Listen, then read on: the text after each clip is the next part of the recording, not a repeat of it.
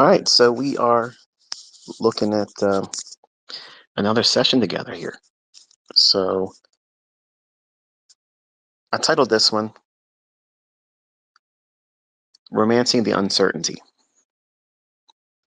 Now, I always try to come up with some kind of little clever title to get you guys thinking about what this potentially might be about. Where am I going to take it?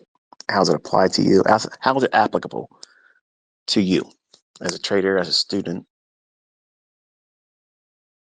And I think that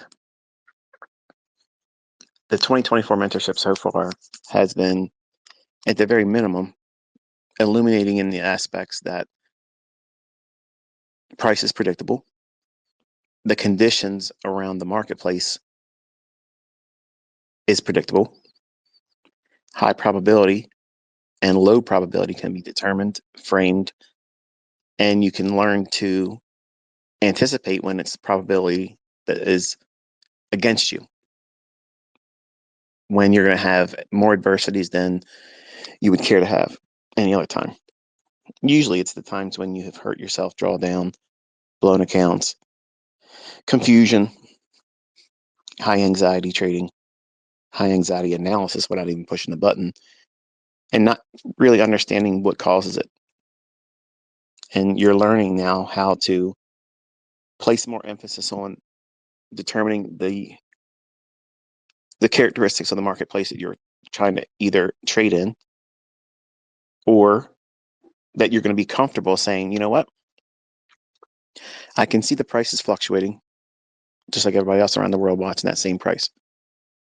But I know enough about myself, I know enough about my model, and I know enough about the inherent risks, the uncertainty of profitability in certain financial climates. That means, is the market predisposed to hurt you and anyone else that participates in it?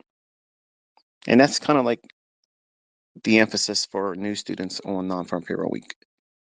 That's what I'm trying to capture your attention in regards to the unrealized, until it's too late, risks that comes with trading that week.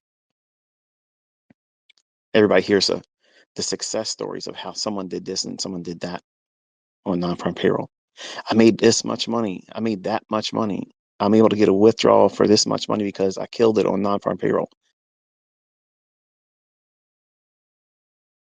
And you're learning that there is a lot more to it than just getting lucky, surviving that carnival ride. And while most retail traders, people that use logic that has no bearing on why price is going to go up or down, they will subscribe to the view that, hey, their techniques, their models, even my concepts in the hands of other people, they may sell the idea that, hey, look, I got it all figured out. And as I mentioned, every single time I've ever talked about non-farm payroll, I said the same thing Friday. I said, you don't know. No one knows where it's going to go. And inviting ruin, inviting the potential for the market to just start spooling and running way beyond where you think it's going to go. Ignoring that underlying risk, ignoring it, discounting it, thinking it's not going to happen to you. Not this time. You're romancing the uncertainty. You're only looking at it from the perspective that it's going to be good for you. It's going to be good. It's a good thing for me to do this. That's what you tell yourself. That's what you're thinking. In reality, you're most likely anxious. That's why you never said anything in front of the public about what you were doing. But when it works, you're going to come out and show your market replay execution. Look at this. Look what I did. I killed it. If you were that confident, you would have done it live. You would have done it in advance. And the fact that you won't do that, or that you see other people doing it just like that, it's cause for concern. You're spending too much time doing the wrong things, worrying about the wrong things, and romancing the uncertainty only seeing it through rose-colored glasses as an expression that you can only see it your way or the good side only, and not realizing the underlying risks that are associated with it. So I want you to think about what you watched this week. I want you to think about how we were able to navigate at the beginning of the week on Monday. I told you what the weekly objective would be. And once it delivered to it, guess what? That was it. We were looking for that weekly buy side and balance, sell side efficiency to be traded down into. And it was just off by a little bit before closing it entirely to the downside. And that's all it did. I want you to think about how I took you into the charts live and showed you executions, buying and selling, emphasizing that the downside was really where we were focusing on. That was proven to you on Monday's top-down analysis.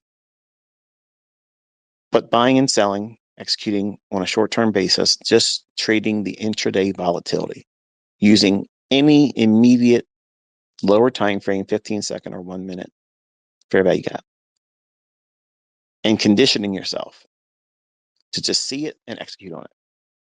See it and execute on it. Place a stop and a limit and submit to both. Whichever one happens to be hit first, that's what you're going to subscribe to for that exercise. And you desensitize yourself. See, that is the right thing to do. Not going in thinking it's always going to be an outcome that's favorable to me. You need to remove that thought process entirely. You need to remove the necessity for the outcome to be positive for you.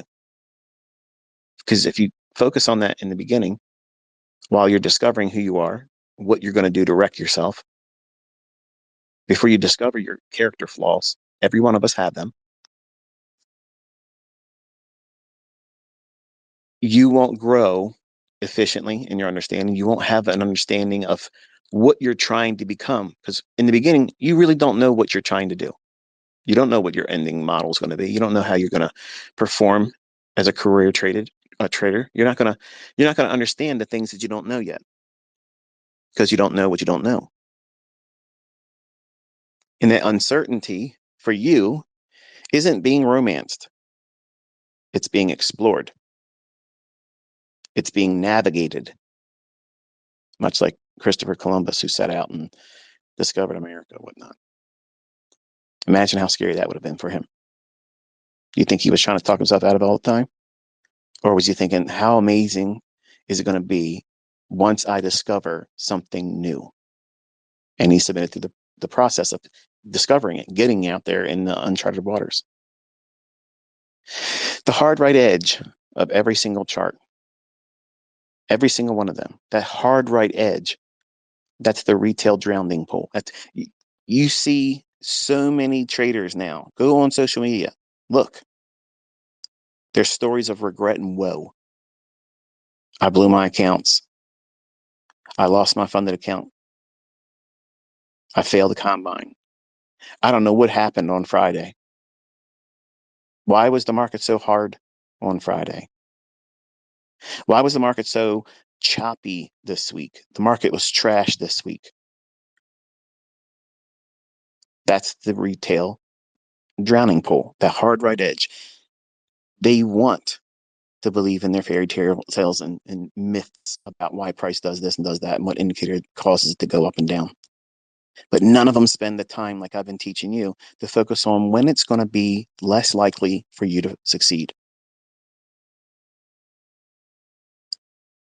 You're not romancing the uncertainty. You're removing any emotion about that hard right edge. You're looking at, why would price go up? Why would price go down? Who is it going to hurt? Because that's what this game's about. It's about taking. It's about overtaking and devouring. That's what it's all about. It's nothing else but that. And your indicators are going to crunch numbers and spit out some data that you're going to subscribe a religion to. If you're a retail-minded thinker, you're placing faith, almost to the degree and level of religion, over these indicators. like they're somehow going to cause price to bend to their will. Stochastic says you got to go up. RSI diverge. That means you can't go any lower. You cannot go any lower. You might as well just start going up right now. I used to talk like that to my charts as a 20-year-old. I said, there's no way that can keep going down. It's diverged twice. It's been oversold for hours. It has to go up now. Everybody sees the same thing, so they got to be doing what? Buying it up. And everybody buying it up should cause it to go higher. Yep, that was me being religious about price action. And that was also me losing money. That hard right edge is no longer scary to you because you understand where you're at in price relative to the dealing range, the seasonality, what month of the year you're in, what week of that month you're in, what day of the week you're on, what the economic climate is for that week because of the economic calendar. And you're learning how to navigate uncharted waters. You don't know if there's any rocks just beneath the surface that might strike the bottom of your vessel and cause you to sink, but you're not obsessively worrying about that either. You're exploring the the uncharted territory of your future self. And while that is exciting, you have to tame that overzealous nature that, like a child waiting on Christmas morning, they can't wait to get up and see what St. Nicholas left them under their tree. What presents are the market makers going to lay in your hands today as a profitable trade? The market maker doesn't let you sit on his lap and ask for what you want for Christmas. It's designed to consume you. So when you adopt the mindset that cannibalizes retail thought, then you are outside of its reach. You're just outside of the influence and the religious perspective held over price that indicators and retail logic presents. It takes more faith for people to believe in those things than it is to simply study price action naked and study it through the lens of time and price and efficiencies, liquidity, seasonality, all those things that are factual influences. These are things that really have an influence and effect over price. And they can be scheduled as a time when you're going to engage the marketplace because there's an economic calendar that you can look at and say, hey, there's going to be a lot of volatility this day. This specific day of the week, there's going to be lots of volatility that day. And if it happens to be on the latter half of the week, well, you understand now that the cleanest price action is going to be where? At the front of the week. And the retail crowd, the casino goers, the gamblers, the less informed street money is going to be out there on Thursday and Friday pressing really hard to try to do something amazing when the market's more likely to do nothing in their favor, but hurt them. Take a look at your chart on a 15-minute time frame. Look at the NASDAQ. Wednesday's trading, Thursday's trading, and Friday's trading. Contrast that with Monday and Tuesday's trading. Whole lot different in terms of how price was delivered. Do you want to be in a market that has difficulty? The difficulty in producing low resistance liquidity runs, where the market just runs quickly, expediently, right to your targets with very little, if at all, retracements. Hardly any consolidations, barely any pause whatsoever. It just runs quickly and goes right to your target. Or do you want to be in a market that has to be babysat? And you're constantly concerned about Is this retracement going to be one that stops me out and then eventually goes in my favor later on? That's trading in high resistance liquidity runs. See, there's a benefit in understanding the lay of the land. Knowing how that economic calendar is going to impact future price, days that haven't even started yet. You're looking at these things on the weekend, anticipating how the week's going to be problematic on certain times and days. But retail's not thinking that way. They go in and they're hoping that their harmonic patterns are lining up. They hope that they're seeing their indicators become oversold or overbought. They're waiting with bated breath that their moving averages are sloping in the direction they want to be buying or selling in. Where you are different. You're calm, you're calculated, you're patient, because you know that that given day, there should be some kind of opening imbalance, some kind of difference that's significant from the previous day's settlement price to 9:30's opening price. And to the degree of how much of an imbalance is created by that, you get intel, you get information that tells you more about how that daily candlestick is going to deliver. And you understand that if there is a opening price higher at 9:30 a.m. New York local time than that of the closing price at 4:14 p.m. Eastern Standard Time previous day, if it gaps open higher and it's a significant gap, you know that there is, in the first 30 minutes, statistical probability that's 70% over the last 40 years, that in the first 30 minutes, that your short-term bias should be bearish in that instance, trading down to half of whatever that gap is. Retail doesn't think that way.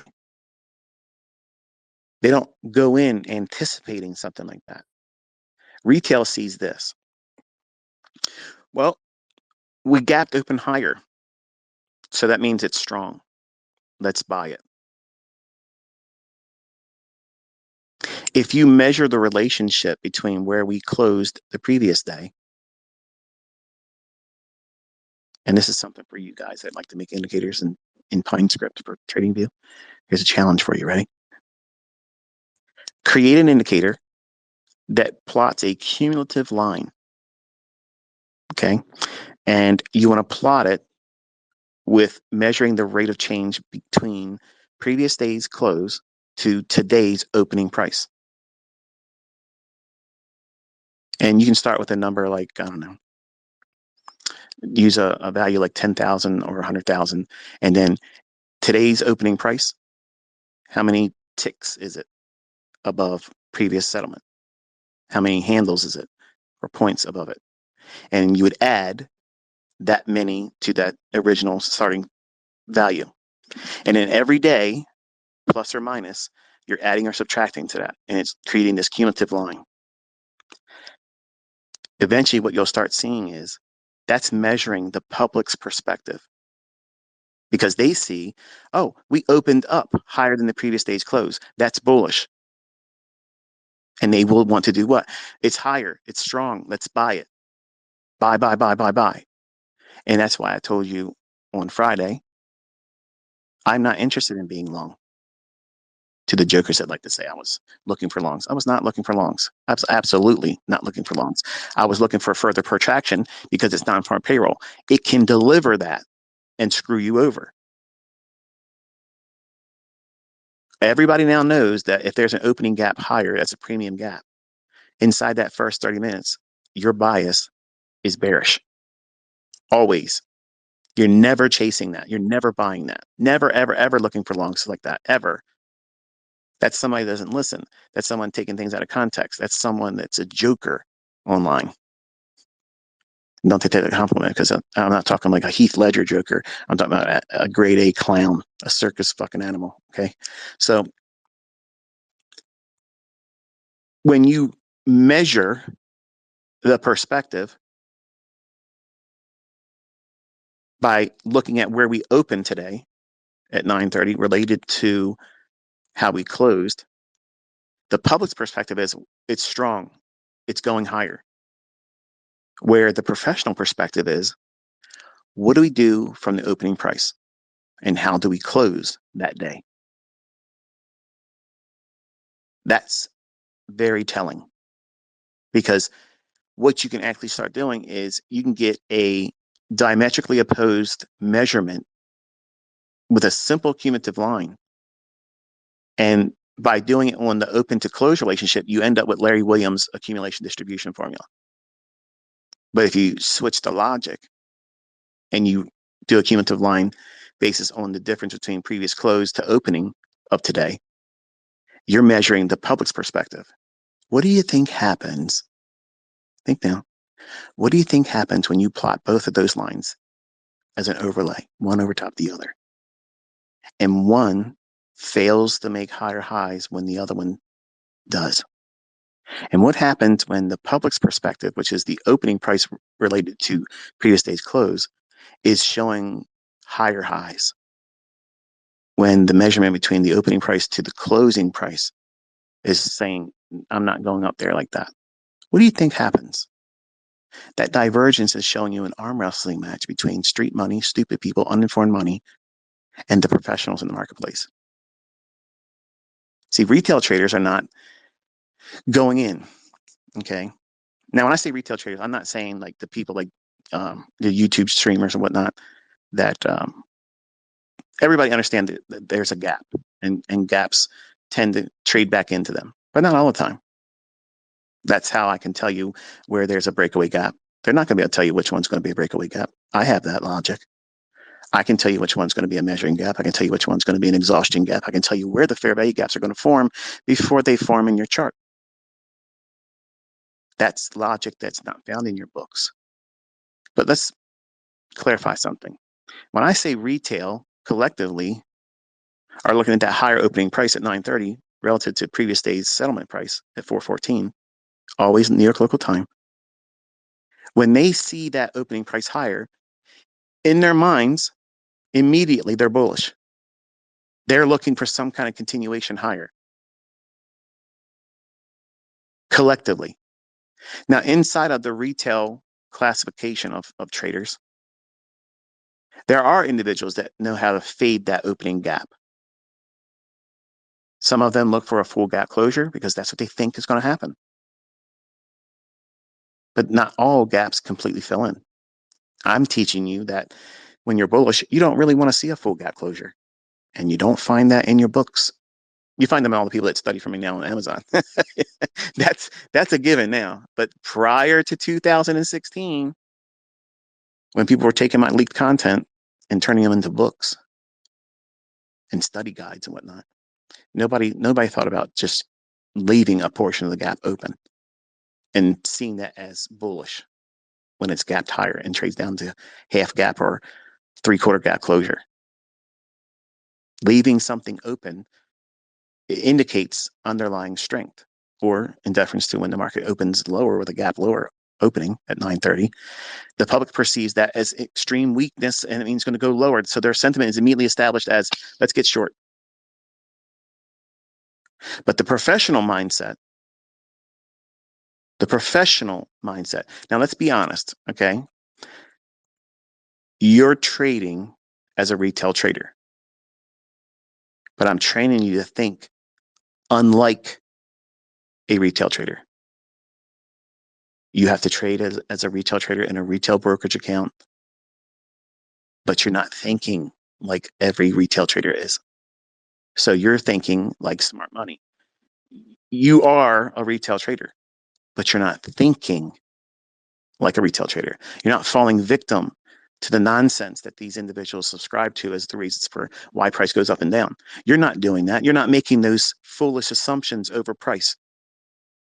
That because it looks like some kind of animal pattern, some kind of geographic pattern connecting the dots and trend lines, and therefore it makes some kind of a illustration, like a horoscope. You're looking at the real factors why price goes up and down. And if you can measure and compare the relationships on how, on a cumulative line basis, it's a very simple process. If the gap's higher at the open, however many handles or ticks it goes up and opens up from the previous settlement price, that's how much your indicator value adds to the cumulative line. And then you do the same thing by plotting the difference between the opening price to the closing price. And if you do that, what you'll start seeing is you'll start seeing an X-ray view of real accumulation and distribution against the weak-handed public traders. And that's why when we look at these large opening gaps and the market has been building up, like I was describing on Friday in live stream, I said I would never chase this buying it. I would never go long. I would never go long. I'm not interested in buying it.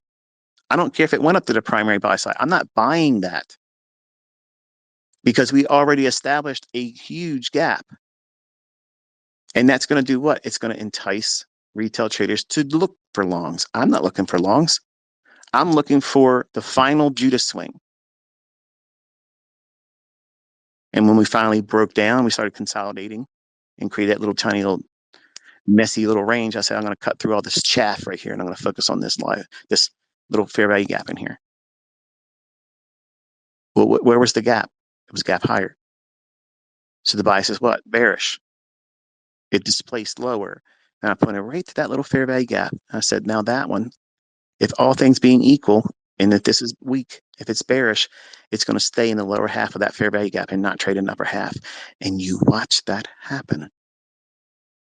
And it trade down to mid gap and sell side. That's the professional perspective, waiting for the indications that it's finally broke, it's shifted lower, wait for a premium array. And then when it performs, expect the upper half of it not to be traded to. And then the professional mindset is we opened higher, that's a premium. Professionals sell short in premium. They don't buy. They don't buy. So when these jacklegs get on the internet and he posts shit, ICT was looking for longs. You're a fucking liar. You didn't listen to the live stream and go back and watch it again.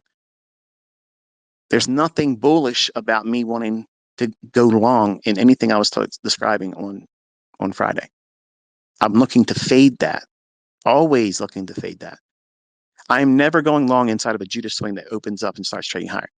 If it keeps going higher, it'll do so without me. That's not going long. But at the moment, exactly when it forms, I'll tell you, and then changes gears and goes lower. But they're going to ignore that. They're going to pretend that didn't exist. What live stream are they watching? That's what's funny. It's right there in front of them. It's recorded, documented. It's not ambiguous. But that separation between perspectives on how the public, the less informed street money, the dumb money, when they're expecting prices to go higher, at the very moment or time when professional traders, the perspective that I'm teaching to hold as smart money, when they see price at a premium like that and they open up at 9:30, we're anticipating a closure at least of half the gap with a 70% likelihood that's going to happen in the first 30 minutes. So they're romancing the uncertainty. Retail traders see that gap opening and they're thinking, wow, this is strength. My stock's higher than it closed yesterday. The index market, all these indices are opening higher than when they closed yesterday. The market's up. Let's turn on CNBC and let's hear them talk about how great it is. And you'll hear them talk about it. You never hear CNBC anchors say, oh, we gapped open higher, so it's probably going to start going lower, folks. That's not what they say. They give you all these descriptive terms, stating things like, oh, the market's really strong this morning. Market's really firm. So-and-so number of stocks are up, blah, blah, blah. What are they doing? They're leading you down the primrose lane. They're making you believe the bullshit that you're already feeling inside, the butterflies in your stomach that you think, I'm going to make so much money today being long. The market has gapped open higher, and they start romancing the uncertainty of how much more money they could make. Give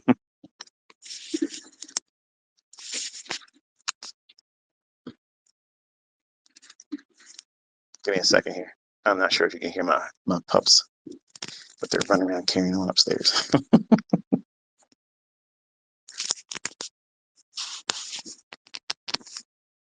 me a second.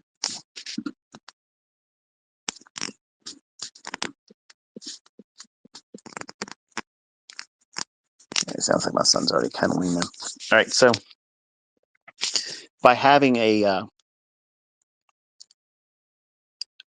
diametrically opposed perspective than that of the less informed traders, the ones that place their religious belief and faith in things that are external to why price goes up and down, and focusing primarily on when the watering hole will lure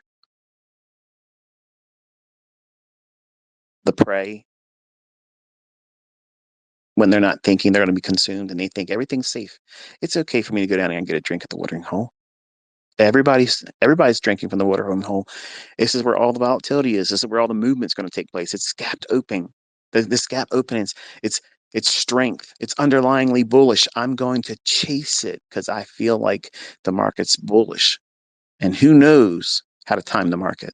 So you might as well just go in and start buying it when it's proven itself being strong. And now contrast that with, oh, we gapped open higher. Let me measure how we are opened compared to where we settled yesterday at 414. Where's that midpoint? And you're anticipating that. You're not getting giddy. You don't have butterflies in your stomach when you look for that information. You're not all hopped up on goofballs, and you're not anxious and scared that it's going to fail that day. You're expecting the statistical probabilities to fall in favor like it has in the past. This is where it's most probably going to go. Now, that's not a guarantee, because a guarantee would be, well, just get short if it's gapped open higher. Don't even bother with a stop loss because you're going to be right. You wouldn't do that.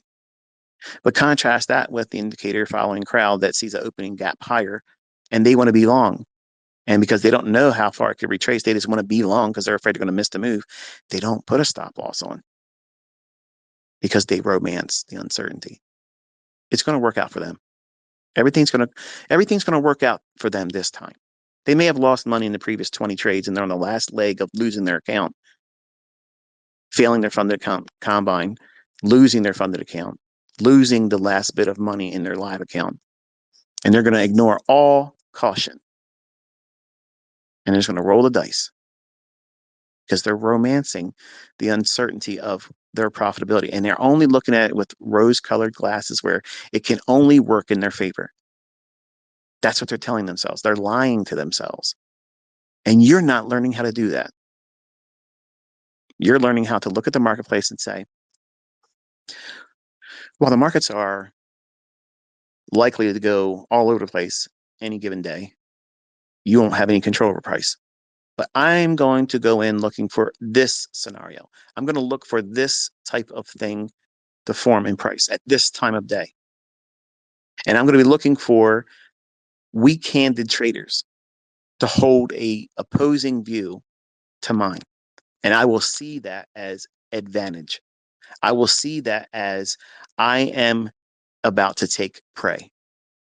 I'm about to eat. I'm about to fill my belly with less informed traders' equity.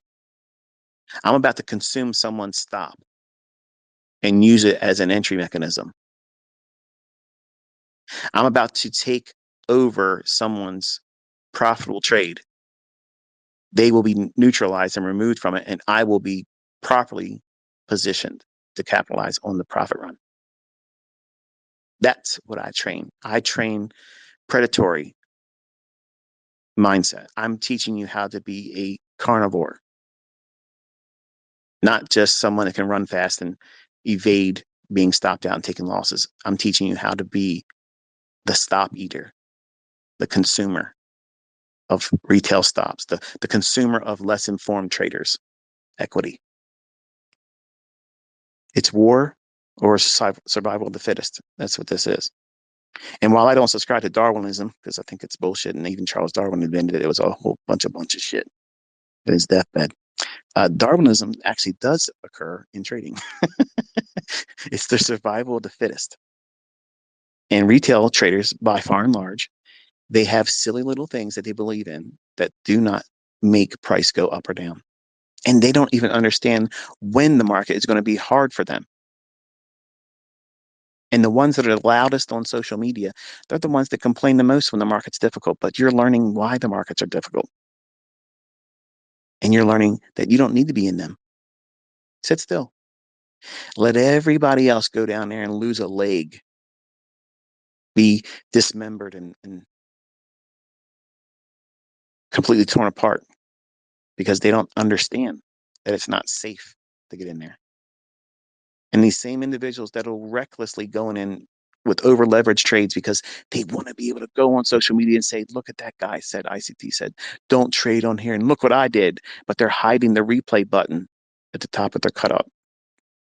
They'll crop that out and they'll show you the arrows, but they won't show you the execution values because the execution values, you can see that they're not the same as a live execution. But they think that they're getting over on you. Good trade, so-and-so. Great trade, so-and-so. But no live execution, no before the fact, and always market replay. They're lying to themselves and they're lying to people that watch them. I'm teaching you to look for people that are going to have no problem whatsoever showing you live, showing you before the fact, explain why it's going to do it. I have students doing that in the trading community. By far and large, my students, the people that use my stuff, they're the ones that have the balls, the brass, the moxie that go out there and say, I ain't got a problem. I can show you to you. And they're not afraid of losing either. That's confidence. That is exactly what you want. Not, I hope my indicator works or waste time like I did for years trying to find the optimal settings. If you're constantly worrying about or listening to someone teaching you how they're going to optimize their indicator settings, if it needs optimization, that's form fitting, and form fitting is bullshit. It either works or it doesn't. If you're constantly having to tinker something, you don't have something that works. If you have a necessity, a need for something, always changing the settings. What's your settings on your MACD? What's your settings on your slow stochastic? What's your period overbought and oversold for RSI or CCI? What did you use today? What time frame are you using? All that is just to make you feel like, oh, if I would use that, then I could have made money. They're romancing the uncertainty. They're looking for the love story and all this stuff. And it's not a love story. It's not. It's a horror story. Every day there's victims. There's always a serial killer. Always a serial killer. It's a slasher movie every single day in the marketplace, especially in that first 60 minutes. You're watching a Jason Voorhees, a Michael Myers, a Freddy Krueger movie unfold every single day in that first 60 minutes. And you had the decision to make. Are you going to be the dumb person that says, that was a strange sound over there? Let's check it out. It's a running joke. You ever watch the movie Scary Movie, where it's kind of like makes fun of all the stereotypical things that go on in movies. And it's true. I have a lot of black friends, and it's like they would tell us when we're watching movies together, they'd be like, why is this dumb white person going over there to see what the hell that was? I'm getting the hell out of here. I ain't no way I'm going over and doing that. Ain't no way. That's a peculiar sound. Let's investigate what that is. Oh, hell no. I'm out of there. Well, in retail, that's what they do. Retail thinks like the dumb white person in horror movies. Oh, what was that sound? Let me go investigate that. You hear a whisper, get out. Who said that? Let's go around the corner and see what, get the hell out of there. Something's wrong. Something's wrong. So we look for that. We look for that very thing in traders. Retail logic. Oh, let me see. Can I get devoured and destroyed and have my head completely cleanly removed from my shoulders if I take this trade doing this? If we can identify how retail traders are going to think like that, at the very moment when smart money concepts are saying that's a mistake. That person's about to be a statistic. That's the person in the body count of this movie. It's about the body count's about to go up right now. At this moment, right now, retail body count, it's about to go up because they see this. They're looking for that to unfold when you're looking for the opposite. You're sitting still when you know that the market is unfavorable. Doesn't mean you can't take a trade. Doesn't mean you couldn't get lucky if you got in there and did something. It just means that why would you want to do that? Why would you want to trade on a condition or in a condition where you're going to be more inclined to hope and pray that you're right or have regret that you even pushed the button at all versus this is the right market climate. I have everything in my favor. The market's going to be volatile. It's going to be in low resistance liquidity run conditions. It's not going to be in high resistance liquidity run conditions. That means I'm going to have everything in my favor. At the same time, retail is going to be looking for the opposite. You've checked all the boxes. That's high probability trading. And friends and family, listen, listen, listen. That is not an everyday instance. That is not an every session instance. It's not. It is absolutely not. So when you hear these jokers say, every day is a trading day to be profitable, and they try to entice you to do more than you should. If you're brand new, you don't know what you're doing, you don't have a model, and you don't have the ability to trade on your own steam, that means you don't care what ICT says. You don't care what any of my students are thinking. You're not looking to go onto YouTube or watch live streamers. You're not looking to subscribe to anybody's service. You're looking at your own charts and you know exactly what you're doing. That's what you want. But you may need some sense of community because it's a lonely sport. Even when you're profitable, it's lonely. That's why I was trying to get all my friends and my family members when I was younger. I was like, listen, you should do this. And it's the same thing you see with my lectures. In the beginning, if I start a new lecture series or whatever, the first video, big views, big views. That's the shiny object syndrome. And when they realize, oh, this isn't going to be easy. Oh, fuck this. Let me do something else. Those individuals that stick to it and dig into it and they learn, oh, yeah, not every day is the same. I want to be in when everything is in my favor. I'm not guaranteed that my outcome is going to be favorable. Yours isn't either. But when you do more work in trying to strategize around times of the day and times of the week and what months of the year where the market is really inclined to be favorable, when it's just going to feel so much easier than you imagined it would be, that's simply because you're executing it and navigating smooth waters. You're looking to sail your sailboat in smooth waters with a cool breeze behind you. That's pleasant. That's operating in very controlled economic climates. Doesn't mean that something can't come in there abruptly disturb it, but if you focus on trading like that, your trading is going to be fun. It's going to be far stress-free compared to, I shouldn't say stress-free. It's going to be far less stress than it would be if you were trying to trade every day just because the markets are open and you force yourself to trade through high resistance liquidity run conditions or in non-farm payroll where it tends to stay in a range bound. And every little quick sudden little movement intraday, higher or lower, you're thinking, oh, it's going to finally break out of that range. And then you discover it's not. And you look at how many times you traded and you wish you would have stopped. You wish you would have never put the first trade on. You should just listen to that old guy ICT said, don't do this. But many of you are driven by a passion to be able to go out and do something just to have one instance where you can say, I did something ICT said not to. So there it is. Because what you're really indicating is you're a contrarian. You're a fool for trying to do something like that. But ultimately, what you're trying to do is prove that you are a contrarian, but don't even realize it. And I had students like that in every group. I had individuals that would always try to go against my analysis, and it would hurt them. I took the time to do the analysis like I did on Monday. This is what I believe the market would do. And that's what I was doing in private mentorship. I don't do that for them anymore. They all know how to trade. Whether they choose to believe it or not, I have already taught them. It's in the lectures, and the lectures are now on YouTube. But I would sit down and I would give them pre-week analysis. I would say, before we start trading, here's what I think is going to happen. Yada, yada, yada, yada. This is this, that, and the other thing. This is my goal for the week. This is what I'm trying to trade for. This is how I'd frame my one shot, one kill trades. The one good setup for the week.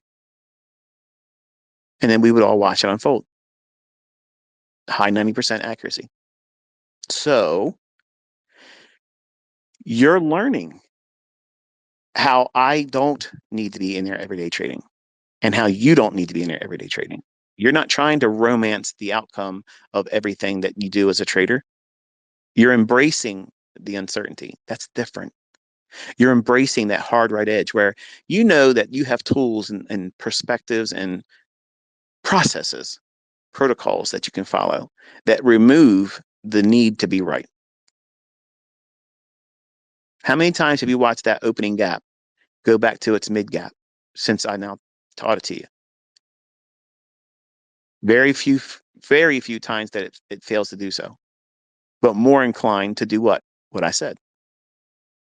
And I can promise you, over the last 40 years, 4 decades, it's done that.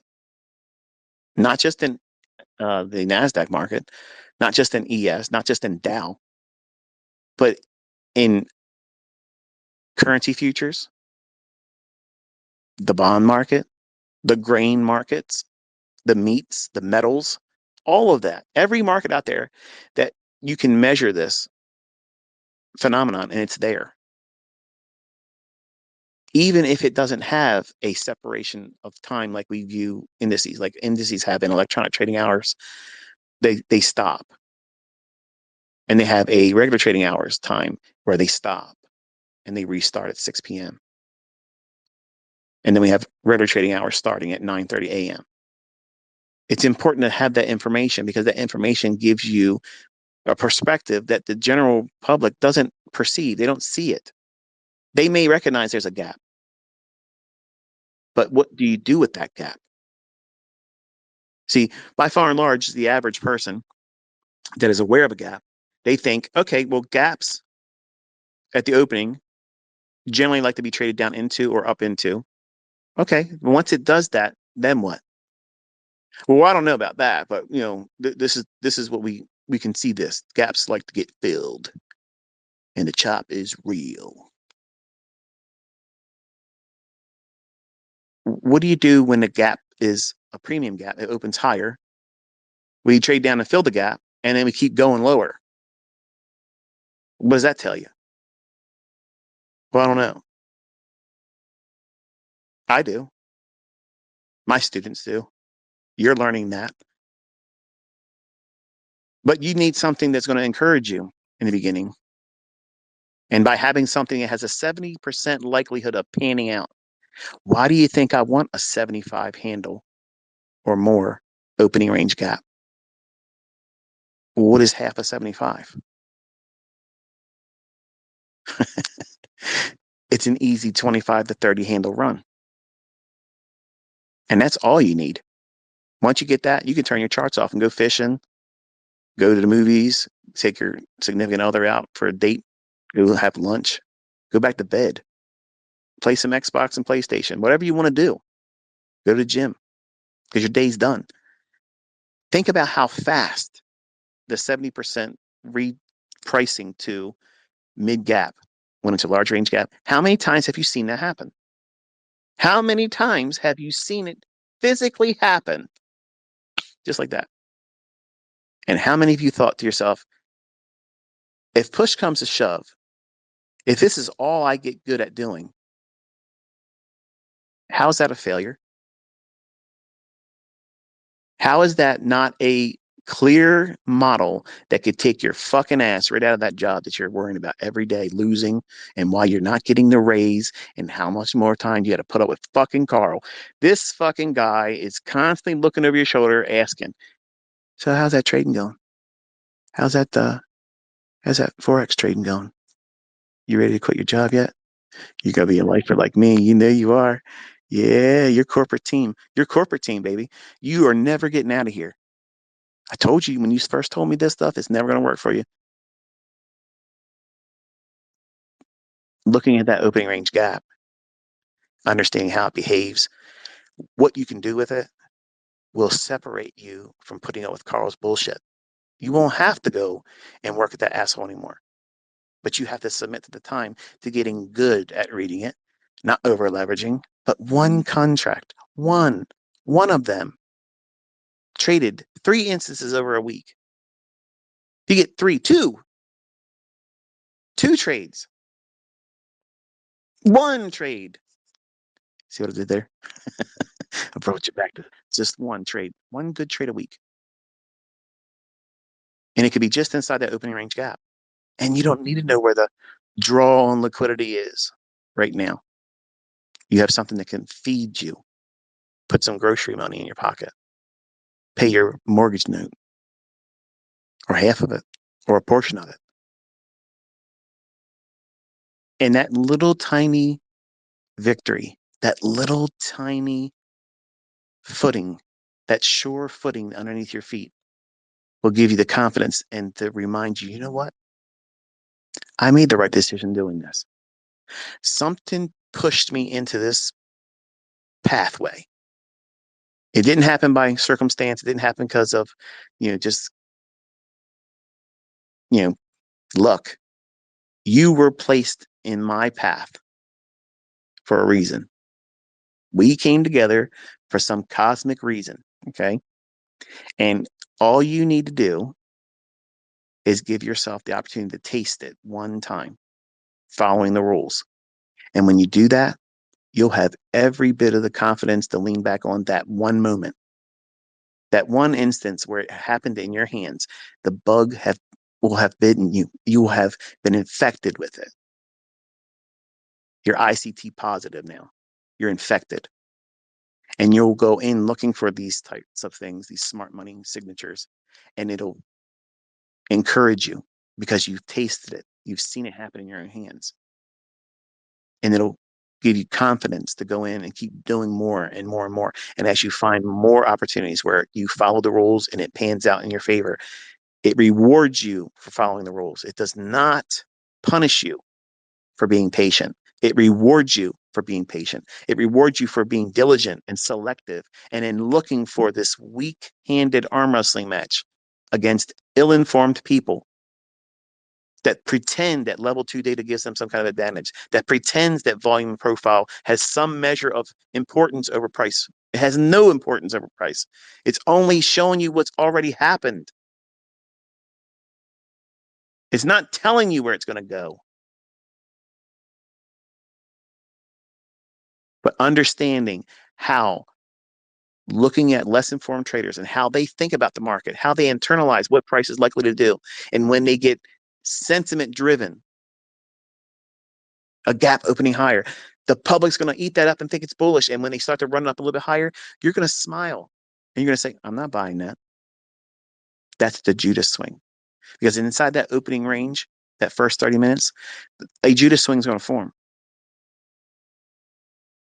And the gap is telling you right away where the initial draw is going to be. A gap higher, okay, you're looking for mid gap. Is there a range in there for 25 to 30 handles? You have a shoe in easy lead pipe cinch trade. All I got to do is wait for it to come down below a buy sign, balance, sell sign deficiency. If it's gap up higher, once it breaks below that, look for that gap to act as an inversion fair value gap. That's all I did Friday. That's all that was. That was not me painting a fair value gap to go long in. When the whole time in that morning I was saying I would not be buying this. I would not be buying this. I would not be buying. I told you, even if it ran up to primary buy side, I would not be in that long. Why? Because I taught you the opening range is going to be like a black hole, a vacuum that's going to pull price down into its midpoint. And how it trades to that midpoint in terms of the speed, how fast it gets there, and what does it do as soon as it hits it? Does it pierce right through it? Or does it repel back up? Or does it trade down through it and come back up and treat it as resistance, as a premium array, and then sell off even more and go for 3/4 gap closure? So we're not fooled by these assholes on social media anymore. They want to take things out of context because you have documented facts being shown to you in live stream. I'm not ambiguous. I'm telling you what I want to see, what I'd prefer to see, and where the actual PD rates are talking, where they're saying this is what's likely to do. And if you can't see that, you're lost. You're lost and you're untrainable. You're unteachable. I can't do anything for you. But nobody should be able to listen to someone's opinion and not at least watch the live streams, because that's undeniable factual proof that this is something that you can do. The concepts work. I can see it doing it. I can outline it. And you watched me push the buttons this week, buying and selling with the one contract with would be, oh, let's say it's hypothetical $10,000 account, over $3,800. That's 38% in one day, in one session, in 1 hour. 38%. And some of you people come up to me, I made 4%. I made 2.5%. I'm out trading you. You have no idea what you're talking about. Like, that's silly. That's fucking silly. I have students that could literally whip the shit off of anybody out there that talks the loudest that is opposing to my content. I got students. I don't even need to do anything. I say, okay, just try to do better than her right now. Try to do better than him right now. Can you do what they're doing? Because they're doing it right now and they're running circles around you. Again, they're romancing the uncertainty. They need people to support them. They need people to look up to them because they don't have any confidence in what they're doing. They have to have it externally. And I was like that when I was 20. I was absolutely like that. And I'm trying to remind you all, especially young men, don't do that. You don't need that. You're going to learn how to do this so well that it's fun when you're walking around in the grocery aisles, you're walking through the stores, and these people are looking at you and you're looking at them. You're thinking, they got to go to work tomorrow. They're probably struggling and worrying about how they're going to get their mortgage paid. They're probably worrying about how they're going to get that child, these two babies they're pushing around their stroller. They're probably wondering how they're going to get a college fund put together to pay for them to go through college. They're worrying about things that you're not going to be worrying about. That's a blessing. That's an enriched life. That's a blessed life. You don't need somebody. If you're living like that, you don't need anybody else to pat you on the back that you're doing well. You already know you're doing well. Your life is a testimony to that. And how you think, new money needs assurance and a surety given to them from external sources. New money always does that. New money always looks for instant gratification and the acceptance of other people. Anybody that makes money for the first time, whether trading, win the lottery, they get a good paying job or whatnot, they immediately want to expose themselves to stimuli outside themselves because they want a third party validation because they can't even believe where they're at either. Like, they can't believe it.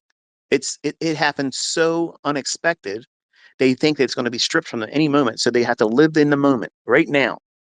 And that's why you see social media cultivate that mindset. In trading, it's the most toxic thing you can do.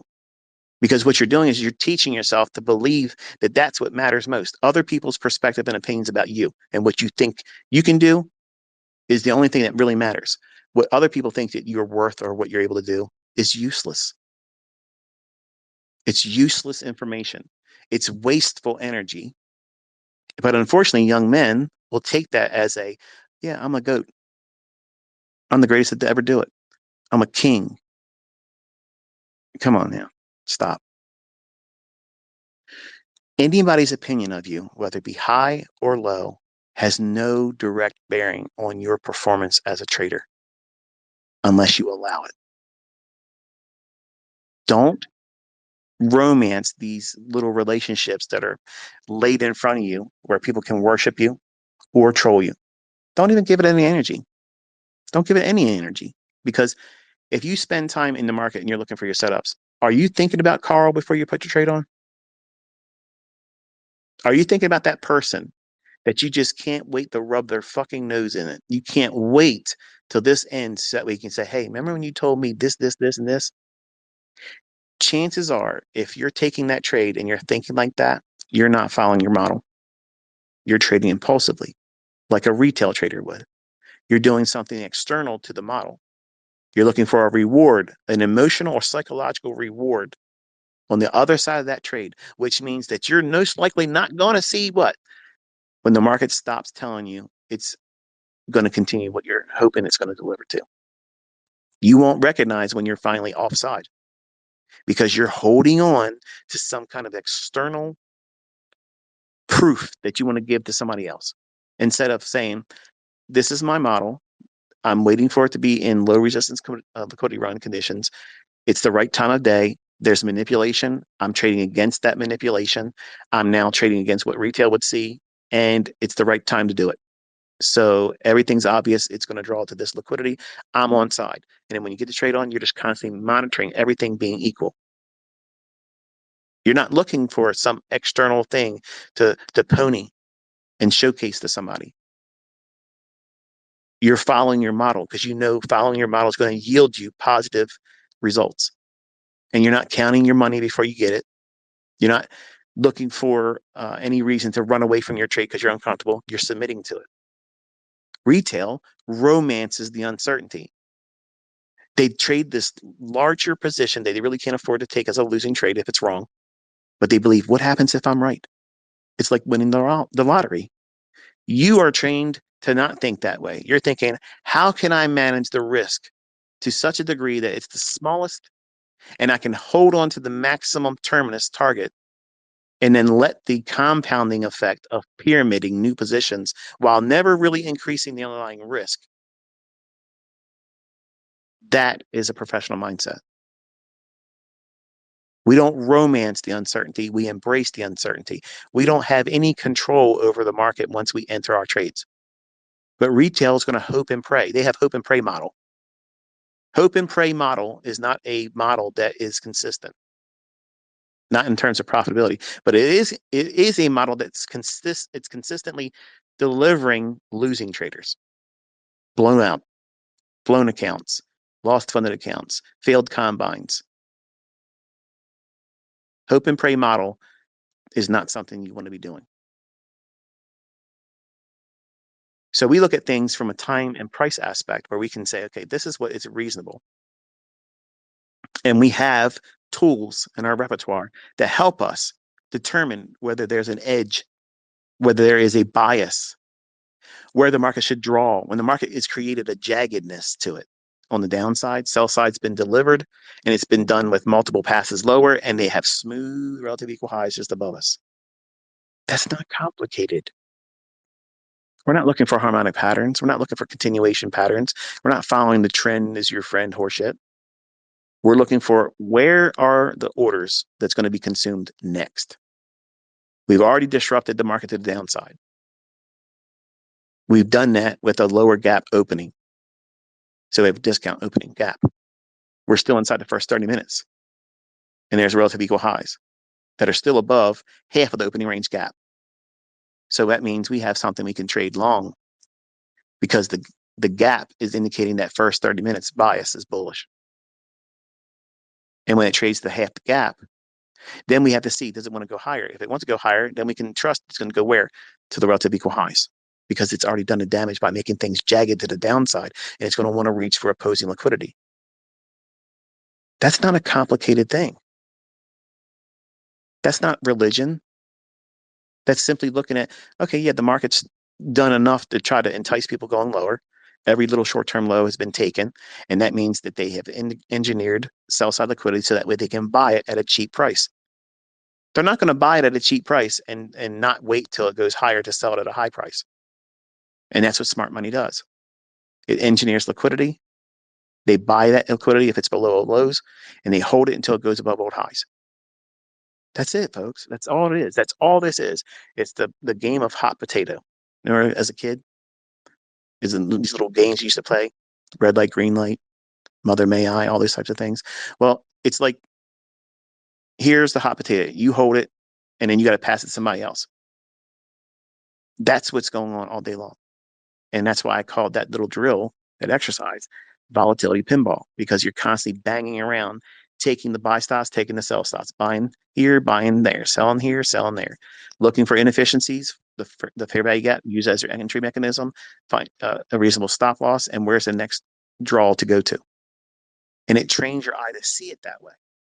And then when you start trading with a 5-minute chart like that, and then you start trading a 15-minute chart like that, then you start trading a 1-hour chart like that, then a daily chart.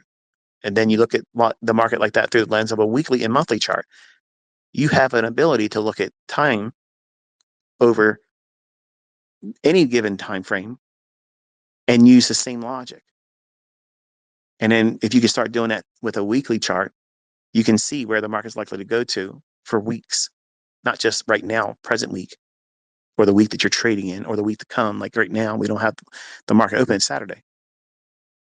So applying what you're doing and practicing with that volatility pinball drill, desensitizing yourself to entries, if you start looking for that same idea on a weekly chart, you can see, oh, the market's most likely going to draw down to this old low here. Does that mean it's going to happen in 1 week? No. It just gives you a long-term or intermediate-term draw on liquidity. So that way, you might be a buyer or seller throughout the week, but you can anticipate that your larger short positions with the most leverage will be placed on shorts, aiming for that weekly draw on liquidity that may be beyond the scope of this present week's delivery. It might only go down a couple hundred handles this week, but you're looking for it to trade down 1,200 handles. So it keeps you in check and telling you, don't try to look for the long. It calls the bottom. Focus primarily on looking for environments where the 15-minute to hourly chart runs above relative equal highs or an old high, and you're going to anticipate that setting the next leg for a price lower, delivering to that weekly draw that is going to be way beyond what you think is going to happen just in 1 week. So that's embracing the uncertainty. These are things that are likely to occur, but you're not lying to yourself and saying it can only happen in my hands favorably and not unfavorably. Retail likes to lie to themselves, and they attribute all their success to things that are outside or external to why price is going to go up and down. And that's why they get emotional. That's why they show outbursts on social media, either in tweets and YouTube videos and live streams if they're doing it live. They get real emotional. They get real volatile, or they get real quiet and are angry, or you can hear their breathing, or they'll quickly have to dismiss themselves. Okay, I think I need to take a break now. And they're done. That's not somebody that's in control of themselves. That's not somebody that has a model that they have seen and trust and they believe in. They have something that they're just using as an excuse to get in. Some catalyst that caused them to do something. Just like that girl at the end of the bar. When you're married and you're out there hanging with your boys, you're not going to do anything wrong, but you've been drinking a little too much. And she's giving you that eye, that look. And you're thinking, man, I probably could. And she's thinking, I probably could take more of his money tonight. Then you're going to go down and you're going to talk to her. And you didn't go there for that reason. But now, circumstances as they are, you now found yourself in a situation where you're trading like retail and you're about to get margin called. You're inebriated. You don't see the risks. You don't understand it. But retail looks for those types of instances where, yeah, let's find out what happens if I do that. And if I'm right, I will say that's because my model is good because I have this indicator. I have this thing. I use the school of logic of Wyckoff. I use this Elliott wave. I use something else, point and figure, whatever. And none of that stuff causes markets to go up or down. And that's why they have to constantly go back into social media to find encouragement. Because deep down inside, especially now because I've been out here preaching against all that stuff, they know that stuff doesn't work. But they don't know how to do what you're doing. They're only stuck in what they have and their religion. And they are in a cult. You're not in a cult. They are. They're believing things that are not true. They're worshiping people that are not in any position to be worshiped. They're following logic that's flawed. And they're in constant seeking of outside admonishment, encouragement.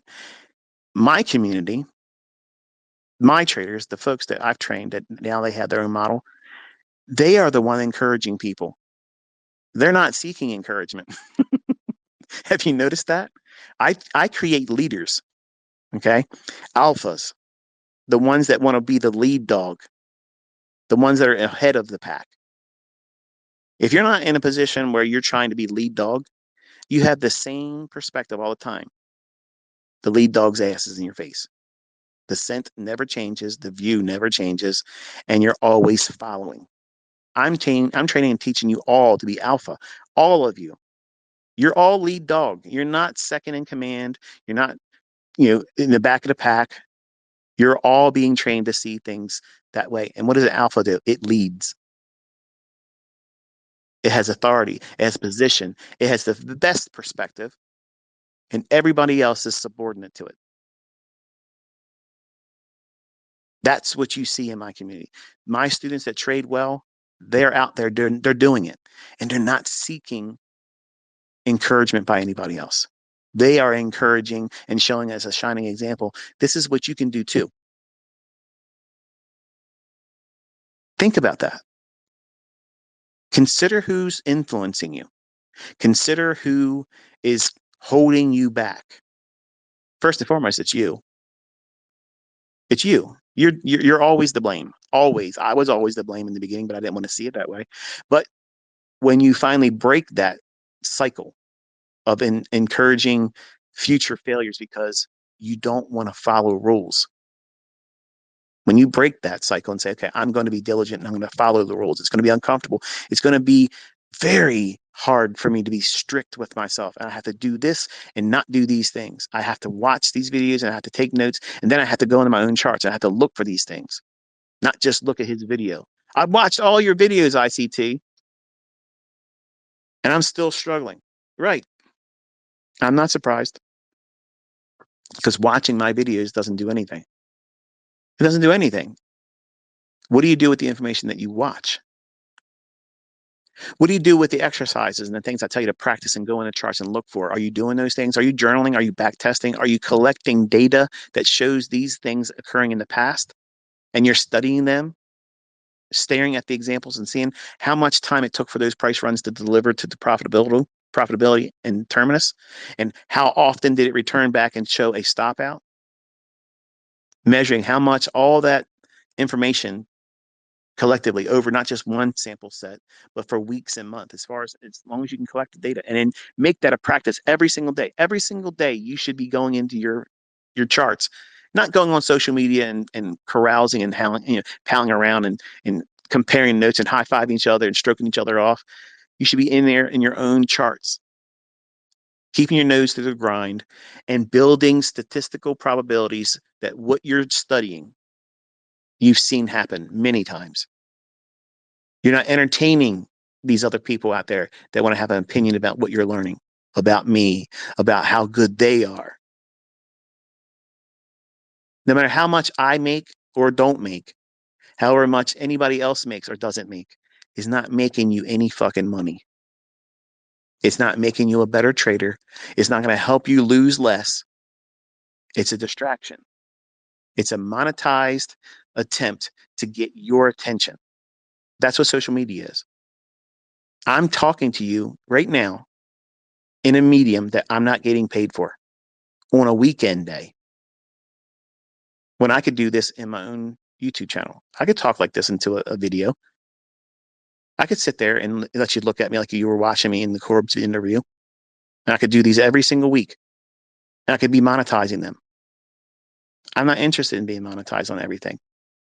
But if I'm going to do a lecture and it's my stuff, I'm going to put it up there where if I've made the time to take the video and put it together, YouTube's going to make money off of it, whether I monetize my channel or not. So I'm going to take 60% of the income. Thank you. I've earned it.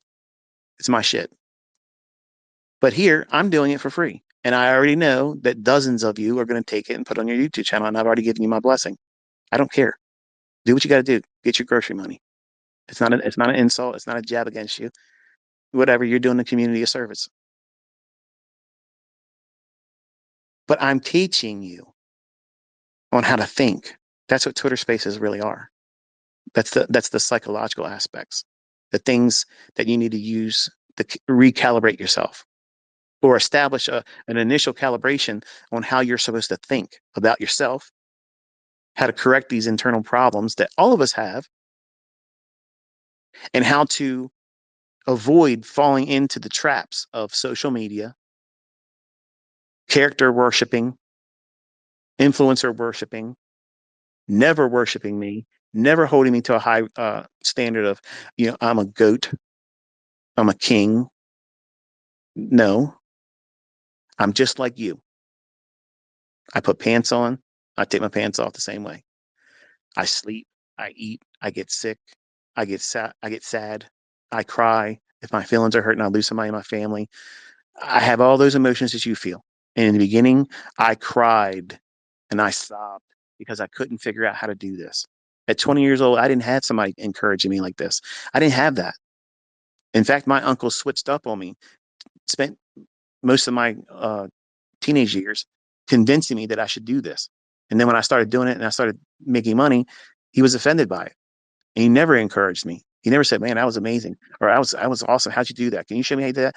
No, he didn't want that. So I didn't have what you have. You have a support structure. You have a community of like-minded people in our community that encourage one another. And they're all trying to see you be better. And I'm not talking about the people that are selling my shit. The people that have a mentorship that has my stuff in it, you should not be paying them. And I don't care if it pisses you off. I don't care if it pisses you off.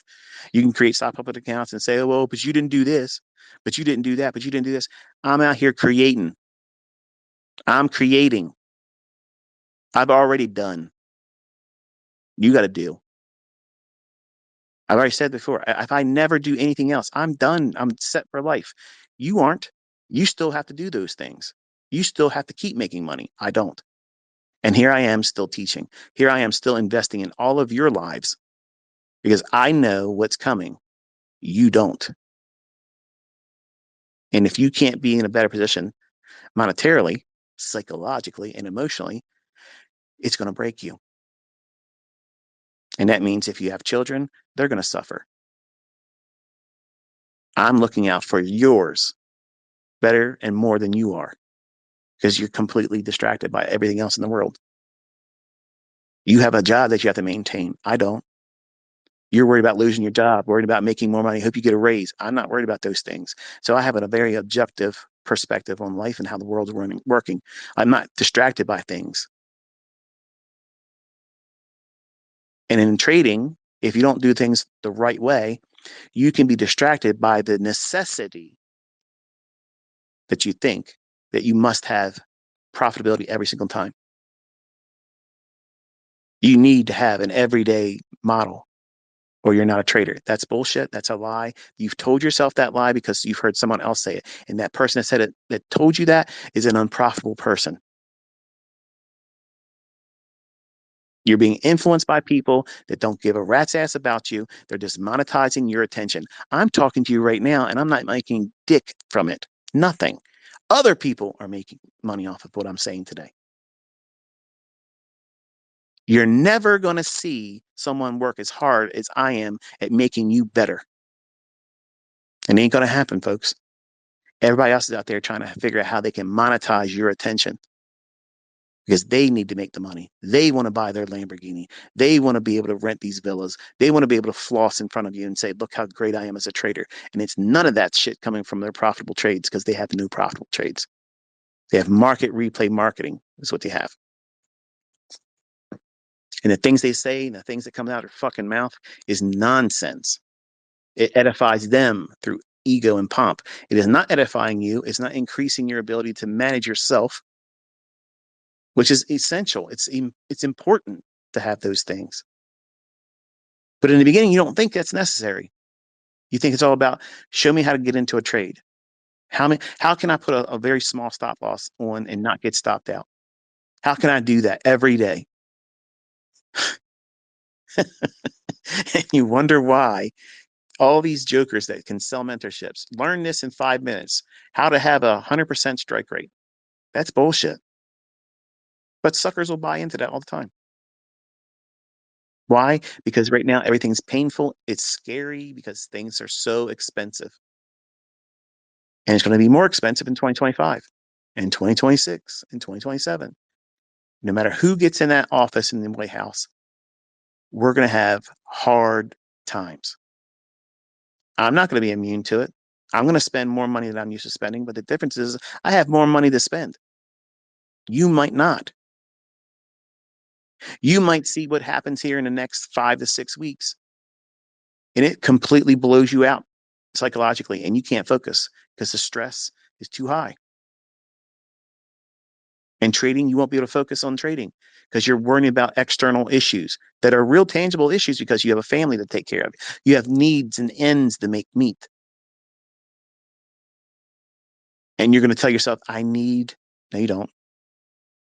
I have to. No, you don't. No, you don't. None of you have to trade ever.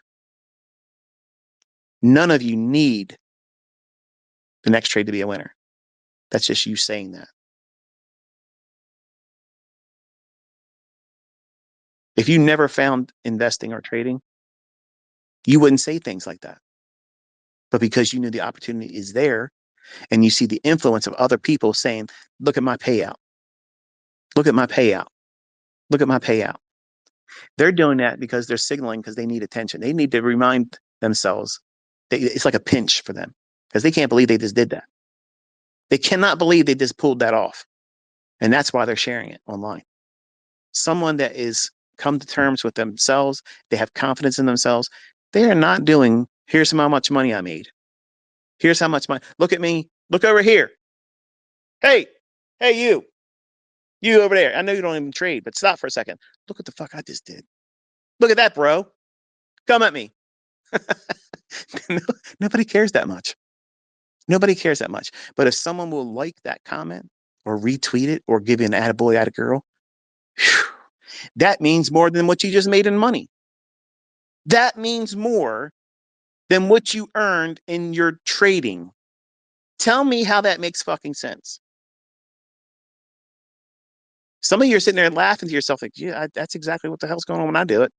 I never thought about that either. Right. Because your shit's all twisted. Your perspective's all messed up. You're not in the market to impress people. You're not here to impress people. You're not in here to entertain people. You're not in here to measure up against somebody else. You got ends to meet. And when you're making bread on the constant, when you're in here making money, putting your nose to the grind, mind your own fucking business, making money, you don't give two shits what people think. You don't care because you've been doing it. It's an everyday thing. It's another fucking Tuesday to me. Okay. It's all it is. It's another fucking Tuesday, nothing different. It's a different paycheck, a different income increase. And I didn't have to do anything different. But you complicate the things emotionally and psychologically by inviting other people's opinion about what you did. And if you know what you're doing works, why are you posting what you made? Because you need that stimuli. You need that little soft hand touching the back of your hand saying, you know what, honey, you just did something real impressive. Any chance you and I get hooked up? Because I've been looking for a man like you, and you seem to have a mastery over money. And I need a daddy. I need a daddy in my life. That's what you want. That's what you young men want. You want that shit. When you should be out there looking for a woman that makes her own money, because that's sexy as fuck. Find a woman that can carve out six figures or higher in her own hands, and she turns to you and say, you know what, you're attracted to me. When you're making the same kind of bread or more, that is a match made in heaven. Because if one equity earner is greater than the other, and it's the female, little dick complex comes out. Men that trade with less ability than a woman that can do it, that is a failed, doomed relationship. Women, take note of that. Men, fix your shit. So instead of looking for someone that's lesser than yourself so they can look at you and say, I need to stay with him. I'll do all his bidding because he makes a lot of money and I want to keep him because he's my daddy. That's not relationship security. That's a problem. You have a dependent. Fuck that.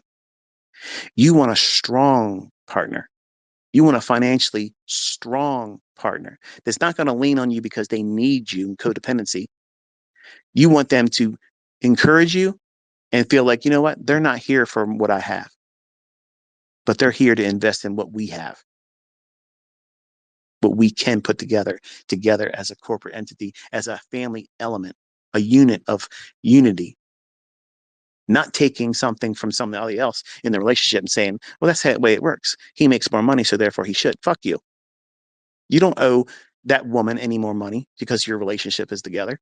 And women, You don't have to support that deadbeat either. You might find him attractive. You might love him in other things. But if he's a deadbeat, that's not marriage material.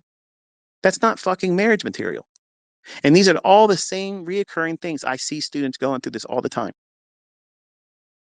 You can make a lot of money as a trader and have a failed personal life. Hanging around with women that are gold digging motherfuckers, hanging around men that are gold digging motherfuckers. It goes both ways. When you should be looking for individuals that are strong, successful, independent minded. Because if they choose to be with you and they recognize you as someone worth being with, it's a real testimony. It's not lying. It's not just saying, whatever you want to hear just to get something from you, because they have their own bread. If they're making bread and you can get with them and they find equality in you in terms of seeing you as something worth being with, man, that's a match made in heaven. That means the real affection, the real draw for one another being together, that's a real thing. And it's not external to money. And that is peace of mind being in a relationship like that. That is a very strong relationship. And you're there because you want to be there. And they're in it because they want to be in it. You'll have no second guessing about why they're with you. Young men that have a lot of money, they spend them on the women. And there's a certain type of woman out there that'll just be around you. You're ugly as a fucking toe. But guess what? She's hanging on your arm because you're spending money on her. You're giving her something to do and you're funding it. And it makes her feel like, wow, I got a wallet with two legs. And all I gotta do is entertain them for a little while. Who gives a shit? That's an opportunistic person. And it happens with men too. I have students that do very, very well that are female and they have been attracted to young men that look well. They go to the gym, they take care of themselves, but they don't make money. They're deadbeats. They have a job for a little while, they lose their job, and they chase after those types of relationships, just like a retail trader chases after flawed logic. Who's the fault? Who's the fault in that problem? The person that's trying to make something that's toxic good, calling it good. But I love them. No, you don't. You're obsessive. There's something wrong with you that you view that person who is not good for you, it's toxic, just like that bad trading methodology, the things that you think causes markets to go up and down. You subscribe your opinion to it, and you place emphasis on things that have no bearing on your outcome being successful as a relationship or the outcome being successful as a trader. You're the root cause of the problem. You have bad decision-making skills. You're enablers. You enable these things to happen to yourself, but you don't recognize it. So you could be making lots of money. And I've created wonderfully profitable students, but their lives personally are fucking train wrecks. And some of them listening are cringing because you're afraid I'm going to mention your name. I would never say your name. But it's on both sides of the spectrum. I've had students that came up in my mentorships, married couples. They went in with the idea, we're going to learn how to do this and we're going to make our family stronger. And we're going to teach our kids this and yada, yada, yada. Wonderful. And one of them starts doing really well. And generally, it's the man. And that good relationship that they felt they were strongly knitted together about this bringing children into the relationship. Now, all of a sudden, this young man is now making $100,000 a month. Spendable money, not demo. And he says, I got to go. I don't want to be in this anymore. And he's out chasing tail, living stupid. And I'm consoling the woman in the relationship. And that stole her joy. That stole her passion for wanting to do it as a family element. She doesn't want to do it anymore, and she can't bring herself to do it anymore.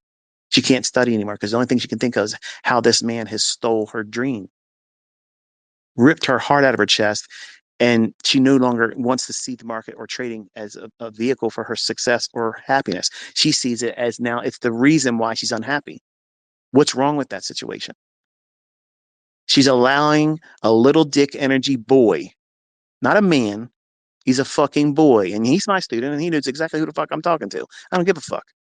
You are a piece of shit. You're a worthless fucking piece of shit. You're never going to find happiness doing what you're doing. And what you're going to end up hooking up with, you're going to get with one that's craftier than you. And they're going to hook you up for an 18-year plan. And you may not be with them, but you're going to be forced to pay for a child that's going to be raised by somebody else. And you're going to have to fund that because you're doing things stupid. And young lady, if you were like that, you found yourself in that situation, similar things like that, or you're in an abusive relationship and you're looking for this to get you out of it, I'm praying for you. I believe that you'll be able to do it. But what happens if it's already happened to you and you've lost this passion to not want to do it anymore because you went into it as a partnership and your partner left you? And now you're left with grief. You're left with this uncertainty of what your future is going to be because you have based your future around this person being part of it. It was 50% of that family element, that unit that you were forging together. Well, first of all, you have to give them permission to have made that bad decision on their own. And it has nothing to do with you. They have control over their decision making. You don't. And if they made the decision to leave, then they left. You can't make them come back. And why would you want them back? It's a bad trade. Let the stop out happen. It stopped out for a reason. They did you the biggest favor in the world because what they showed you was a lie. And you're worth more than that. You're worth better than that. So return your focus back to yourself. It's not selfishness.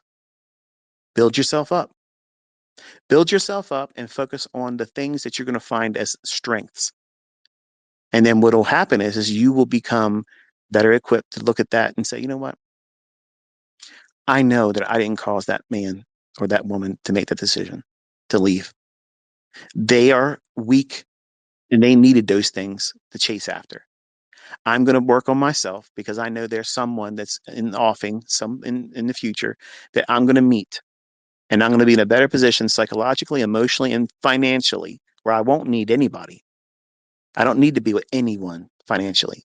And when they find worth and value in me, and I find worth and value in them, I will have another opportunity to form something that's strong, it's unique, that is wholesome.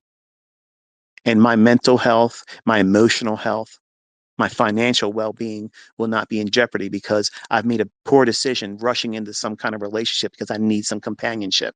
Companionship is not love.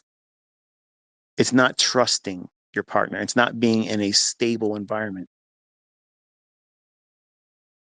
And you probably never considered all these things, but that's the reality of what happens when people start making money or they make a decision to go in here and start doing it. And one of the partners in that relationship find success and they start thinking, wow, I can get more attention, more sex from another person or more people. And I'm not stuck with this one person who they accepted as this is my life partner right now while I'm able to do week to week living. But now they can make a lot of money. They don't see that person as valuable anymore. But that means they never loved you. That means they never loved you. So don't waste any more emotion. Don't waste any more time, energy, worrying about what they did. Let them go. Let them go. Wish them well and start start fresh. Living in that regret is like holding on to regret and drawdown and saying, I'm never going to be able to be a better trader because I lost money or I blew an account or I lost my combine or I failed a combine. How you think about these things is going to weigh heavily on what you do in the future. And because you're doing things that are speculative, that has a monetary reward or punishment if it's incorrect, doesn't it mean that you should be guarding your mind, staying out of social media bullshit, staying out of toxic relationships, staying out of bars on the weekend and clubs, meeting people that genuinely are not favorable for you? When you're going to these things on the weekend and you're spending what you work so hard for all week long, there's no guarantee that person you're trying to pay drinks for is going to be your spouse. And some of you don't care. I don't want a spouse. I just want a hookup. Well, what happens if you get more than a hookup? You have a problem. And ladies, You know what you do. You go to the bars, and all you have to do is flirt, and you can drink for free all night. That's not right either. You should learn how to make your own money and go there. If you want to drink, pay your own bill. And if you're smart, financially literate, you can have all that shit as a write off. But financial literacy is something that most people never find an interest in being well equipped. It's all about image. It's all about living in the moment right now. You can't take it with you. Yeah, but you got to have class while you have it here. Otherwise, it's separated from you quickly. A fool and his money is soon separated. In trading, it's the same. And you should not be romancing the uncertainty. You never know how long you're going to have it. So you might as well enjoy it and splurge and spend and do dumb shit with your money. That's stupidity. That's dumb. And I'm hoping now that my son Caleb has passed his top step combine, he's he did a $50,000 combine. So now he told me he paid for the activation of it. So hopefully he'll do well going forward. I told him, I said, your goal is to trade one contract, just one contract, and you're trying to do 50% up to 100% of what your gross income is. You're not trying to make more than that. You're not trying to roll the account up.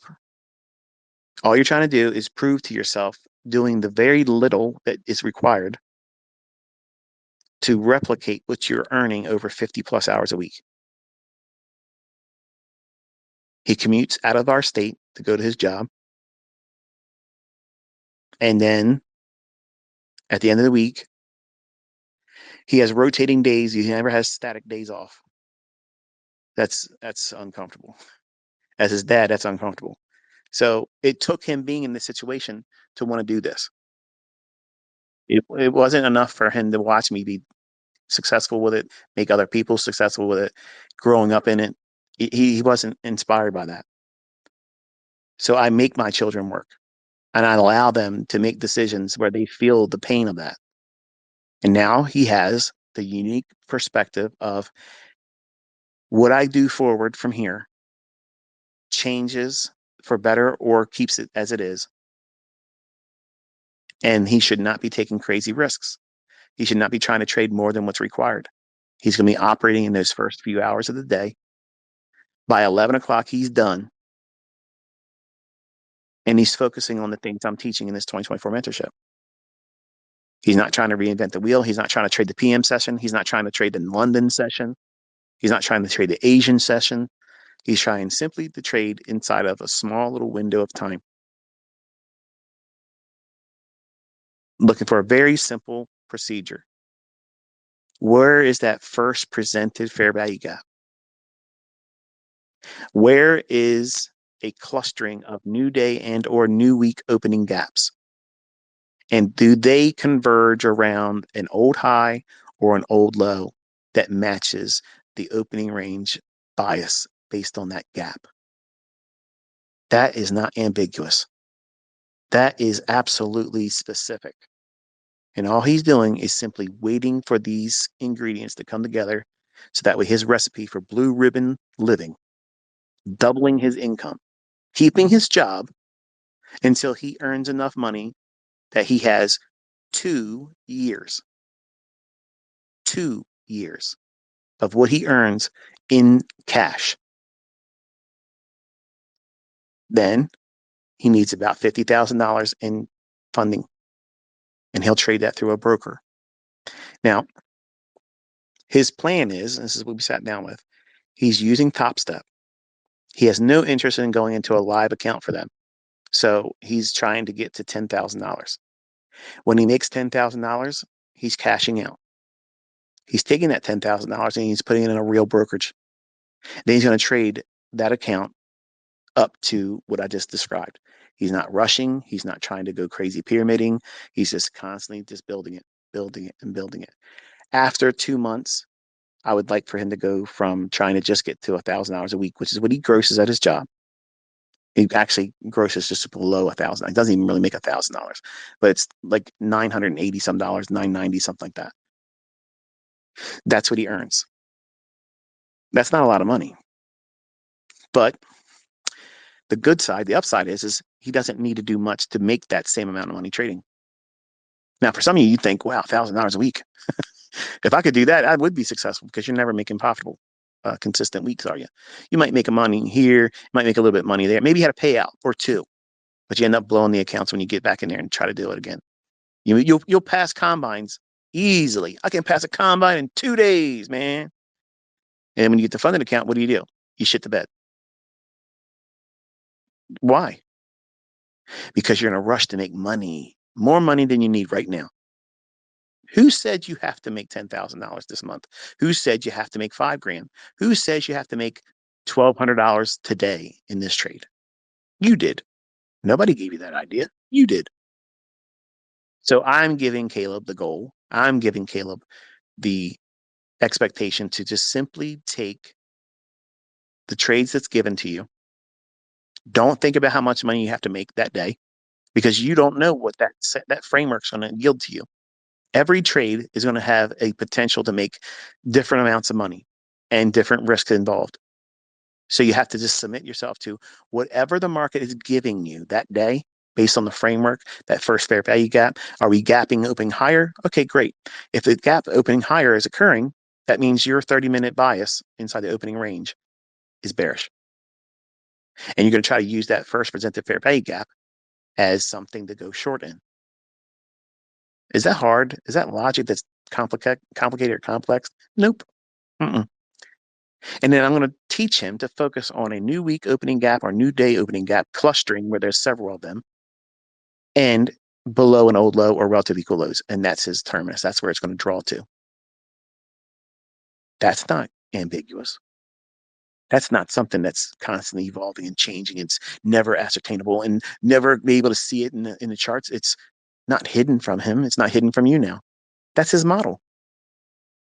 And you've been watching all the individual components deliver every single day in live stream. He has to be able to do that in his own hands. Now, he's going to have some problems. He's going to lose. He's going to take some losses and whatnot. And it's good for him to have that. I could sit there and tell him over his shoulder right now and say, push the button now, put your stop here, take your target there. I could do that. I could tell him, this is what you do, and we can run the account up to $20,000 in the first week. And it'd be no problem at all. Easy, easy, easy. But that's not teaching him. I need him to feel the weight of driving back and forth to that job, having those rotating days off, because that's the motivator. That's what got him to the party here. And if I remove that real quick, he's going to get comfortable. He's going to get lazy. I don't want that. I need him to be salty about where he works. He's thankful he has the job, but he does not like it. I don't like it for him. I can't wait for him to get better at what he's trying to do here. Because then once he has that under his belt, he'll never have a job again. He'll never think, I hope I get hired for this job. He'll never have that thought process. He'll be unemployable. He will not be someone that can be bought for exchange for time. And when someone has that, when they have that perspective on their own being, their self-worth, that is wonderful. Because no company could pay me enough to go to work for them. And that's how you should think about yourself. You're such a wonderful enterprise, such a high-end yielding income enterprise. You Incorporated. You're so fucking amazing. You're so well equipped and financially literate that you can go out there and carve your own existence out financially. You don't need to have a job. But you've been lied to since grade school that the American dream is to get a good education, get yourself a good job, buy yourself a 30-year mortgage, and you're happy. That is not what it is. Happiness is being your own person, a free person, someone that's not tethered to someone else like a slave master and says, you must perform this or you're worth nothing to me. You're useless to me unless you come to work on time. And when I call you to work, you better fucking show up. If you don't show up on time, I'm going to punish you. I'm going to dock you. I'm going to reprimand you. That's a slave master. There's no other way around that. That's exactly what that is. You are a slave. You are a slave. You're all on the same plantation. And I was on the plantation too.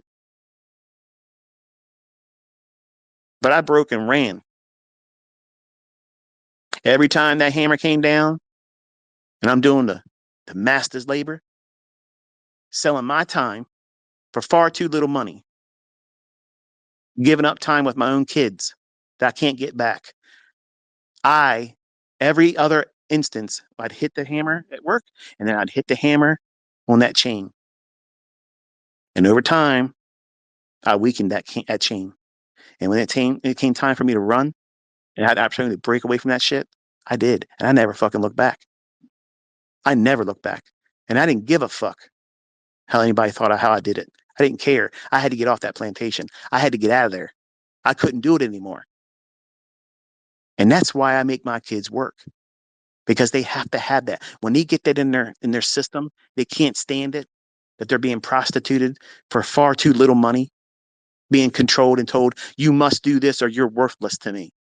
Bitch, you're useless to me as an employer. You ain't paying me enough to be here. I don't care about you. I don't care about your company. I don't give a fuck about Carl. And you ain't my future. I got to go. We're divorcing right now. Goodbye. See ya.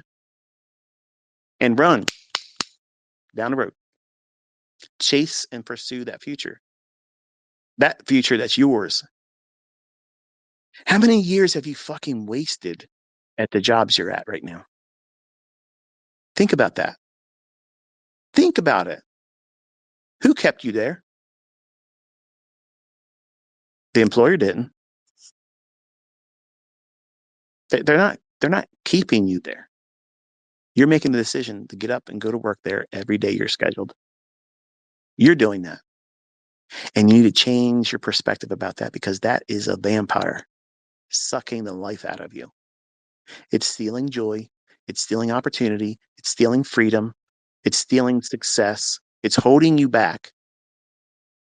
So it's far time right now for you to start thinking about what you're going to do to separate yourself from that when it's advantageous for you to do that. And the uncomfortable state of being while you're there, let it fuel you. Let that be the catalyst that keeps you going. That's the wind in your sails. That's the steam in your engine that says, it's going to be hard. It's going to take longer than I want it to. But guess what? When I finally leave, when I walk up to fucking Carl and I tell him, you look here, you little motherfucker, you're a company man and good for you. But you can go fuck right off. I'm out of here. See ya. I told you this day was coming. Kiss my ass. Goodbye. And leave him as a company man that he is. You're not a company man. You're not a company woman. You are a corporate man, a corporate woman of you incorporated. You're the corporate. You're the business. And you need to start minding your business like you give a fuck about it. You need to be building up you incorporated and stop worrying about so much of what your bosses and corporations making. Because you can put out more effort, but they're never going to compensate you for that increased effort because they own you. In trading, you need to think about what you're doing. Are you taking a stupid fucking risk right now? What was the catalyst that causes you to want to take that trade right now? You're pushing the button right now based on what kind of stimuli? Is it based on the model that you're trading? Or are you basing it on somebody that said something to you? Or you read something that made you feel uncomfortable and you want to be able to show them something?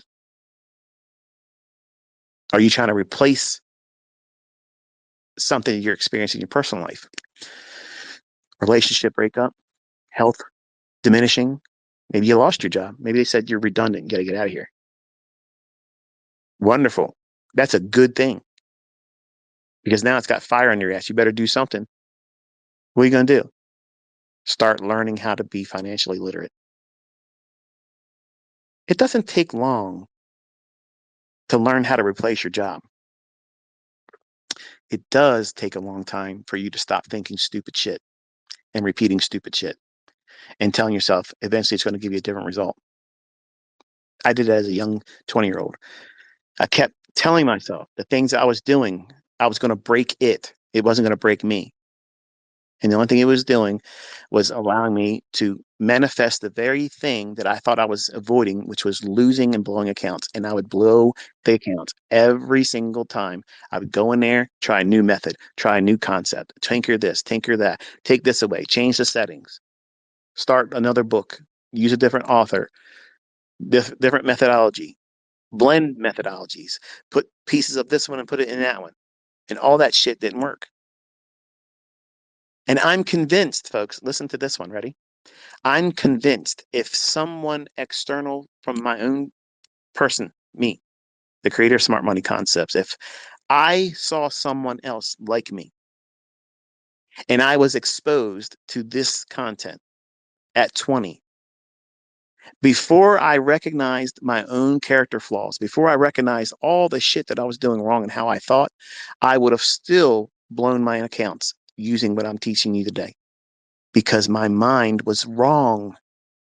My perspective on life, on money making, and about my own abilities and why I didn't deserve it. Because back then, I didn't think I deserved it. Deep down inside, I did not believe I deserved it. Something was broken inside of me. I came from very low income family. I came from people that did not encourage one another in my family. And I was in abusive relationships as a child, left in dangerous situations. So I had trust issues. I had uh, every possible thing that could have happened to a child. That was what I was exposed to. So I had a very twisted perspective on everything. So I had to fix a lot of that stuff, and it wasn't an immediate fix. So even though that I know today that my concepts, my approach to reading and trading the marketplace is the highest superior form of speculation and market analysis, there's nothing higher than this because this gets right to the market, right to the tick, why it should, why it shouldn't, when it will, when it won't. No other methodology does that type of stuff. It gives you the nuts and the bolts as to why it will, why it won't, and times it. It literally spits in the face of everybody says you cannot time the market. You're out of your fucking mind. We do it all the time. No pun intended. But even knowing what I have now as its final form, if it was given to me at 20 years old when I first started, I would have lost money using it because I didn't have the right mindset about what I was doing. I was rushing to get out of the job side and I was just using it as a lottery. If I could just make $5,000 a month, I'm quitting. And I would have quit my job with the first $5,000 that made. And then I'd be fucking scared to death because I have to now trade. When I first learned how to trade, I didn't know what I was doing. I didn't know how to time the market. I didn't know what I was looking for a setup. It was just chasing price. But when you quit your job and you don't have any money, you're not funded from your personal life, that has to be assured. You got to give yourself 24 months of living expenses, not affluent living expenses. You have to have 24 months of making your ends meet. That means you don't have to put a trade on every day. And you have to have at least 50 grand as capital. And you can disagree with that all you want. But those that ask me, that's what I tell you. Minimum 50 grand, ideally 100 grand. 2 years in the bank, yielding interest, because you're not gonna want to dip into it, but you have it in case you do. And then you have your well-funded trading account. And if you aim for 1.5% per week, $1,500 is $1,500. It may not meet your present needs right now, but most of you probably don't even make that right now. Most of you probably don't even make $1,000 a week. and those that are in other countries don't even make $1,000 a month. So when you see the potential of using these concepts, where you're at geographically in third world nations, you would be considered affluent, making $50,000 a year. But you're trying to make $50,000 in a month because you see these people that are using 20 accounts and they're parlaying it up. But I promise you, they're scared shitless. They're stressed out. They're thinking about that shit before they go to bed, and they're thinking about it before they wake up. That's not what trading's supposed to be. That's gambling. And you Incorporated is not a casino. And many of you are treating your trading like casino, where you're just placing bets and hoping for the best. And worst case scenario, I just got to pay for resets. What the fuck is that? That's asinine. How about have one account? Have one account where you only got to worry about that one account. Grow it modestly, modularly, soundly. Build the experience without having greed attributed to it, because when you don't know how to trade well and you compound it by having 10, 15, 20 accounts, and then add to it even more that you're trading with other prop firms in addition to that, you're trying to get the maximum. If a trader's really, really well versed in trading and they have that much quote unquote capital, there should be no reason why they should be shut out of their account. Like I've had students already have happened to them. They make too much money in the fund account company say, all right, it's time to go. Okay, pay me out. Have a good life. See you later. They should be able to do that quickly. But you see them constantly rotating through resets, resets, resets. And the reason why they're doing that is because they're compounding the degree of difficulty with the inherent risks. Instead of just saying, I'm going to trade with one contract. I'm going to trade with one contract, and I'm going to focus on being excellent about my trading with one contract and then get good at that. And then what you've done is you replaced any opportunity for greed or performance fear and anxiety, living up to expectations that the social media crowd would want of you. Everybody's got to be a multimillionaire payout now, or you're not the king of trading. You're not the goat of trading. Anybody, and even though you just recently saw somebody using my concepts do it, the aspects of over leveraging, anybody can do that. They can find themselves in a parlayed, over leveraged stream of trades where it just happened to yield out a very large payout. But can it be done again? Can it be replicated again? There's other prop firms out there. Can it be done again?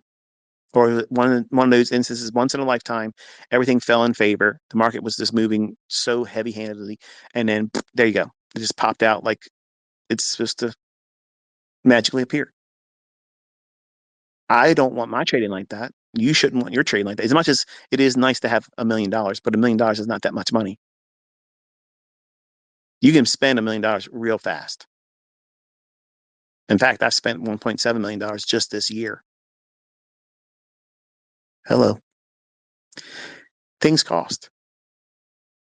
Things cost, and helping other people, they cost too. And when you have a skill set that can replace that whenever you want it to be there, you can just reach out and pluck it off the money tree. Sounds scammy, doesn't? Doesn't it sound scammy?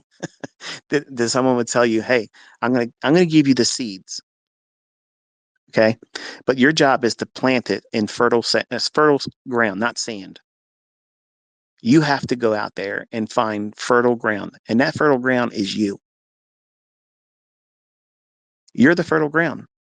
But if you're stony ground or sand, good seeds are not going to take root in that. That means you're going to try to do something too fast without taking roots. You're going to not water it. That means you're not going to encourage yourself with your journal. You're not going to give it sunlight. That means you're not going to allow your positive reflections to encourage you when you feel like you're not doing enough, or if you have a setback, a little drought period when there ain't no rain, no water, and it's going to feel like your progress is drying up. So you got to go back and reflect on your journal when you did it right, and that encourages you. And you make it rain again with new progress. Those things are how you're supposed to go forward and nurture yourself. And if you're able to do that and you live your life like that, not just in trading, but in all aspects of your life, you won't fall victim to life's snares. You won't look at your temporary trials and tribulations and problems, flat tires, engines blowing up in the cars, car accidents, loss of job, illnesses, setbacks, things that you didn't foresee you had to spend money on, and you have to. That's happening in everybody's life. And just because you're a good trader doesn't mean you're exempt of that. Just because you believe in a God doesn't mean that God's going to make sure none of that stuff happens to you, because those things are given to you so that way you're encouraged and you have a testimony and you can share it with other people and you can encourage them. I'm convinced that's the reason why my pathway through all this stuff was so hard, because I have a voice now. I can tell you that, yes, it's hard in the beginning. Yes, it's going to feel like you're never going to get there. Yes, no one's going to adequately support you or believe in you. They're not going to, but you have to. And there's a certain way of doing it correctly that I believe it could foster that right mindset and cultivate that mindset ongoing. But it's going to take a lot of effort for you to do it.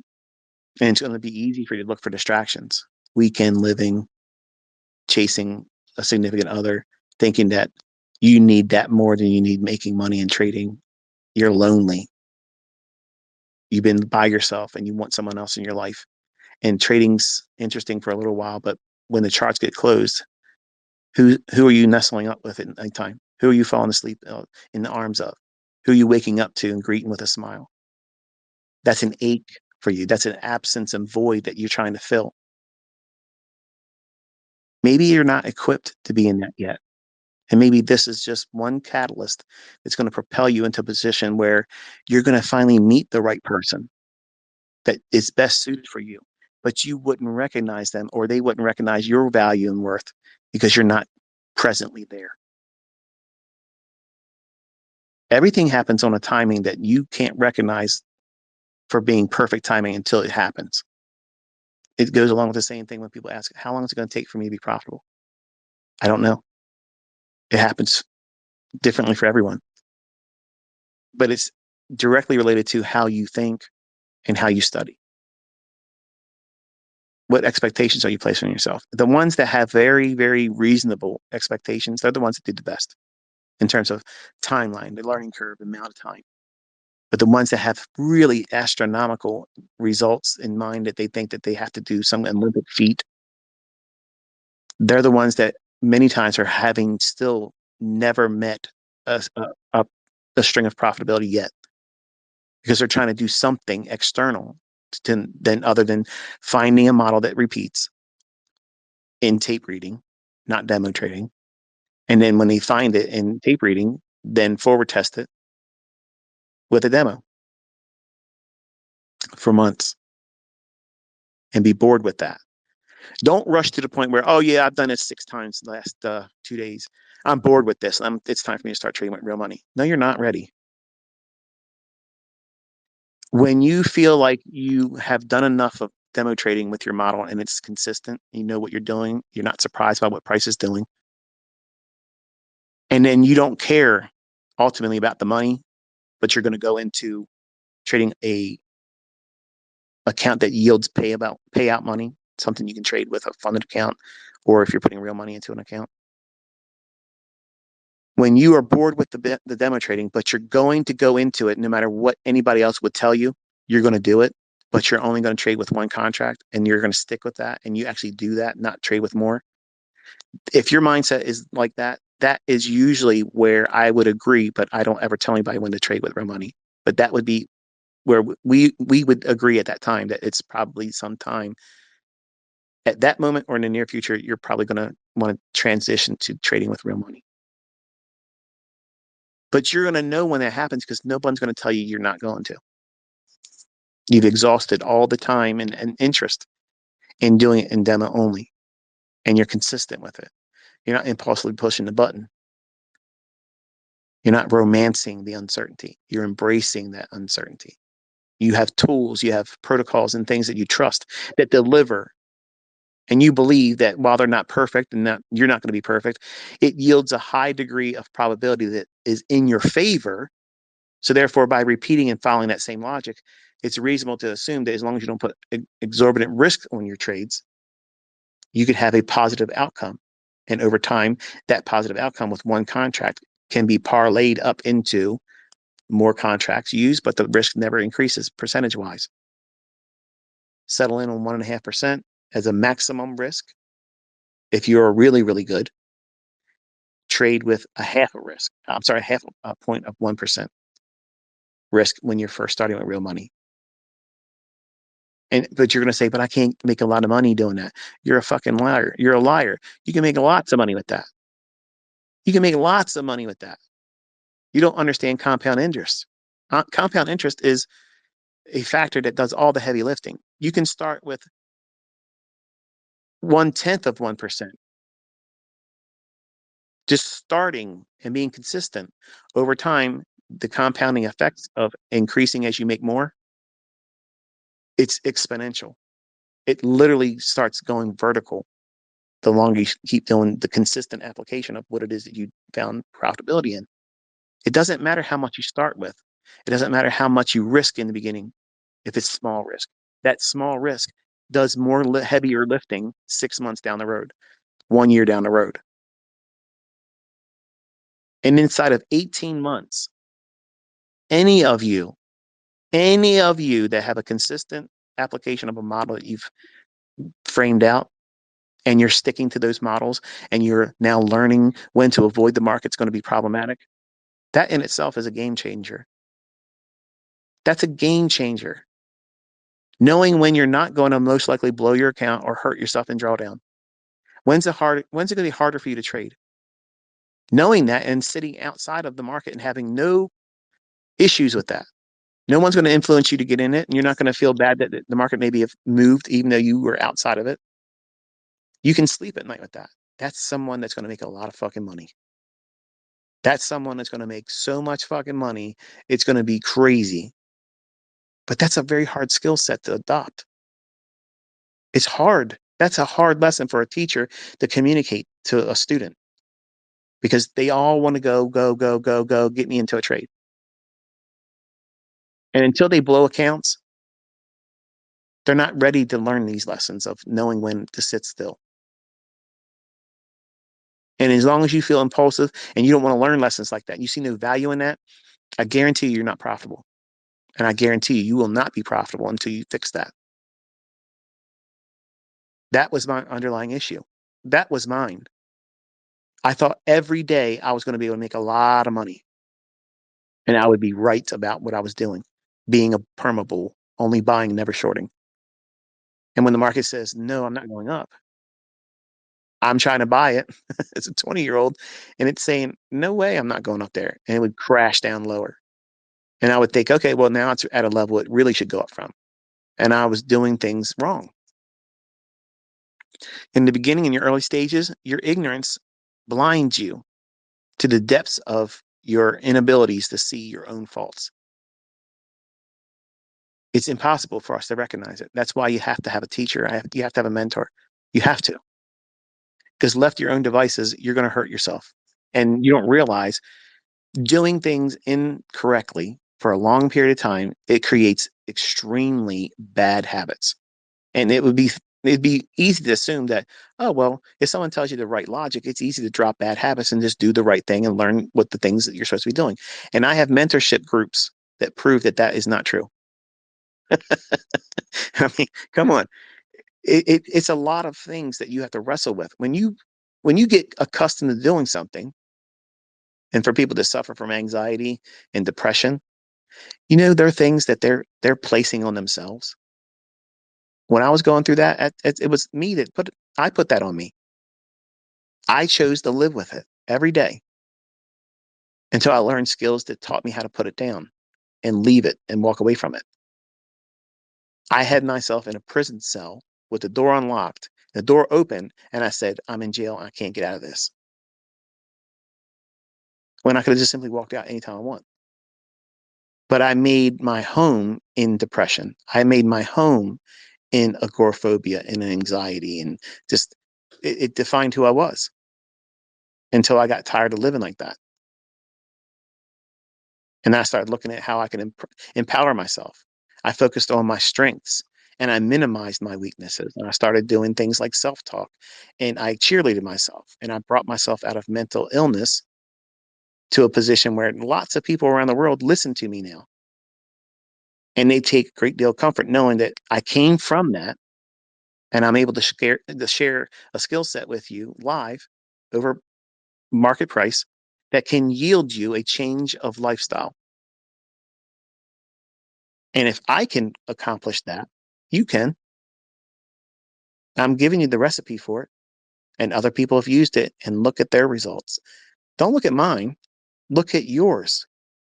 Because if you put the work in, you're going to see the evidence. You'll see the testimony. You'll see the proof that you can do it. So if you can do it, anybody else can do it. And I'm trying my best to encourage my son to make the right decision, because while let's just play devil's advocate, and I'm going to close the stream. Let's say my son goes out this week and he tries to do something, and say he does it and he tries to impress me and do more than I have asked him to do, and say he loses this funded account. Would I be disappointed? Yes. Would I ridicule him? No. But I would be in his ass saying, what does it feel like right now? How does it feel right now? Knowing what you feel, what you felt, what you were doing right before you entered the trade, why you were entering that trade, what was the catalyst, what was the outcome you were expecting? And is that in spec with what you were supposed to be doing? Because if you can't recognize that as a problem, as a root cause, you're gonna repeat the same thing. It's gonna happen again.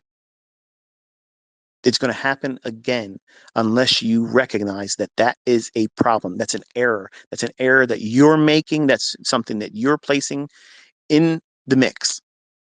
You're adding an extra ingredient that's not part of the recipe. And what you're including is bullshit. And bullshit never makes anything taste better. So you need to take yourself back to the recipe. So if he listens, okay, if he listens, he should have by Friday, he should have $1,000 in equity. The very minimum, he should have $500. If either one of those scenarios or anything between occurs, I'm pleased and I'm proud. If he falls short of the $500 but makes a profit, I'm pleased, and I'm going to encourage him to stick to the model, because the model would yield what I just said. So we'll focus on what he didn't do to reach that. But I will still encourage the fact that he was able to find some kind of profitability. The interest in taking any money out is not there until $10,000. Unless he tells me he just wants a taste of it for real, if he wants to do a withdrawal or whatever. And it's his money, right? He can do whatever he wants to do. But I'm coaching him to aim for what he went into this for.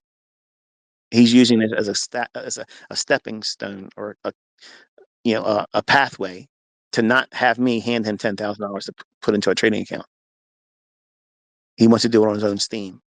So if he carves out 10 grand with this, he's not going to be milking the Michael Patak's pockets. He's aiming for 10 grand. When he gets 10 grand, he's closing it. It's done. If they come to him in email or whatever, and they say, hey, look, let's put you in a funded account, he's not going to do it. He's not going to pay the fees, and that's not why he's there. All he's trying to do is parlay it up to 10 grand. 10 grand comes out and goes into a real brokerage account. And then he's going to trade that. And then he's going to work towards building up 2 years of living expenses, which is $100,000. and then $50,000 for his equity base. And then once he has that and he's consistent, I will tell him, you're at the right state right now when you feel equipped and ready to do so, because you're consistently doing your trades and you're finding them on your own. Dad's not influencing anything. If you want to quit your job, then by all means, you're ready to do it now. Are you willing to submit to something like that? Chances are no. There ain't no fucking way I'd wait 2 years. As soon as I start making money, I'm quitting my job. Shit, fuck this. I'm done. And you don't realize how hard you're making it. You're going to make it impossible, because now you have to trade, and not just have to trade, but you have to trade profitably. You have made it so much harder for you, and the performance anxiety that you don't realize is going to be a factor is going to be insurmountable. And that's why you need 2 years, because you can relax. You can take a month off of trading with 2 years of living expenses. If things start to get stressful, you start feeling that initial, oh my goodness, did I quit my job too soon? Because that's going to happen. That is absolutely going to happen. But you have 2 years of making your ends meet. It'll allow you to reground and recalibrate and focus on, oh yeah, I'm good. I'm good. I don't need to make much money. I got 2 years behind me. I got plenty of money in my account. I don't take crazy risks. I don't take a what if trade. I don't do the hope and pray model. I'm waiting for my setup. I'm avoiding the bad problematic times. So I know what I'm doing. I just got a little nervous there, and I'm reminding myself that I'm in a position where I don't have to do anything right now. And that's important as a trader. You got to be in a position mentally, physically, and financially where you don't have to take that next setup that you see is good. Are you willing to let that next good trade go? It's funny, when you lose money, it's easy for you to do that. When you start trading with real money, you're going to feel that. And I'm going to say it again because you probably went over your head. When you take a losing trade, or you're doing a losing streak, okay, 2 or 3 trades now, and you've been stopped out, that's normal. There's nothing wrong with that. But what will happen is you're going to see a setup that is absolutely cherry. So perfect. A1 setup, perfect textbook. This is the one you do maximum leverage in. And you're going to say, I'm afraid to take that trade. And it's going to yield perfectly. And you're going to be upset that you allowed that losing streak, or that last losing trade. It's going to distort your perspective, and you won't want to take that trade because you're going to be fearful. What happens if I lose? Because you've already defined in your mind, this one's my model. I didn't trade on the other ones with my model, and I pushed it. I entered too soon. I tried to anticipate the setup and getting in before I should have, and I got hurt. And then when you see the actual model in your charts, you see it, the setup's there, the framing of the risk is modest to low, and the output and yield on the trade is 5 to 1 or higher. That's a textbook entry. That's a textbook setup, but you don't take it because you took a losing trade, and there it is. You're gonna experience that. But when you start trading with real money and you don't have a job, you're gonna have that same feeling, but it's gonna be magnified way beyond what you felt just because you had a losing trade. Because now you're thinking, I have to make money. Eventually, if I sit around and do nothing for 2 years, I've depleted that money. That's not what the goal is. The goal is not to deplete that money. It's your insurance. It's your cushion. That is your fuck you money. That is your, when Carl says, hey, we're short on people, the boss said he'll come back with you with a 50% raise. Fuck you, Carl, and tell that boss to fuck himself too. That's what that is. That's fuck you money. That's, you ain't got to get a job today money. That's you, I ain't got to do anything today money. And that includes trading at the top of the list. So when you see your setups, are you comfortable with letting those setups go when you're in a position where you have to make money? Think about that now. So you're all in a rush to skip through all the required necessities in learning all about yourself, the difficulties of navigating troubled markets, difficult markets. And you all want to make a lot of money right now because you want to quit your job and you're going to live off of that one big payout. Even $100,000 payout isn't going to make you consistently profitable and able to quit your job. I promise you, do some work and look at these individuals that made these really big payouts. Some of them have been very honest, and I have a lot of respect for that. They come out and they said, look, I made a lot of money. I got some really big payouts.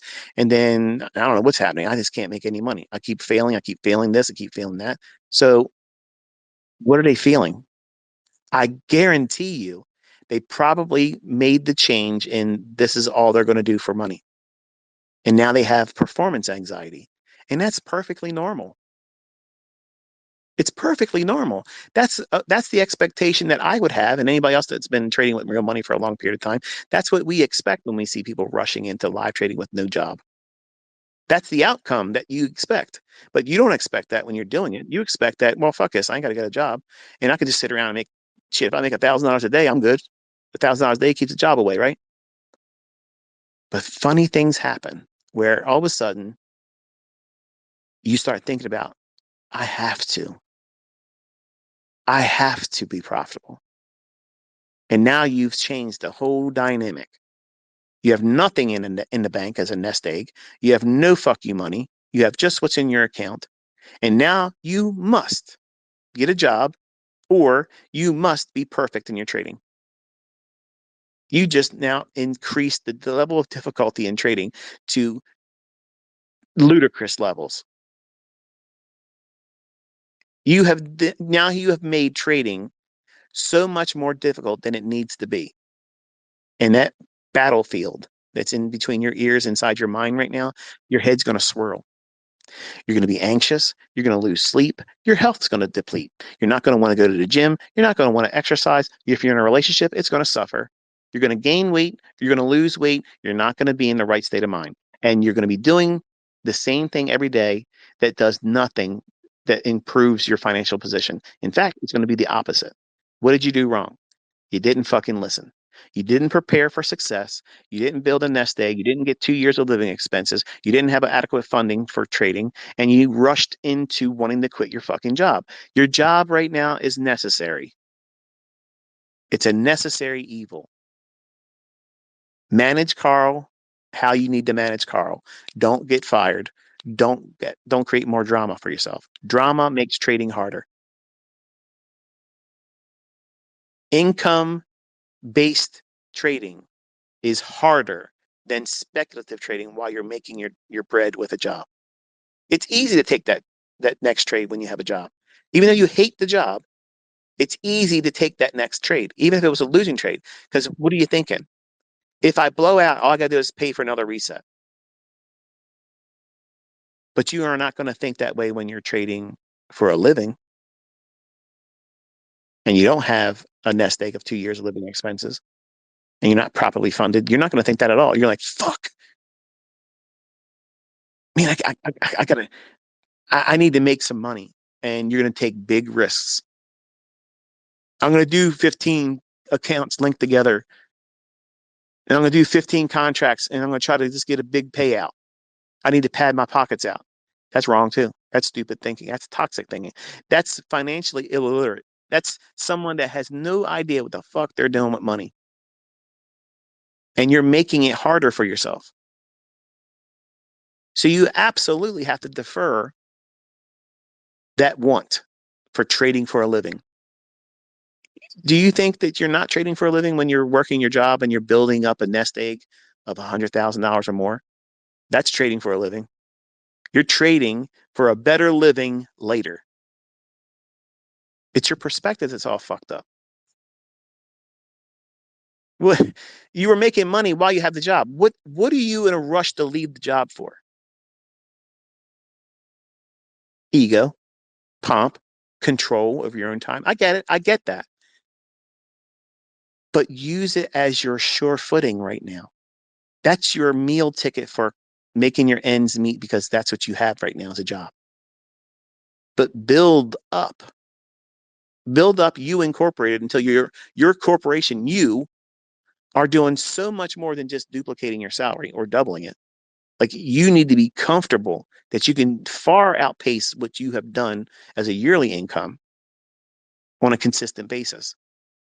Because if you can have output like that, when you are properly funded with 2 years of fuck you money and you have a well properly funded account and you have a skill set that you didn't rush that skill set into, it's going to be performance anxiety place over top because you now need to make money because your job is no longer your breadwinner. It's your trading profitably is your breadwinner. You now just increase the level of difficulty higher than it needs to be. But if your output, while you're not emotionally driven to trade, you're not trying to trade every single day. You can recognize when the market's likely to be more problematic. So you're going to be highly selective. And you know how to manage money and you know how to parlay your money. That means let the heavy lifting of compound interest do it all. You're never increasing your risk. If you start with your parameter at, I'm never going to risk more than 0.5%, I'm never going to risk more than 1%. As your equity increases, you're going to control more contracts or lots if you're trading Forex. But the percentage basis of what you're taking on as risk is never increasing percentage wise. But because the new equity allows and affords you to be able to trade larger, you're still taking the same measured percentage risk. It's never increasing, but you need to subscribe to whatever that is initially and live there. When you start trading with your own money for a living, start with a low threshold. And I'm telling you, the better traders are going to be trading with less than 1%. But I can't get rich. Man, go fuck yourself in your ignorance. You have no idea what you're talking about. Math, rudimentary math escapes you if you think you can't get rich trading with 1.5, oh, sorry, 1/2 of 1%. It doesn't matter what you start with. The consistency model is what's it's important. And as you make more money, that compounding effect literally starts to send the market equity curve through the roof. And here's the thing. If you live below your means for 5 years in that condition, you allow yourself to build a huge net worth. If you're making lots of money and you're going out there and throwing it away in diminishing assets, which are really liabilities, buying cars, okay? Buying cars, buying toys, when that money could be put into interest bearing vehicles,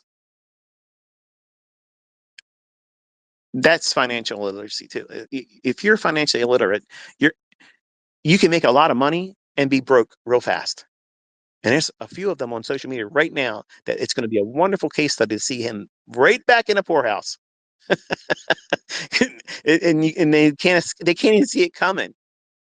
But they're going to smile on the camera and say, "You can't take it with you." They can't they can't take it with them, but they can't hold on to it either. New money rarely holds on to money. It just it happens like that. And I'm teaching you as a student and as my son, Caleb, you see what I do with my money. I could afford a whole lot more stuff. I could be doing all kinds of stupid shit. But that's not what financially literate people do. I love the peace of mind knowing that I don't have to do a fucking thing ever, ever, ever, ever, ever. And I'm loaded. I have money making money for me, and I don't need to trade ever, ever, ever. I don't need to make mentorships and sell them. I don't need to make YouTube videos for ad revenue. I don't need to do shit. I'm set. You're not, but I'm telling you how to get there. And I'm talking to you in a manner that's not monetized. I'm giving you my time because I got lots of it. I got lots of free time. I got lots of free fucking time. And that's what this type of lifestyle gives you. It gives you more time so that way you can be more discretionary with your time. Now, if I was working and I needed to make money, you would never get my fucking time because I wouldn't have much to give to you. I have a lot of free time. So I make allowances for things like this as a teacher, as a mentor, and it's not monetized. In my mind, it's monetized because I know that what I'm telling you is valuable because I would have loved to have this given to me.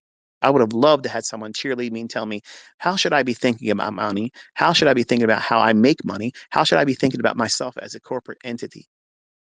How can I how can I enterprise myself so that way when I spend money, everything I spend is tax write-off. and I diminish my taxable income instead of saying, I'm going to have a really good paying job. Fuck your high paying job.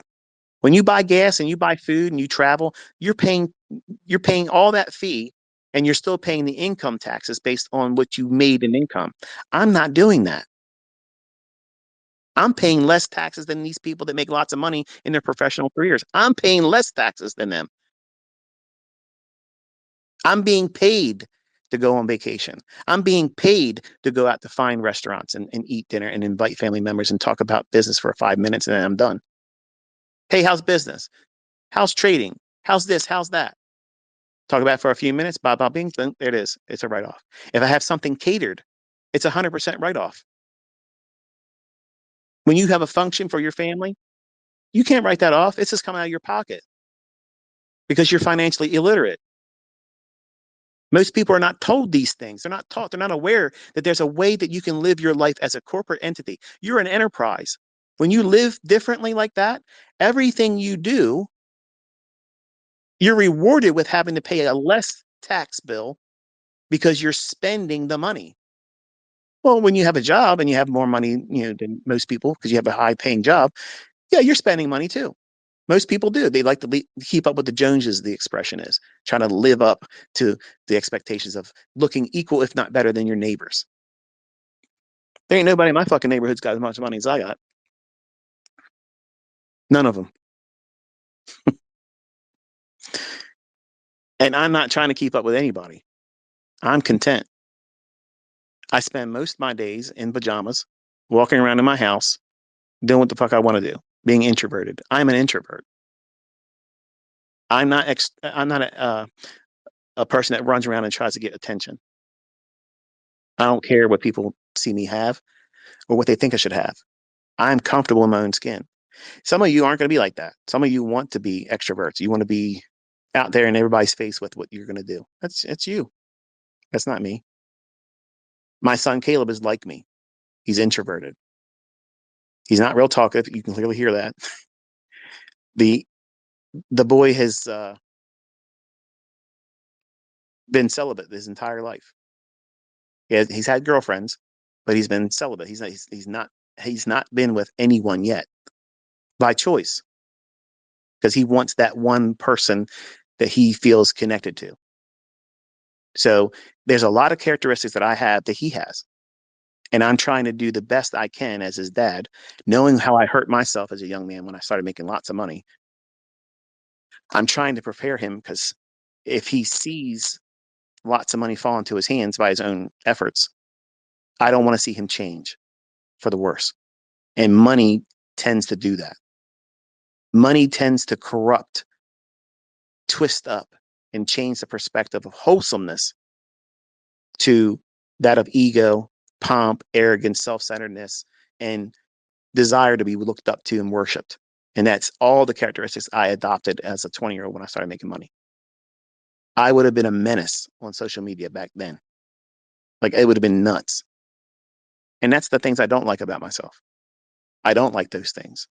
And I can tap into that sometimes to get things all stirred up, to get people paying attention and draw more people to the channel or to this Twitter space stuff. And I can teach them. And then I get new testimonies of how, wow, I didn't believe in you in the beginning. And I challenged this whole notion of what you think is making the markets go up and down. And now I'm convinced of it. And here's my payouts I just made. Thank you so much. Wonderful. Wonderful. No mentorship fees paid. No worship. No handshaking and glad handing in public. Not necessary. I want to invest in all of you and I want to see what you do with it. That's what this is. That's the economy here. You don't pay me. If you find something of value, just tell me thank you. That's it. That's all you got to do. That's it.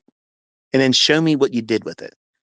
And if it's a fucking car or a house, whatever, man. I'm not interested in that. I want to see I helped this family. I helped my family members do this. I paid their mortgage off. They would have never been able to do this. They're making barely ends meet. And now I just removed the highest bill for them by paying off their mortgage. Wonderful. How wonderful. How absolutely wonderful for you to be a blessing like that for other people. And when you do stuff like that, it makes you feel good. If it makes you feel good, do it because you're helping other people and you're encouraging them. And that is the best reward that you could ever give me or payment. I get all the time people in the comment section. I don't know why you're doing this for free, but I wish I could figure out how I could repay you. I just told you how to do it. Simply just say thank you and then use the skill set to help other people. That doesn't mean start a mentorship and make money off them. I'm helping them by teaching them. Why? Why the fuck are you in business with ICT concepts as a mentorship when I have it for free? You're not helping people, you're fleecing people. Helping people would be make money and say, find somebody in your neighborhood that needs something. They got one income, a child that's probably ill, and they just lost their vehicle. And they don't know how the hell they're going to get a car to replace it. So that way that one breadwinner can get back and forth to work. And you buy them a car. That's not you buying a car. That's you helping them meet a need. I weep when I see stuff like that. When testimonies are shared like that with me, I love that because that's you doing what I was hoping people would do with this. I am not impressed when people sit there and flaunt. Yeah, I got this. Look where I'm living at now. And they're walking around their fucking videos, walking around and panning their phone around so they can see where they're at. That is disgusting to me. I'm repulsed by that shit. I don't give a fuck about what you own, what you have, and what you can afford because I can buy and sell everything you have. I don't do those things, and I could. If anybody in this fucking community can do that, I can, and I don't do those things. I don't live my life like that, and I'm not impressed by other people that do that. And you shouldn't be impressed by it either. But principle oriented people that find ways to invest in other people so that way they can help other people up, that's what it's all about. That's what this is about. How you can impact someone else's life for the better from what you have acquired by learning how to do this. It's easy to help other people when you have lots of money, and it feels good doing it. It feels good doing it. You encourage someone. Imagine all the toxicity that's on social media. I'm saying this when I'm done. All the toxicity that comes out of everybody's fucking posts with their mouths, they're in video and audio, that they're trying to tear down somebody else. They're always trying to tear somebody else down. Always. Social media is that's what it's for. Division. How often do you see people on social media looking towards helping lift up, encourage one another? That ain't happening in trading. Not in trading by far and large. It happens in our community, but outside of it, it's too competitive. Nobody can shine because the weak-minded little dick guys, they get all bent out of shape. I'm not getting any attention. I'm not getting any attention. Somebody found some recognition over here, and I got to get involved in that with some kind of drama bullshit. And all it does is puts a spotlight on them, how little dick energy they have, and they have nothing of real worth. You feel dirty, you feel like you need a shower, and you feel drained after watching their content. How the hell does anybody want to come back to watching stuff like that? You're not edified. You're not encouraged. You're watching them suck themselves off in public, and they want to be tipped for it. You investing in other people's lives, encouraging them, investing in something that they can't make a need be met, and you step right on in there like an angel. They didn't expect it. You didn't expect it. The opportunity presents itself, and you swoop right on in there. Done. It's handled, and you don't make it a big deal about it. You don't say, "Look what I did over here, guys. This is a person I just had to help this family out." Don't do that. And if you share these testimonies, I notice what I said here. I've said things I've had my students tell me they did, and they proved it. It's not just talking points. They don't go on social media to get credit for it, but they just sent a testimony to me and say, "Hey, look, because of what I learned from you, I was able to help this family. I was able to build this hospital in my village. I was able to build this facility that helps elderly people with illnesses. I have my name. I have my name over wings of medical establishments in other countries. I don't deserve that. I don't deserve that. But that's what people have done with this. And that to me is amazing. That's amazing. I'm impressed by that. I am brought to tears with that because that's you making a real impact. And it's not about you. It's not about me and it's not about money. You're doing something for your neighbor, for your brother, for your sister, and you're making an impact that's positive. And anybody that knows that you had anything involved in that, you know what they think of you? They think so much more than you want people to look at you when it's all about you being good about making money and trading. You want to be a rock star, superstar young man doing this. You want to be looked up for that. But I'm telling you, that shit doesn't shine long. It doesn't last. But when you live your life principally oriented and you live like this and invest in other people that need everyone that sees you do that, you really are a fucking king. You really are a goat, the greatest of all times to ever do it, because you're living outside your own skin. You're doing something for other people's embetterment, and you're not asking for anything in return. That's the highest form of servitude and stewardship, and you can't get better than that. You can't get better than that. That's the kings. That's the queens. That's the people that deserve recognition, but they don't ask for it and they don't ever afford the opportunity to receive it. They do it privately. It's between them and God and the people they blessed. That's what it's all about. That's why I'm here doing this. That's why I do it. And that's why you never get a response when you tell me, here's my Audi R8 I bought. Here's my new house I bought. Yeah, I see it and I don't reply. That repulses me. It makes me fucking sick when I see that. That's not what I did this for. That's not why I do it. You could never buy anything enough or spend enough money to ever impress me. It ain't going to happen. But when you touch other people's lives and you encourage them and you give them that little spark to say, look, I know it's off right now and things are difficult right now, but I feel led to do this for you and I don't want nothing in return. So please let me bless you. And then here it is, it's done. And you fill a void in their life that they can't find an answer for. And you watch how the Father blesses you. Whether you believe in God or not, He's going to show up in your life. And if you believe in Him, He's going to show up and make it known openly. He's going to openly reward you. Don't demand that it's done in public.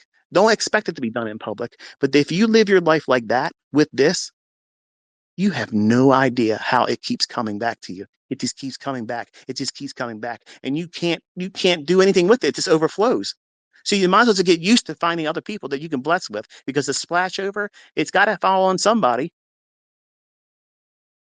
And if you've been entrusted with this much and you do it well, being a good steward with it, and you invest in other people's lives and you touch them financially and you reward them with encouragement. Say, listen, I know I was exactly where you are right now. Imagine what you could have started in that life. Imagine the family that you hold together because you did something that they didn't expect and you had the resources. And it ain't going to hurt you. It ain't going to break you. This is easy to go out and make another six figures. It's easy to do that. It's absolutely easy. Just walk over to the money tree and pluck it off. But they can't do that. And that doesn't make you better. It doesn't make you superior. It doesn't make you something that that you should be worshipped for. But you've been entrusted with this ability. You've been entrusted with this skill set. So you might as well learn to bless other people with it. And when you do, you never run out of it. You never run out of it. You never run out of oil. So stop romancing the uncertainty and embrace the uncertainty. Live your life principally oriented. Build your enterprise around your trading with these things in mind. Let these be the motivators, not just, I want to live a good life. Why? Why do you deserve that? If that's all you're going to do, it's going to be very difficult.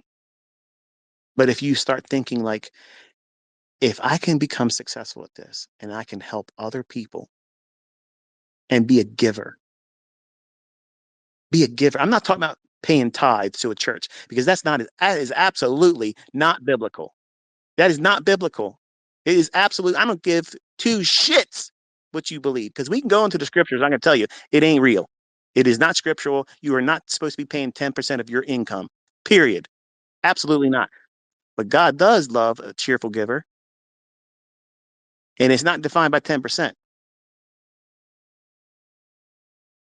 But you should have this giver mentality. You should have this giving mentality. It should be part of who you are as a character. That person that embodies who you are, if you're not a generous person, you are not going to be successful. I promise you, you might have immediate gratification. You might get a windfall victory, but that's all it'll be. It won't be a lifestyle. It won't be a lifelong constant flow of income. It won't be like that. It will not be like that.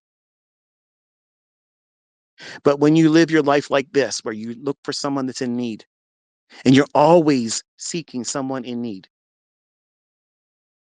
and you help them, the father steps in immediately, says, okay, you spent some oil right there. Let me give you double more than that. Let me give you 5 times more. Let me give you 10 times. You spent this much on this person helping them and you didn't ask anything for it. Well done. Here's some more. Because I got some people coming down the road that you don't even know that's coming. The opportunity is going to present itself because I can trust that you're going to do something with it well, and I'm going to give it to you because I want to make sure that you have it for them to receive from my hand. And there it is. And you're not getting any glory for it. You're not getting any reward for it. You're not getting any pomp, any kind of worship for it. You're just the vessel. You're just the instrument that he's going to use.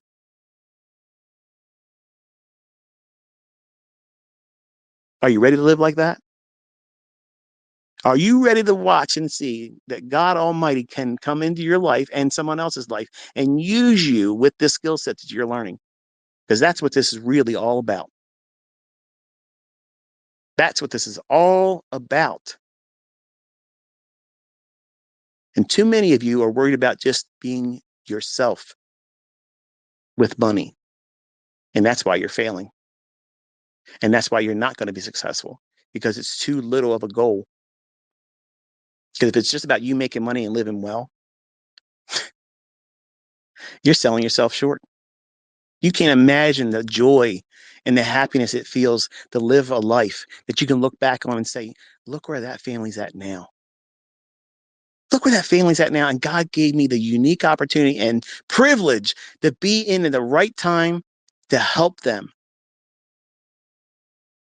And you get to see what your small participation in that family, that person's need, and how they turn things around. You have no idea, man. You have no idea. Many of you people are living life all wrong. You're so self centered. You're so fixated on what it is that you get to get out of this world and not what you can put into anybody else's. That's why we're here. We're not here for us to be pillars of self worship and attention. We're here to help each other up, lift each other up, and talk each other up. That's what it's all about. So hopefully you found this inspiring. Hope it was something to get your gears turning. But I don't want things misrepresented or misconstrued why I do what I do. What was my motivation? What is my motivation? Because you heard it today. And those of you that have listened to me with your heart, not just with your ears, you've done a lot of these things I've said. And I can't tell you how much of an impact it's had on my personal life. My family's encouraged by it. We weep with joy when I see the people that have done well with this information and they live outside of themselves and they make it their life's passion to find constantly, always, how they can take what they have. Because you have a limitless supply, folks. That's what you don't realize. You have a limitless supply of new money all the time. Anytime you want, you walk out there and you get more of it. But what are you using it with? What is the purpose of you getting more of it? Because if it's just for you, that's why it's harder for you. When I asked God to open my understanding, I said, listen, yes, I want to be successful, but I feel like I need to ask it this way. If you give me understanding, I will spend the rest of my life helping other people learn it too. And as long as you give me my mental faculties and my ability to do so, I will do that. And I made it about other people, not just me. And then, yes, I started hearing, look here, look here, look here. I would have a question that would pop in my head that I didn't know where it came from. Why would the market stop here? Why would it do this? Why would it do that? And then I would hear audibly, look here. Now that sounds crazy, doesn't it? It sounds absolutely crazy. But look at what I'm able to show in price action. There's no books teaching that. There's no books telling you that stuff. And it repeats over and over and over again. So I listened, I took notes, and I took direction. And there it is. Sometimes I didn't hear things audibly. Sometimes I just felt an unction. Like I felt like it was pressuring me to look at this and don't look so much at that. I'm wasting time. Stop doing that. Go over here and spend time looking at this. And because I was by myself, I poured myself into this, and I was doing it for something above and beyond just me. I'm of the belief that he listened. What else should I be able to attribute it to? Because I worked real hard studying, and that didn't do it for me. I spent a lot of money, a lot of time, and none of that stuff worked for me. But when I said I'm at my wit's end, like I'm done trying it like this. I don't have any answer for it. If you help me, I will spend the rest of my life helping other people. And in a lot of ways, it's like a ministry. And I'm not a poster child for Christianity. I'm not a poster child for wholesomeness. I make mistakes. Sometimes I say words I'm not proud of. I am not perfect. I sin every single day. And I ask for forgiveness every single day. Every time I do a live stream, I ask and repent. Every time I do a Twitter space, I ask him and I repent. And I always say, if I said something that led anybody astray, forgive me, that's not my intention. If I say something that offended anyone, please forgive me, that was not my intention. But I have a very unique perspective that many of you don't realize. And I don't deserve it. I didn't deserve it. I don't deserve to have this information. I don't deserve to have this skill set. I don't have the position that I can say I earned the right to have this, because I don't. But I believe that it was given to me because he knew my heart. And there isn't a person in this industry that's working harder than I am than helping you and anyone else that's willing to learn it. And the proof is I could still be making millions of dollars selling it. Right now, I could do it again. And I have no interest in ever doing that again. I love the fact that I can touch other people's lives and they know there's no sales pitch. There's no gotcha sales, no pressure sales. Hurry up and before this deal ends. That's not here. None of that's here. And yet you still see me coming out here live and telling you what's going to happen in the marketplace using the concepts that I'm teaching, lending you my experience. And every single day, and when I wake up, I pray for myself and my family, and I pray for all of you. I pray that God uses what I teach, what I've taught, and what I say today to encourage you, to inspire you, and bless you. I do this every single day. Even for the people that say they hate me and troll me, I say it the same way for them. Some of you take the things that I do online as antics and to get things moving and talking. You take them personally. None of the things I ever say should be ever taken as personal. I have a character online, just like a Christian that plays a part in a movie. That's not who they are. They're just playing a part. ICT is a part. That's a role. That's all it is. You're hearing who I am. This is who I really am. And if you met me, you would not be impressed. You would not look like, oh, I want to live like you. That's not what this is. But because I know the dynamic with most young men, they want that gladiator to look up to. They want that wartime hero. They want that Deadpool figure to latch onto. And it garners your attention initially. And hopefully I can hold your attention long enough so that we can hear the things I've talked about today. Because this is the stuff that makes you money. This is the stuff that gives you the successful life. And this is the person that you really want to be, that people look up to, that live their life like this. not that money grubbing, self-servicing person on social media that you think is where you should be. I get asked a lot, what's my opinion of Andrew Tate? I think he's a piece of shit, and he takes other people's resources and monetizes them and takes advantage of people's stupidity. I don't look up to somebody like that. I would never look up to somebody like that. So I understand his selling points. People look at that as that's an alpha. That's a person that's a strong person. I'm not impressed with any of that stuff. I'm disgusted by it. And I'm disgusted with his perspective on women. I'm disgusted with how he talks about other men. And he tries to be something he's not. And that's my opinion. And anybody that has an aspiration to have an online persona like that is ugly to me. And I'm nobody. I mean, my opinion doesn't matter in this, but I use enough of those selling points. Not that because I was doing things before Andrew Tate was ever Andrew Tate, right? But I would do things that were controversial to get people talking, garner attention. I can carnival bark. That means get people come up to the to the game, hold your attention, then challenge you. So that way you make a decision. Look at the content, see if it works. And I challenge everybody, see if it doesn't work, like I said.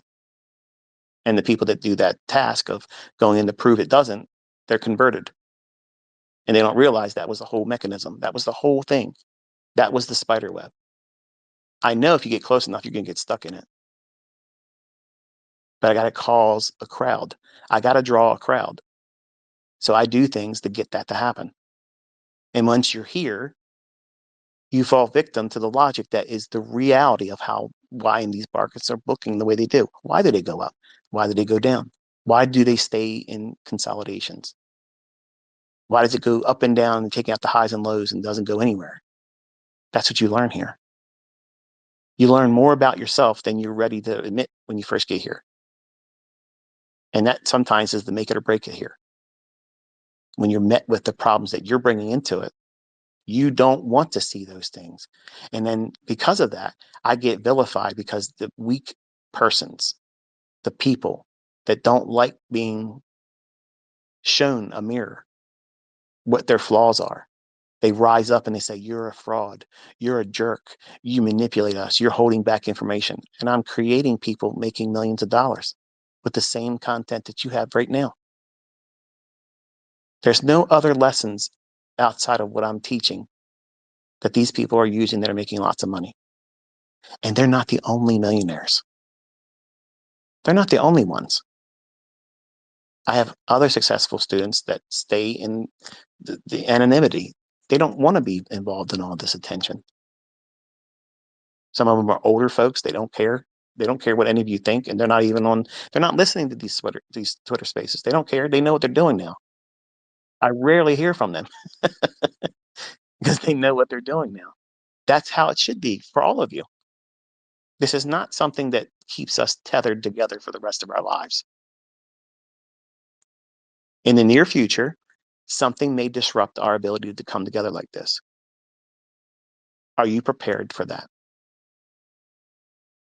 Are you prepared to have more difficulties in your personal life that's going to move and migrate into the markets too? These are all things that you should be aware of. And I am trying my best to empower you to be able to weather that stuff, should it endure longer than most people would expect it to. And this is all I can do. I mean, I can't fix everybody's problems. While I have a lot of money, I can't give you all money because nobody has that kind of money. So I'm thinking that if you can be compelled to stay close enough to me to let me influence you with these types of ideas, I am convinced that there's enough receipts with other people and my ability to show it to you real time that there's something of value here that you may be able to latch onto.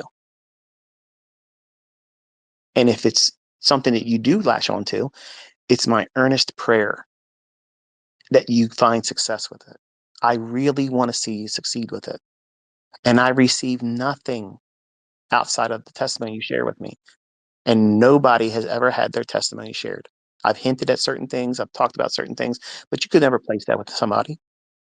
And they could never feel like I went behind them and broke their trust and privacy because I've shared a piece of something that has touched my heart and my family because of what they were able to do with what they learned. And it's outside of Lamborghinis, it's outside of buying fancy houses and trips and whatnot. That's what inspires me. That's the stuff that motivates me. That's what keeps me going. Because that's what I meant when I asked the Father if He gives me the understanding that I would do this to empower other people. He knew my heart meant not to get people rich and they can be celebrities because of their money. He understood that I want to be able to empower other people so they can help other people and not be in a spirit of lack. It's hard to give to other people when you don't have much to have in your own. If you're barely making it, you know in your heart if you had a little bit more, if you could afford to give more, you probably would, but you can't afford to. So you're scared to give it because you need it. Well, I understood when I asked God to give me this ability to help other people too. That means that you can't be in a position of lack. You have no excuse why you can't help other people. So if I can inspire you as the person that you learn from to live your life like that, you benefit and they benefit, and He gets all the glory, not me, not ICT. Those three letters are not the ones that matter. It's God, and I'm not God. I'm not a demigod. I'm not anything except for a common man that's unworthy and undeserving of this. And I try to be as entertaining as possible. I try to be as entertaining as possible to hold on to the attention because it's hard to compete against TikTok mentality. It's very difficult to do that. But this year, we've had a lot of involvement with the 2024 mentorship. And while you all think that you're learning something new, you're just watching me do it live. That's the only difference. And the people that have been with me in private mentorship, they just spend enough time doing it. And now they see the urgency of being able to make money because things are getting complicated, expensive, and dangerous. We're entering perilous times. These times are they're written of in the Bible. Whether you want to be a Christian or whether you want to be an atheist or a Muslim or whatever you are, everything that I told you back in 2016 before Trump was elected, I said these things on Twitter. At the time, I didn't understand what I was saying, but I felt like I had to say them. When I warned in July of 2019 and in October 2019, something really bad's coming. You need to get your house repaired, stock up on everything. Everybody said I was Chicken Little. Everybody was making fun of me. And I honestly, at the time, I was like, wow, yeah, I did sound crazy. I did sound crazy at the time. Like I was like, I'm talking about stuff that people are going to be like, they're going to mock me forever for that. And as soon as I felt it, I felt this wave of discomfort saying, don't worry about that. You just say it. Okay, I'm going to say it. And anytime I felt compelled, because I didn't care about politics, I never voted in my life ever, and I'm not voting now. You should vote. All of you that are, you know, eligible to vote, you all should vote. I'm not going to vote. That way you understand that I'm not telling you to vote for Trump. I'm not telling you to vote for Harris. I'm not telling you to vote for anybody, but you should vote. I'm not doing that though. My wife doesn't vote. I don't vote, and my children don't vote. Well, my daughter does. She's a Democrat, and I don't understand it, but I said a lot of things that I didn't understand then, but they all came true. All of them came true, and that's not me being smart. That's not me being a prophet. That's not me being special. I'm I'm amazed by just like the same people that heard me and they took the advice because I had influence over people then. They stocked their house up and they got prepared. And some of those individuals lost their job because of the mandates they were placing on them. And because they didn't have their job, they had no money coming in, but they had their house stocked up on food and things that they needed. And I still get testimonies from them saying, I'm so glad that I listened to you. You didn't listen to me. That wasn't my instructions. I was following the same instructions too. I was like, if I feel compelled to say it, that means somebody else bigger than me that's telling me to do it. And he's never led me wrong. And I'm telling you, what we're about to experience is nuts. And if you don't get your house ready, that means stock up how you can. That means prepare yourself to find external sources of income. And I'm trying to use what I have as information here as like a ministry to try to encourage you. Because even if you just make one of your bills from your trading, that's a help, isn't it? Like that's a wonderful blessing for me to be used as an instrument to help you do that. And the only time and the only reason why I ask people to give credit to why and how you learn this information is because who I'm talking about right now. It's not about me. It's never been about me. And if you allow him in your life, if you allow him to have influence over your decisions, just sit back and watch how he guides you because he's talking right now. He's speaking to people and trying to get their hearts and minds ready because we're about to see some crazy global stuff. And I do another YouTube channel and it's not monetized. And I can prove it to you by signing into it and show you that Google runs ads on it and they're going to run ads on any video. And that's the way it is. But I do not monetize it. And I talk about things that I feel compelled over the last few years to encourage you all to be mindful of. And I would like more time to be able to do that. And when I stop my live streams at the end of this month, I'm going to divert my attention back to that other channel. And it talks about things that are more spiritually oriented. I'm not trying to convert you. I'm not trying to convince you to be spiritual. I'm not trying to make you a Christian because I can't do that. But I have received a lot of feedback from people finding inspiration and peace of mind and a new walk in life with the things I talked about. And I would like to do more of that. I said this year that I was going to put down ICT, and Inner Circle Trader is being put down. I don't want to be Inner Circle Trader anymore. I don't want to be that defining persona of who I am. I don't want that. When the Father comes and he finds me working, I don't want to be found working as ICT. That's my point. I want to be found working for his kingdom. I want to be found working doing the work of the gospel of Jesus Christ because that's my Lord and Savior. That's God Almighty that was manifested in the flesh. That's who's given me the ability to do what I do. That's who gave me the understanding. That's who gives me the instructions on what I'm supposed to say because I don't have a script. And I mess it up when I cuss. I do things because my flesh rises up. But those things I'm not proud of. But apart from all that stuff, there's nothing that I'm ashamed of because I have to be a showman of some degree to get you to listen. You're not going to listen if I tell you, Jesus told me to tell you this. You're not going to listen to that. But if I sit in front of a chart and I tell you every 15-second interval what the market's going to do, and you can be monetizing your decisions based on that stuff, you're going to listen to long-winded things like this, and you're going to hear me lace the conversation with God because He gets all the glory. He gets the glory. He gets the admonishments and all of the praise and the faith lifting up. All that stuff goes to Him, not me. I'm not deserving of that. I don't know why He allowed me, because I shouldn't have been given this. Even though I asked for it, I should not have been given this because I'm no better than any of you. I sin. I say terrible things sometimes when I'm angry. Sometimes, I wish I could do certain things to certain people because they've done something to my family. That's normal. That's flesh. I wrestle with the same stuff you guys do.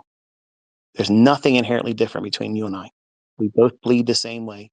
We came into the world the same way, and unless He chooses differently, we'll go out the same way. But my motivation has always been to try to help you become a better person so that we can help other people. And that's the ministry of what I've been doing here. I don't like the fact that I had to lace it with things to get your attention and treat it like an action movie sometimes. I wish I had a better way of doing it, but it worked. And like Paul said, Do whatever you can to compel them. And that's the logic I used. And while most of you probably listen to this and think, well, okay, I'm not trying to be a Christian and I'm not trying to be a preacher or be preached to. I'm not doing that. I'm just trying to explain to you what you've been a part of and didn't realize. You don't have to believe this stuff, but you're all going to believe it soon.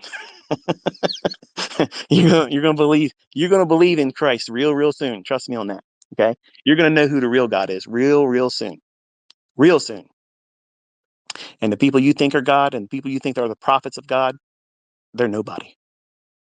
There's only one God and only one King of Kings, and that's Jesus Christ. He came in the flesh. He himself, not his son. His son is the flesh.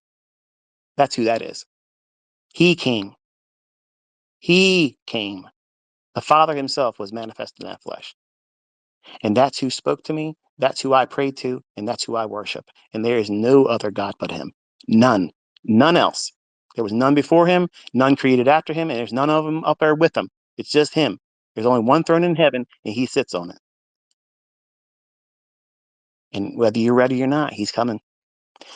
Whether you are ready or not, he is absolutely coming. And you need to get your house in order. That's all. Just get yourself prepared, get right with God, and there it is. You don't have to go to church. It's good if you do. I don't go to church. I have church every day in my house. Every single day I pray and worship. I dance before God, and I'm not a dancer, but I pour everything into worship. And when you get a relationship with him and he physically manifests himself in a way where you can't deny it,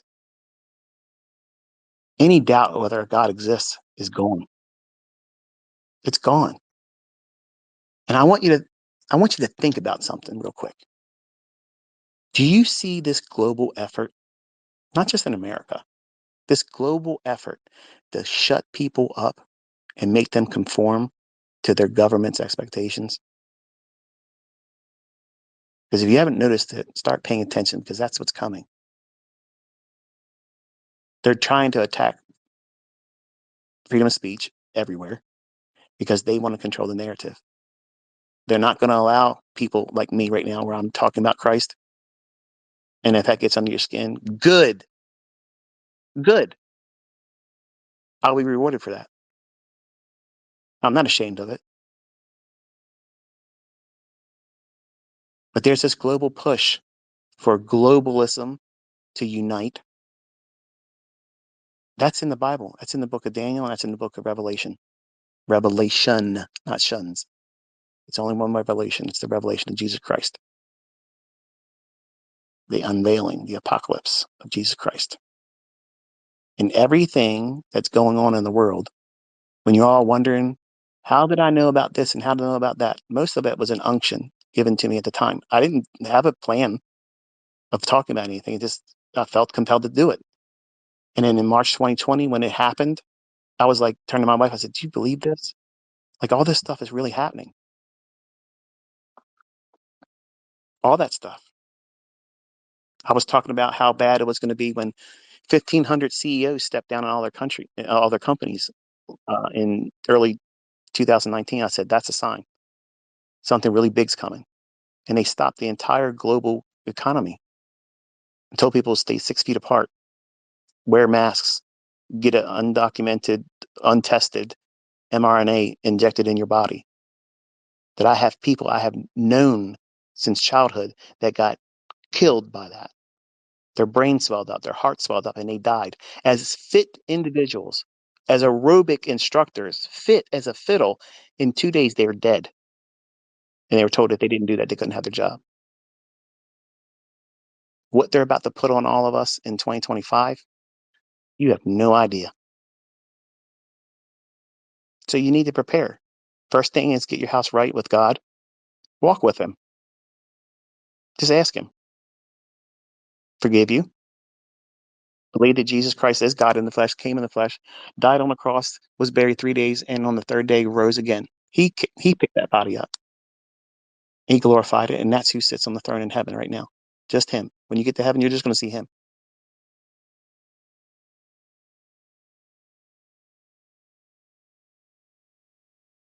and ask him to meet your needs. If you have fears or anxieties, you give them to him. He can smooth all that stuff out. All that stuff can get smoothed out real easy, real fast. He created your body. He's the maker of it. And he's also the author and finisher of your faith. So if you ask him for faith, he's going to give it to you. And he wants you to have it. Even if you believe in another religion right now, taste and see. Give him a test. He loves to show off. Look what he did in Egypt.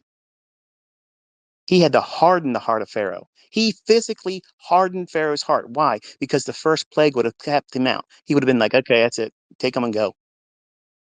But he physically made him resistant to him.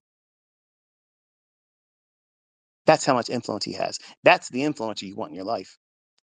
Not ICT, not these yahoos on Instagram and X and YouTube.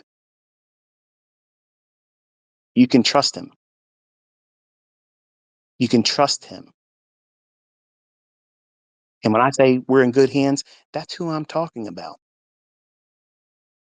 I'm impressed and amazed every single time he tells me, say this, say that, and I say it and it happens. I'm enamored by that. Believe me, I'm in shock many times where I'm like, I'm not expecting that. And I feel like, say this, I say it, and then it happens. Nobody gets that lucky. Nobody gets that lucky. And think before you start getting critical, what do I have to gain from this? It's not monetized.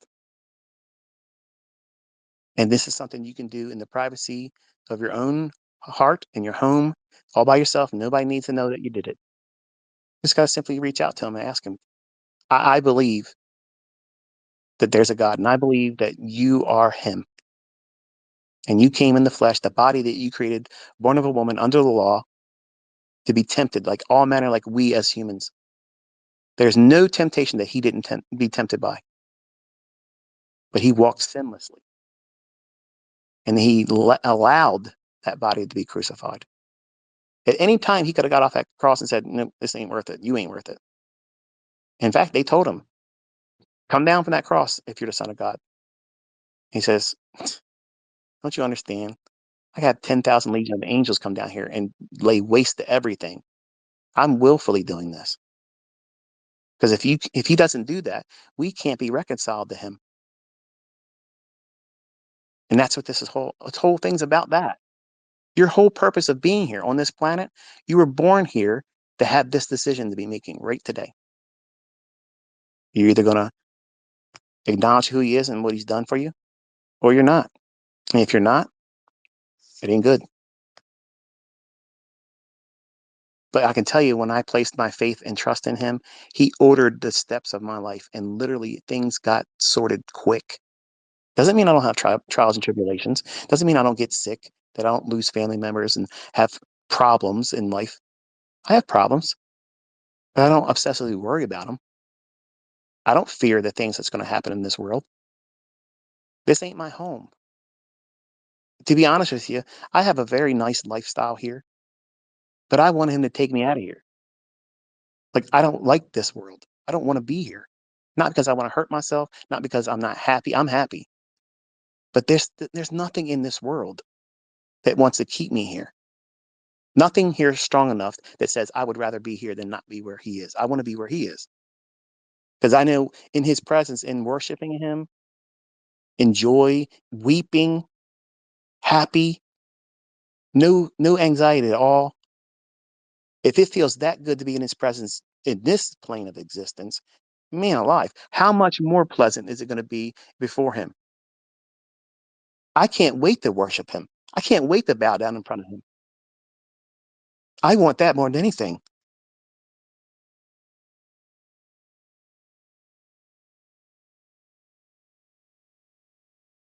Money doesn't make me happy. Finding successful trades and getting people to look up to me doesn't make me happy. Leading people to a position like right now That's what makes me happy. And I know there's a lot of you who don't want to hear this. Some of you probably already signed off. That's okay.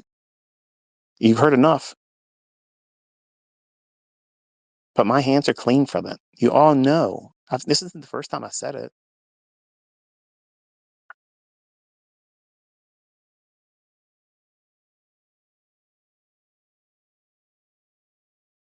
Feels awkward, doesn't it? Not for me. But some of you are like, can you please start talking about charts now? I feel weird. But that's who's behind me. That's who influences me. That's who gives me the topics. That's who gives me the direction of where you're going to go in your next lesson. That's where it comes from. That's how it comes. That's who's leading me. And he gets all the credit, not me. I don't deserve the credit. It's all his. And the way we do business in this world is going to change real soon. The way money is used is going to change real soon. And your Bitcoin ain't it.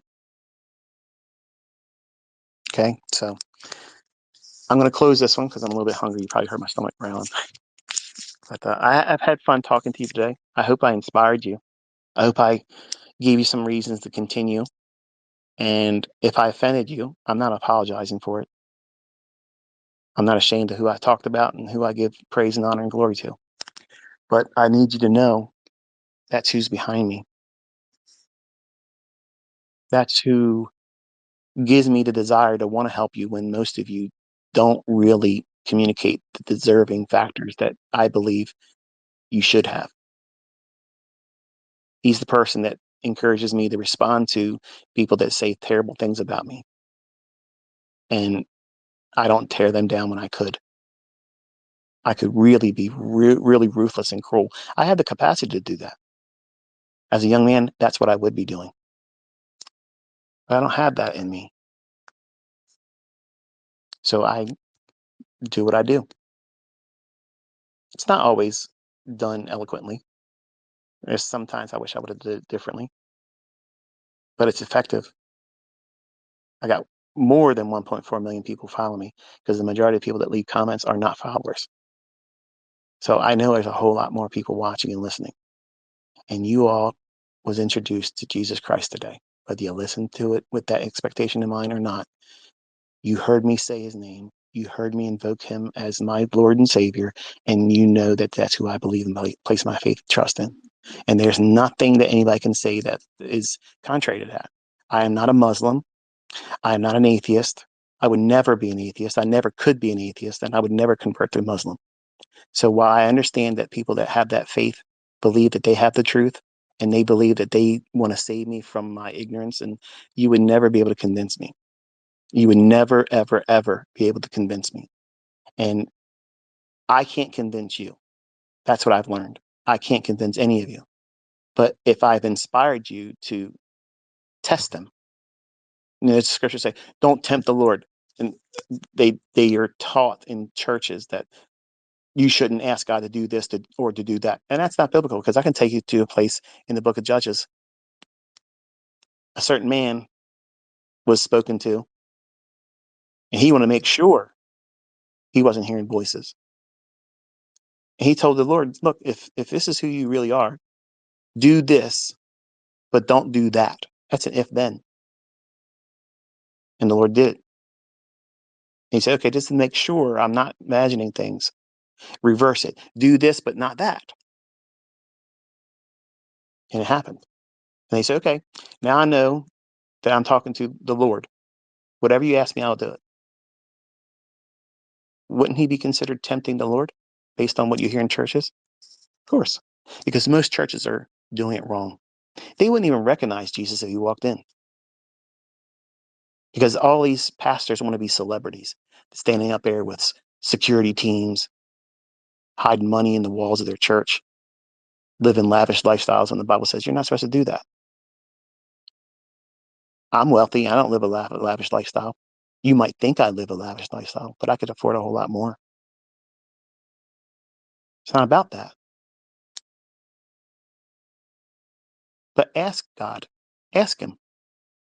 Ask him to open up your understanding with the intent that you're going to use this vehicle to not just bless yourself. That's not what this is about. I'm going to tell you right now, I can certainly tell you that that doesn't seem to be the prayer he likes to answer. But if you have it in your heart that it's going to be a ministry for you, that you will take what you get from this and help other people, and you mean it, don't just say it with your mouth, because he's not going to be fooled by a lie. But if you mean it in your heart, that every fiber of your being is for you to take this ability and treat it like a superpower, and you go out and you bless other people with it, just sit back and watch what he does then. Suddenly things are going to start happening for you. But don't think you can lie to him, because he can see a liar. He's not gonna give you something that you're not deserving of. And he's not going to give you something that he's not going to get the glory for, because he shares his glory with no one. He shares his glory with no one.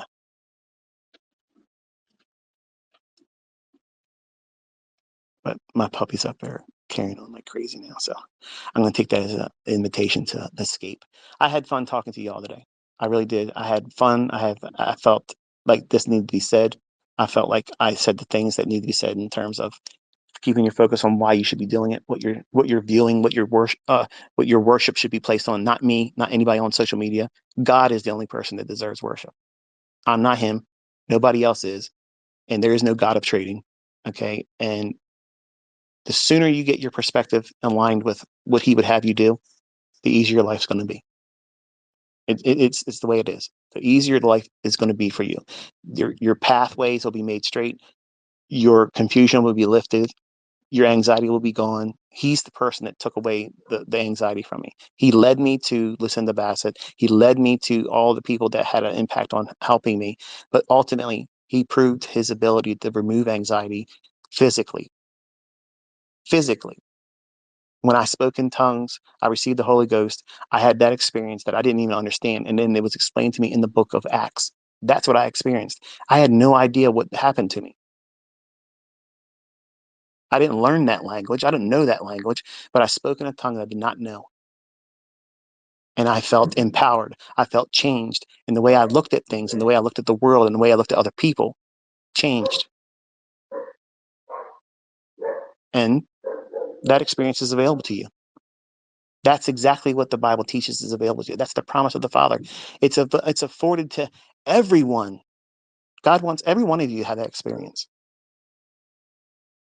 That's what Peter meant when he said in Acts 2:38. Read it.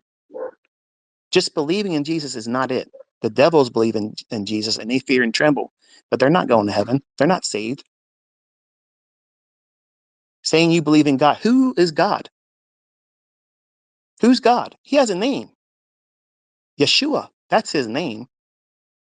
And if you're being baptized because you have to be born of water and spirit, you have to invoke his name because there's no authority in the titles. He is the Father, according to creation. He's the Father of lights. He created everything. Without him, there's nothing created. And he holds it all together. He himself, Jesus does. He came in the form of flesh. That flesh is what makes him the Son of God. That Son didn't exist before his manifestation in the flesh. That's why it says, born of a woman under the law,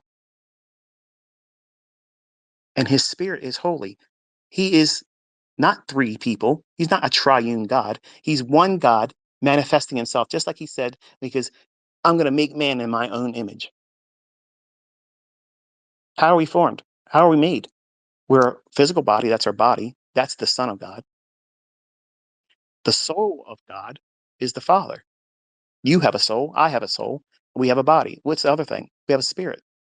That's what he has. He's the Father in creation, Son in redemption, and the Holy Spirit in regeneration. He's one God, one person, one being, the person of Jesus Christ. It doesn't talk about the person of the Father, the person of the Son, or the person of the Holy Spirit. When Philip said, show us the Father, you keep talking about the Father. Show us the Father, and then we're going to be satisfied because you're confusing us. Who is the Father? And then Jesus says to him, have I been with you this long? Have I been with you all this time and you don't know who I am? How are you going to ask me to show you the Father when it's the Father that's speaking to you? If you see me, you see the Father. There's only one God, Muslims. There's only one God. It's not anybody else but Jesus Christ. And I have been blessed to have people leave Islam and understand who God is, and it's Jesus Christ. There have been people that literally have had manifestations by Christ. And they have been awakened by this. And peace and tranquility and happiness and joy and love for their brothers and neighbors has come by way of that revelation. Test and see. Test him. Test and see who really is God. He's waiting for it. That's what the book of Exodus is teaching. The way out of this world is test him. He's willing to perform. Ask him. Give him a stage. He's going to show up. Give him a stage to prove that he's God in your life, and he's going to do it. You have no excuse. None of you have no excuse. Atheists have no excuse. None. None of you have an excuse not to test him.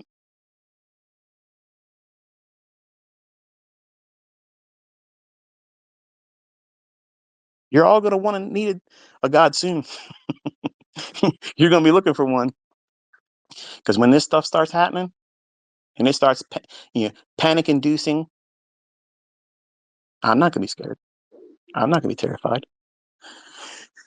My family members know exactly what's coming. It's in those pages that you're probably never picking up and reading, or you're going to a church and they're never really teaching it to you.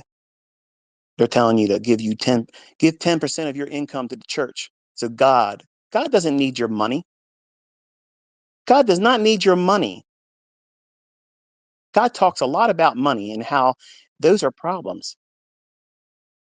The love of money is a root of all evil, but money itself is not evil.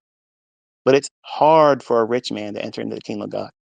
That's why he said it's easier for a camel to pass the eye of a needle than a rich man to enter into the kingdom of God. Because in this plane of existence, you all think in currency, money, because that's your power. That's your comfort. Money is not power, and money is not comfort to me. Comfort is knowing that I could lose everything. I could lose everything monetarily, and I'm still rich. I know God, and more importantly, he knows me. My name is written in his book, and he's not blotted it out and won't blot it out. He orders the steps of my life. He orders the things that I have to worry with, and he fulfills and supplies all my needs. The market doesn't do that. Mentorship money doesn't do that. Your belief in me as a person, as a trader, as a mentor, that doesn't give it to me either. He gives it to me. I take great comfort in knowing that I know the Creator. I know him. He knows me, and I've heard him speak to me. And I'm not deserving of that. How are you going to know what your son's birth weight is to the ounce? And you heard the same voice that's ever spoke to you about things. The same voice that said, pull that door in front of you before that trigger goes off and you don't have a face anymore. When your friend, who no longer is alive now, chased me around in his living room with his dad's gun in point blank range, 8 inches away from my face. And I said, please don't do that. And I ran over to the door, and my back hit the door, and I heard this voice in me say, pull the door in front of you. And I did. And as soon as it hit my shoe, paint chips hit me in the face. I was point blank away from having my face blown off. If I wouldn't have listened to that voice, you wouldn't be listening to me. I wouldn't be here. All on the same side of my door, or his door, all was the buckshot. All I had to do was touch it and it fell to the floor. Only paint chips hit me in the face. What do you do with that? Is that just a coincidence? That's the same voice that told me when my son Cameron was born and my wife was in pain. She's like, I can't wait to have this baby. And the nurse was saying, how heavy do you think this baby's going to be? What do you think he's going to weigh? She goes, I don't care. I just want him out. I'm so uncomfortable. And that same voice that said, pull the door in front of you, said 6 pounds, 14 ounces. I said, he's going to weigh 6 pounds, 14 ounces. And it's on video. I recorded it. I was hiding that camera in the clothes I packed up for me and my wife. And then the camera was running because they didn't let you film back then because they were afraid if you dropped the baby, you could sue them. It was a slam dunk case. But I was filming the whole thing. And you can hear me say 6 pounds, 14 ounces. And as soon as the uh, baby came out of her, they wiped him down. They carried him over to the little weighing station. I had the camera trained up on it. I already knew it was going to say 6 pounds, 14 ounces. And it went right to 6 pounds, 14 ounces. Didn't flutter, didn't do anything. I said, praise God, there it is. Same voice. Same voice that told me when my wife had a miscarriage. I was coming home from New York. Same voice. Same voice. The next Sunday. She had a miscarriage. We haven't been intimate. We're just depressed. I go to church. I was going to church at the time. And I couldn't listen to this man. I'm sure he had a good message. I really do think he was up there passionately teaching, but I couldn't hear what he was saying. I couldn't believe at that time that God would allow my child to be taken like that. And I asked him, I said, how am I going to win my wife for you after you did this? How could you let this happen to me? I trusted you and you let this happen.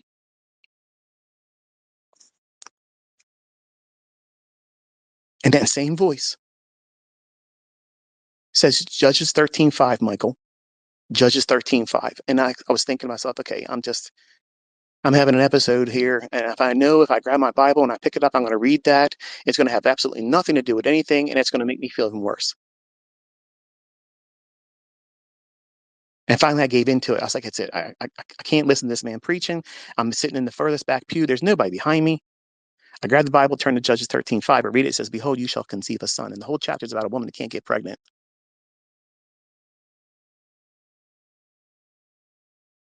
The following week, I'm downstairs. My wife's doing laundry. And she calls me. And I'm eating. And I didn't want to have people interrupt me when I'm eating all the time, because if someone tells you something's going to upset me, it just takes my appetite away. So usually when I'm eating, people just let me eat in peace, and there it is. And I said, I'm eating. And she goes, can you come here? And I was like, ugh. Like right now, I have a hunger pain that's in a cramp. And you probably hear my stomach cramping up, but I don't know why I don't want to get off here. I have to keep talking.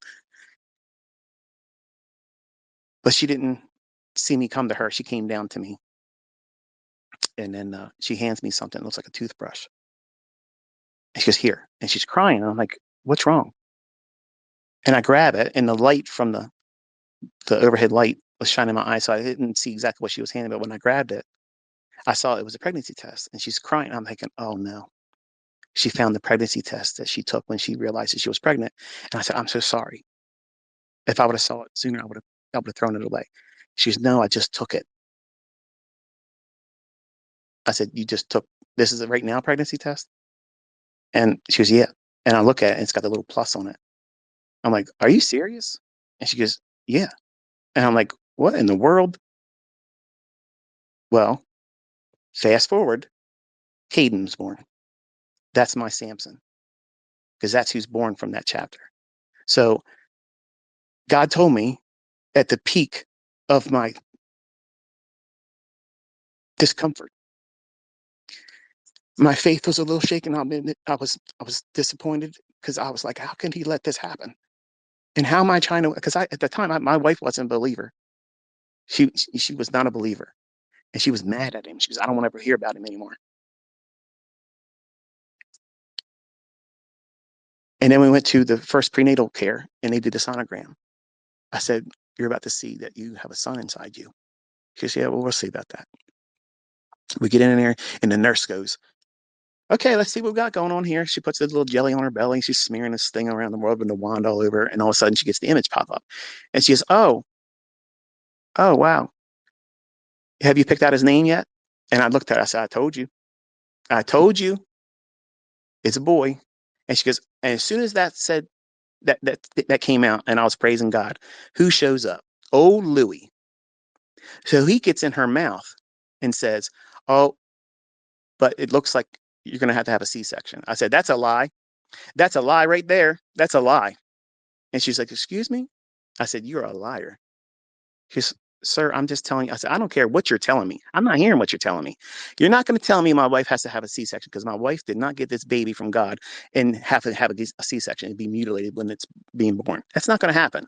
She goes, well, I'm just trying to tell you, the cervix is covered with the placenta right now, and that can't allow the baby. I said, that's going to move out of the way, because it doesn't work like that. I said, you watch what happens, because my wife is not having no C-section. He's coming out naturally, and I'm not hearing that, Satan. My son was born naturally, no C-section.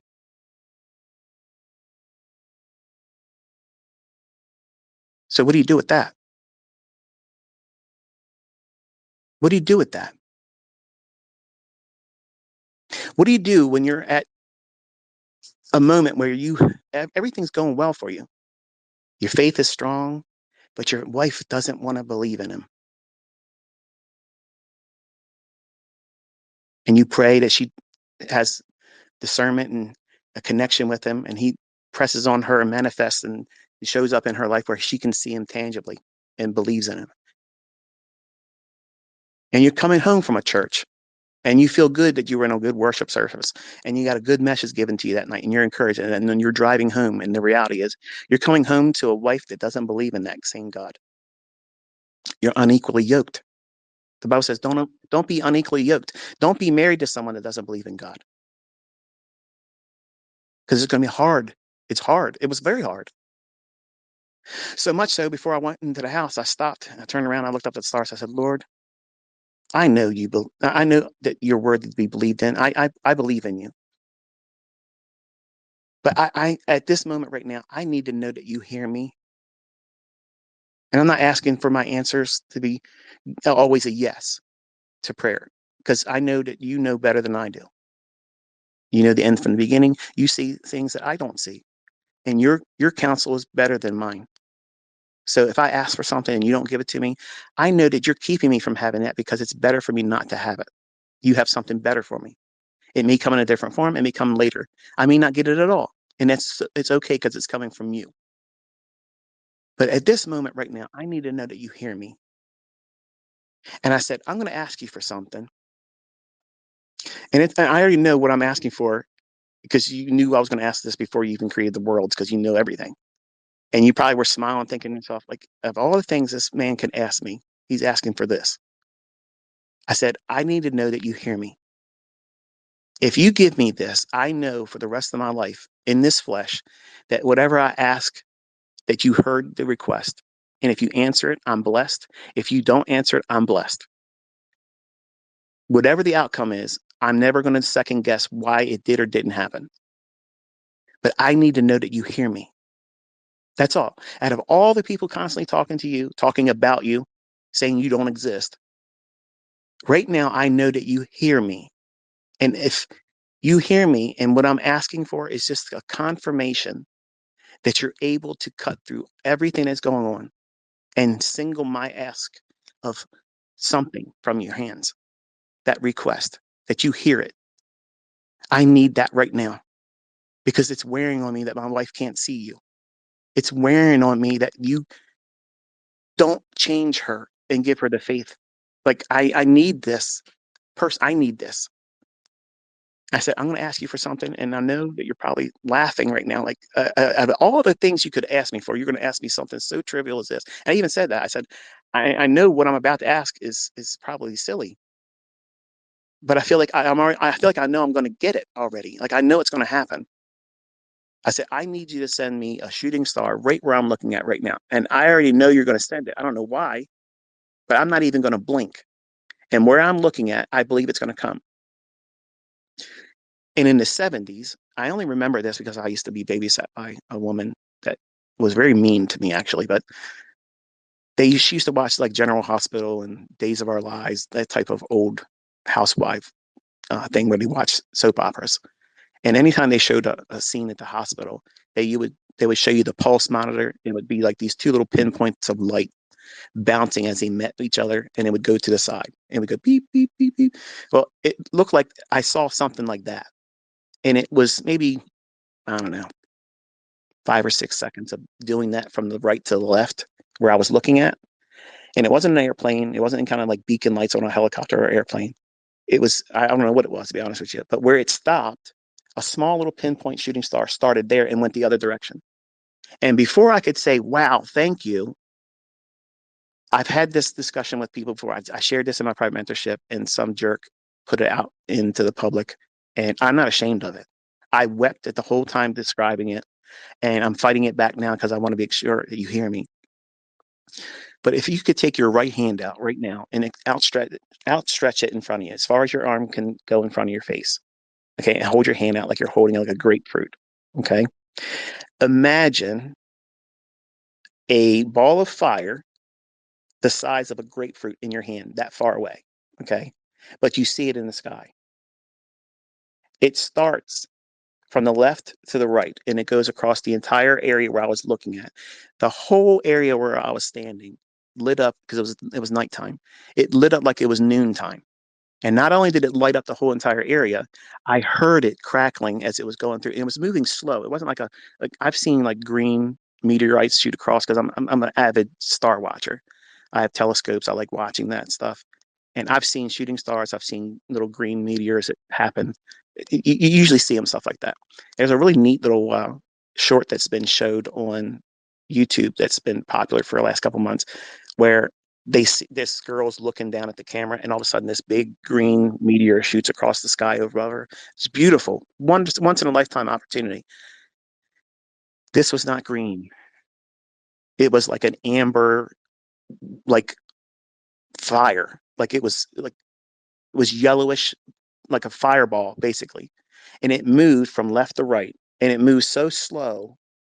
There was no way I could have missed it. It was exactly where I looked, and I heard it as it was entering the atmosphere. Like it was like loud, like crackling, and it lit up the whole area.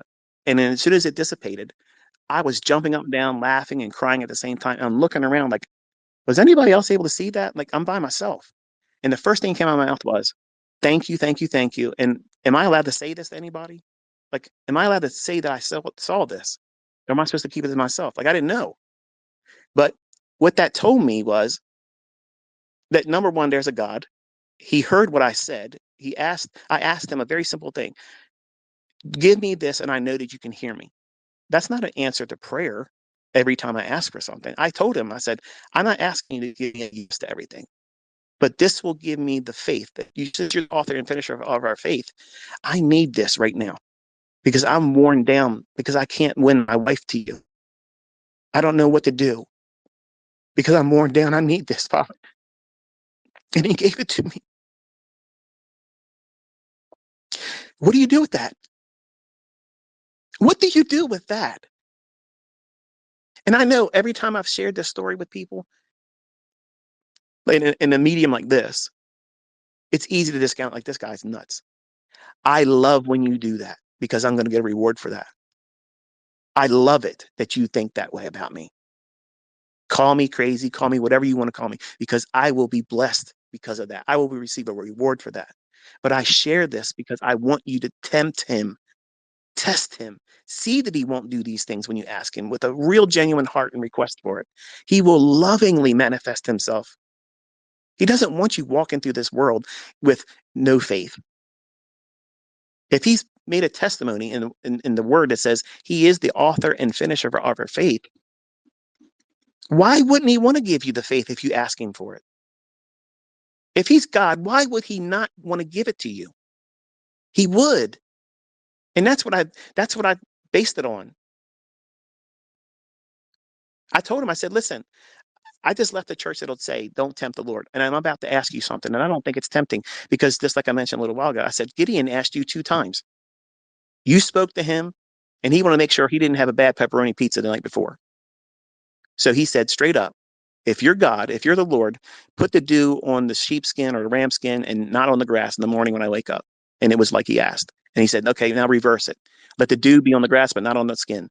And it was like that the next day. And he said, okay, now because you did this, I'm canceled out any possibility that I'm imagining this. I'm not having a schizophrenic episode. Something's really going on here, and I trust you now. So what is it you want me to do? Now, if tempting the Lord was not asking him to prove himself, what do you think he was doing in Egypt? Proving himself. He made a handicap for himself by hardening Pharaoh's heart. Because it only would have took the first plague and they would have tapped out and said, take these people out of here. He hardened his heart. He made him resist God because he wanted to prove that their gods are no gods. Ra, the sun god. Oh, yeah? Where is he at when I turn the sun off? And you feel physically the darkness. And only the Hebrews had light. What was that light? That was Christ. Dagon, the river god, the fish god. Oh, yeah? Is it? Watch this. The river turned to blood. Everything's dead in it. Where's Dagon at? He's on a vacation. He made a mockery of every other god. When Elijah was on Mount Carmel and Baal was up there and they were having orgies and they were cutting themselves and they were worshiping Baal, and he's over there trolling them, laughing at them. Well, yeah, cry louder. Maybe he's taking a nap.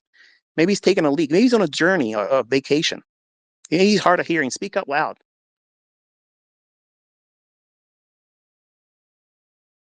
And then finally he had enough of that stuff. He said, okay, listen. Come on over here. Watch this. Let's build an altar here. Put 12 stones, one for each one of the tribes of Israel. He said, take 3 buckets, cover it all with water, put the offering on it, cover it all with water. It's okay when I watch. Lord, show him. You're the only true and living God. Take this sacrifice so we can see who's what, because Baal ain't showing up here today. Boom, the fire came down, licked up all the stones, licked up all the water, and the offering is gone. But gone. Everything. Earth is scorched. You turn to Baal worshippers. Now who you gonna believe?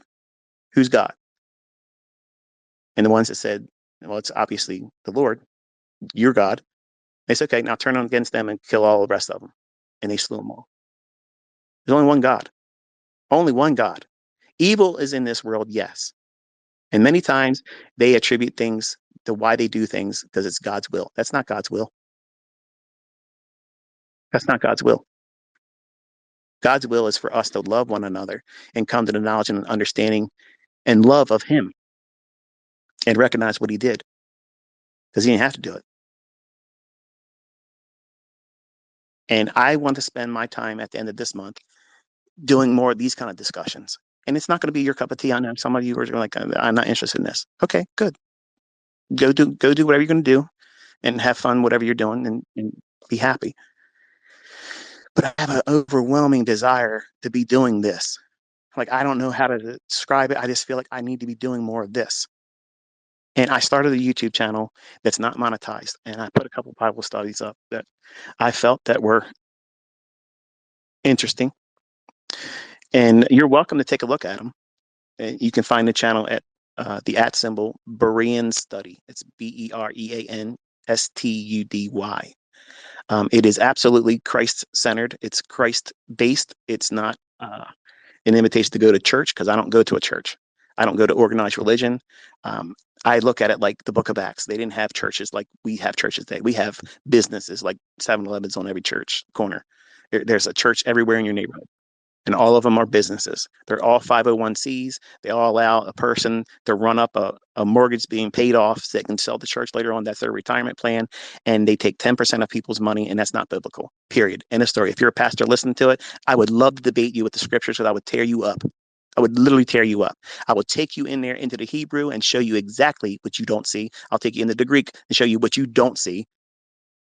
You are subscribed to some kind of church doctrine, some dogma that allows you all to fleece people. God doesn't need people's money. When Peter needed the temple tribute, Jesus said, go out there, drop a hook. Don't put bait on the hook. Drop the hook in the water and pull up immediately what you get on there. He pulls up a fish, and what's inside his mouth? A coin. God can find a way for you to get money. If He wants you to have it, He can do that for you. He doesn't need your money. God didn't walk in the flesh as Jesus said, oh, the temple. Okay, let me reach in my pocket real quick and grab that money for you. He don't need that. We use that here. There's more teaching about how money is a problem in the eyes and minds of believers than it is that you need to give Him it. What does He need money for? When He asks for a coin, He said, hey, look, give me a coin. He says, look, whose face is on this coin? Caesar. Okay. He throws it back to him and says, render unto Caesar's what is Caesar's, but render unto God what is God's. Praise and worship is what God is, that's owed to God. Money is not what Jesus seeks. God is not in need of money. That is a currency that we created here. That is not, God doesn't need money. He owns everything. He makes the world. He creates every new baby that's born. He takes the time physically and fashions each one of them together in their womb. Every single one of you are fearfully and wonderfully made. He doesn't need money.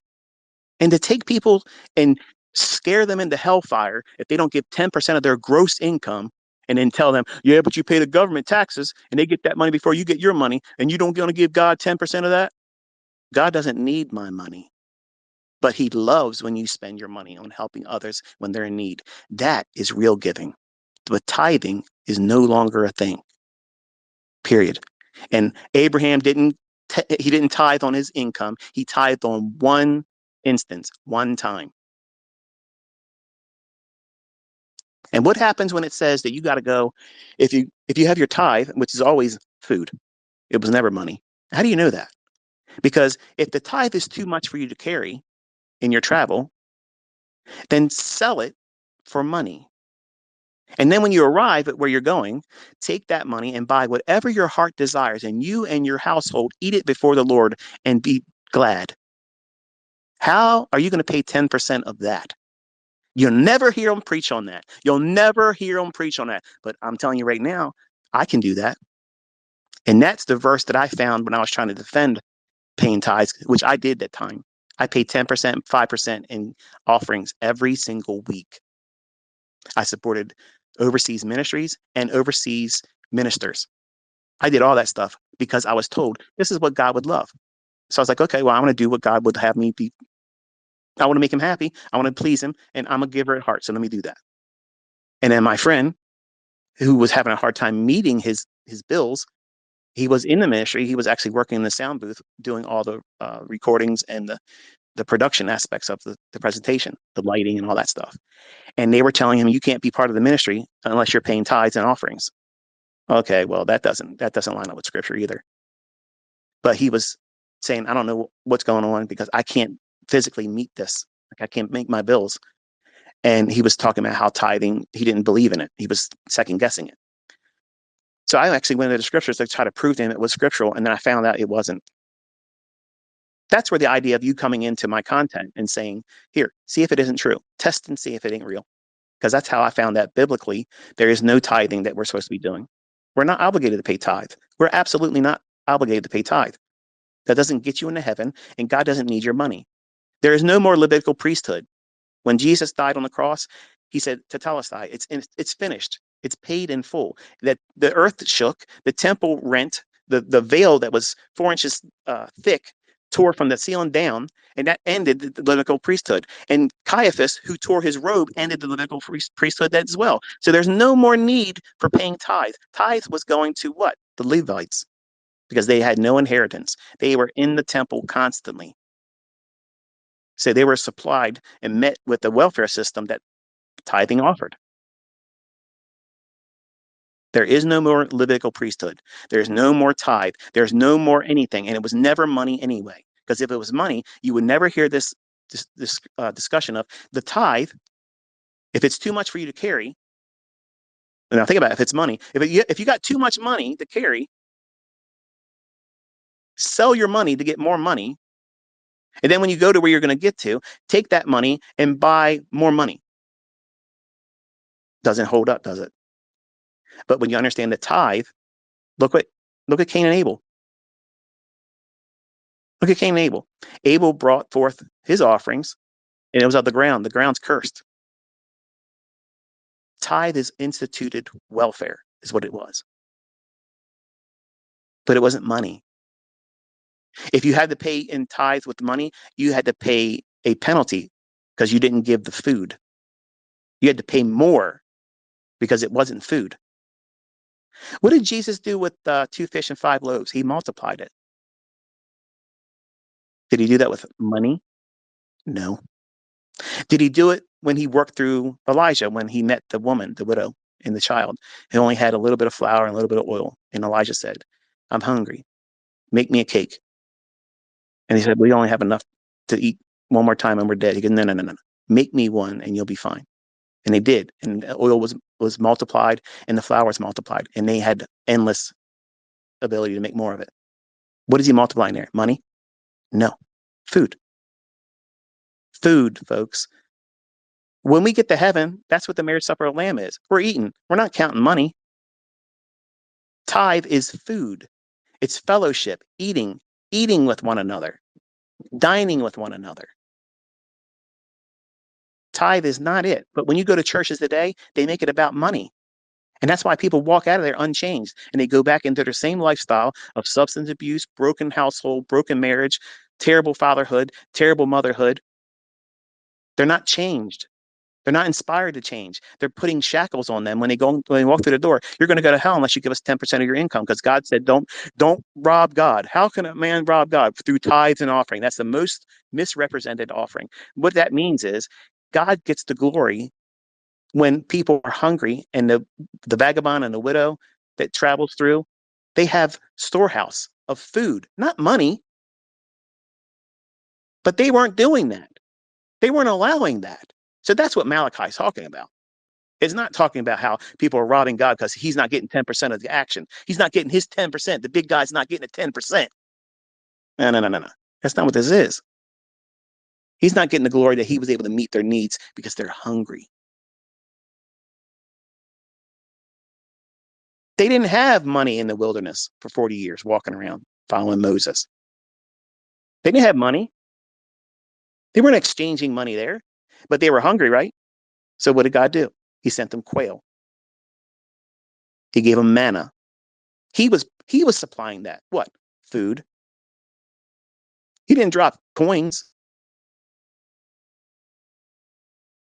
He didn't send the quail with coins in their mouth. Satan has distorted all that stuff. And he's turned these businesses that they call churches today into indoctrination centers where you're never coming to the knowledge of in the truth of Jesus Christ. You're never coming to the knowledge of that. You don't even realize that you're not being taught the gospel. You're not even taught to obey the gospel, which is Acts 2:38. You must be born again of water and spirit. That means you absolutely must be born in water baptism. You must, why? For the remission of sins. And you have to invoke the only name that's worthy of being invoked, not the titles of the Father, Son, and Holy Spirit. That is no effect. If I write a check and I say ICT is my signature, you can't cash that check. There's no authority in ICT. There's no authority in a title. But Acts chapter 4, verse 12 says, there's no greater name given among men whereby we must be saved. That name is Jesus Christ, Yeshua. So you have to be born of water and spirit. And to be baptized in Jesus' name is to be buried with him in baptism. And unless you invoke his name, you've done nothing but got wet. If you've not been baptized and you think just because Jesus come into my heart and save me, that's not in the Bible. You're not saved. These are all little tricks that Satan has laid out there. You are not saved because you say, come into my heart, Jesus. Your heart's got to be changed. It's wicked. It's wicked. Why are you going to invite him in something like that? He's got to change it. He's got to give you a new heart, and then he will indwell you. But you're all in your sin unless you do it biblically. And you're not going to know what that is unless you understand what was being taught by the apostles, because they received their direct information from Christ himself. He would not have left if he understood that they were not aware of what they were supposed to be teaching. And Matthew 28:19 says he goes therefore in all nations, baptizing them in the name of the Father, Son, and the Holy Spirit. And the churches today say, okay, when we baptize you, we say in the name of the Father, Son, and Holy Spirit. What's his name? What's the name of the Father? What's the name of the Son? Obviously, it's Jesus. What's the Holy Spirit's name? Well, Jesus says, I will send the Holy Spirit in my name. Oh, is that right? That means you're the Holy Spirit. You're the Holy Ghost. Right. Don't worry. I have scriptures that will tell you without a doubt that Jesus says he is the Holy Spirit. And the testimony in other scriptures says that Christ's Spirit is the Holy Ghost. It's one person, the person of Jesus Christ. And before he came in the flesh, he's just the Father, and his Spirit is holy.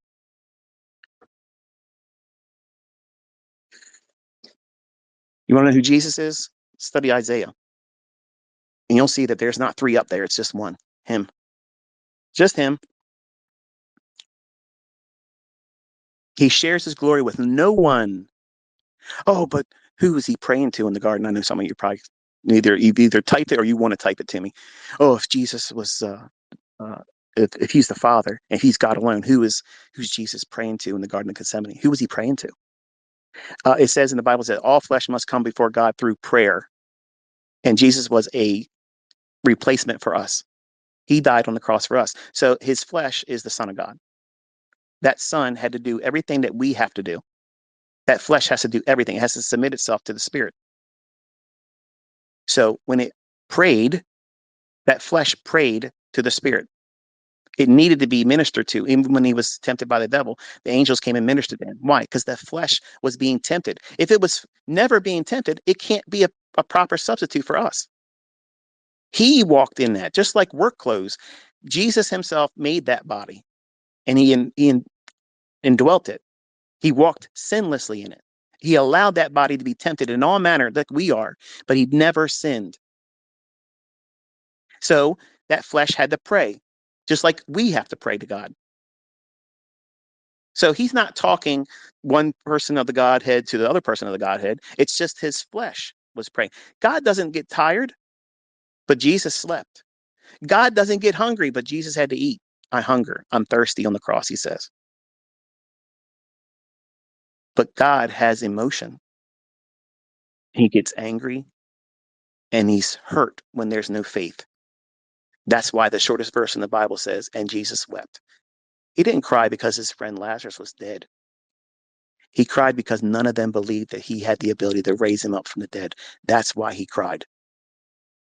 I teach about that, by the way, on that channel. When you understand the revelation of who Christ is, the only and almighty God, Isaiah chapter 9, verse 6, read that and you'll see who he is. Unto us a child is given. Unto us a son is given. Unto us a global leader is given. Unto us the mighty God, the everlasting Father, the Prince of Peace. That's the Godhead, all inside of one person. Is Jesus Christ inside the Godhead, or is all the Godhead in Jesus? Because the Bible says all the fullness of the Godhead is in Jesus bodily. There is no separation. That's who you're talking to when you talk to Jesus. You're talking to the Father who manifests himself in flesh, in work clothes. That's what that flesh was. That body had a beginning. It wasn't eternal. The Son was an idea of a plan of salvation that God had before the foundations of the earth. That's why it says, restore unto me the glory I had at the time before the foundations of the world, before the world began, when Jesus prayed for that. Because he was in a state of what? Being tempted. He has to go through that process of being tempted, then crucified. And the Bible says he was made sin for us. And we can't even comprehend that. That body he created was made sin. Everybody's sin ever to ever occur was made bodily in that body that Christ inhabited. And he allowed that to be crucified to the cross. And it was an atonement for sin. God himself is not surprised every time Michael makes a mistake and says something that's sinful. If I curse, God's not up there shaking his head saying, man, I thought you were going to do well today and you messed it up. Because God already knows the end from the beginning. Every one of my sins, he already paid for them. Before I was born, they were already paid for. But that power in forgiveness is not available to me unless I have faith in who he is and what he did. And the faith is important that who he is. Because Jesus said, unless you believe in him who sent me, is what? The Father. And he says, I and the Father are one. He is making a distinction that he is the Father, but he can't call that flesh that he's inside of. He can't call that the Father. He never lets the flesh be called God. There is no God the Son. And I'm really upsetting some people right now because there is no Trinity. There's one God that manifests himself in the flesh of Jesus Christ. That flesh is the Son of God. His spirit is holy. As a creator, he's the Father. He has different operations, different offices. Okay? Same spirit, one spirit, but different manifestations. Is God a burning bush because he talked to Moses from it? No. Is he a pillar of fire because he manifests himself in that? No. Is he a pillar of cloud by day? No. They were just theophanies. That they were pre-bodily manifestations of the same singular God, Jesus. And when you understand that, that's how he created us. That's how we're made in his image. We have a body, we have a soul, and we have a spirit. It doesn't take more Michaels than just me. I'm the mentor, ICT. I am my wife's husband. I am my children's dad. And that doesn't require three Michaels. Just like it doesn't require three persons in the Godhead to be God. God is the Father who created everything. His spirit is holy, but he created a body born of a woman under the law. Hebrews, read it. And then he indwelt that body, and says the Bible says very plainly, it pleased the Father for God to inhabit and dwell in Christ. Christ is not his name. That's what he is. The anointed one. That body is work clothes. That's all it was. That body was a vehicle to bridge the separation between God and man that was made by the fall in the garden. And I talk about what the actual original sin was too, in case you want to ever know what that is. It's not about an apple. But anyway, that's why I'm telling you I'm putting ICT down this year. I told you last year I was going to do it. I don't want to be ICT anymore. Okay. I know that a lot of you enjoy me teaching and all that stuff, but when I'm done teaching my son in this mentorship, I'm done teaching. No more videos are going on my YouTube channel. I'm not going to cultivate more attention around ICT. I will be busy. I will be YouTubing. I will not be making ad revenue off of it. But I want to be found working, doing these types of things. I want to be talking like this. This is me. This is the real me. When I'm not trying to, be a character online to get attention to the channel, to the lectures, to the teachings, to inspire you to hold your attention long enough to learn how to do this properly. This is who I am. And it's not exciting. It's not, jet set. It's not all that, important to most of you probably now. And that's okay. Because if I diminish as ICT and I increase more knowledge and awareness of Christ, that's exactly what I want. And that's what I want to be found doing. Because I believe that we are in the last generation, because the Bible says very plainly in Matthew 24, Jesus said, when you see the fig tree shoot forth its branch, you know that summer's near. Same way, his return is near. And I teach how you can know with beyond a shadow of a doubt that we are the last generation. We are we are in the end times, and the same things that I felt was being pressed on me when I was 14 years old with my then friend Sean, who's my best friend. I told him, I said, we were looking up at the stars. I said, you realize in 2016 to 2020, in that area, that's a generation. It's about 70 years by way of strength, maybe 80 years. That means that around that time, when we're older, the world should turn upside down. And he's like, yeah, that's wild. If it happens, like, that's wild. And look what's happened. There's never been a time like this. There's never been a time when Russia and Persia, which we know as Iran, they've never been allies in history ever before, ever. Read Ezekiel 36, 37, 38, and 39. Ezekiel 36, 37, 38, and 39. That's what you're watching unfold right now. You're watching the beginning of that. You're watching in the Middle East right now, Bible prophecy come to pass. In 2019, I told everybody, get ready. In the turn of the year, in video recordings, my private mentorship can come forward and tell you that this is absolutely fact. I told everybody, turn your attention to Iran and Russia, because we're entering Ezekiel's prophecy. And now look what's going on. There's a person that's going to be coming on the scene very soon. Nobody knows who it is, but there has to be turmoil and war in Israel before he comes on the scene. There's going to be an event called the Harpazo, and that will usher in the revelation of who that person is. He's going to step forward.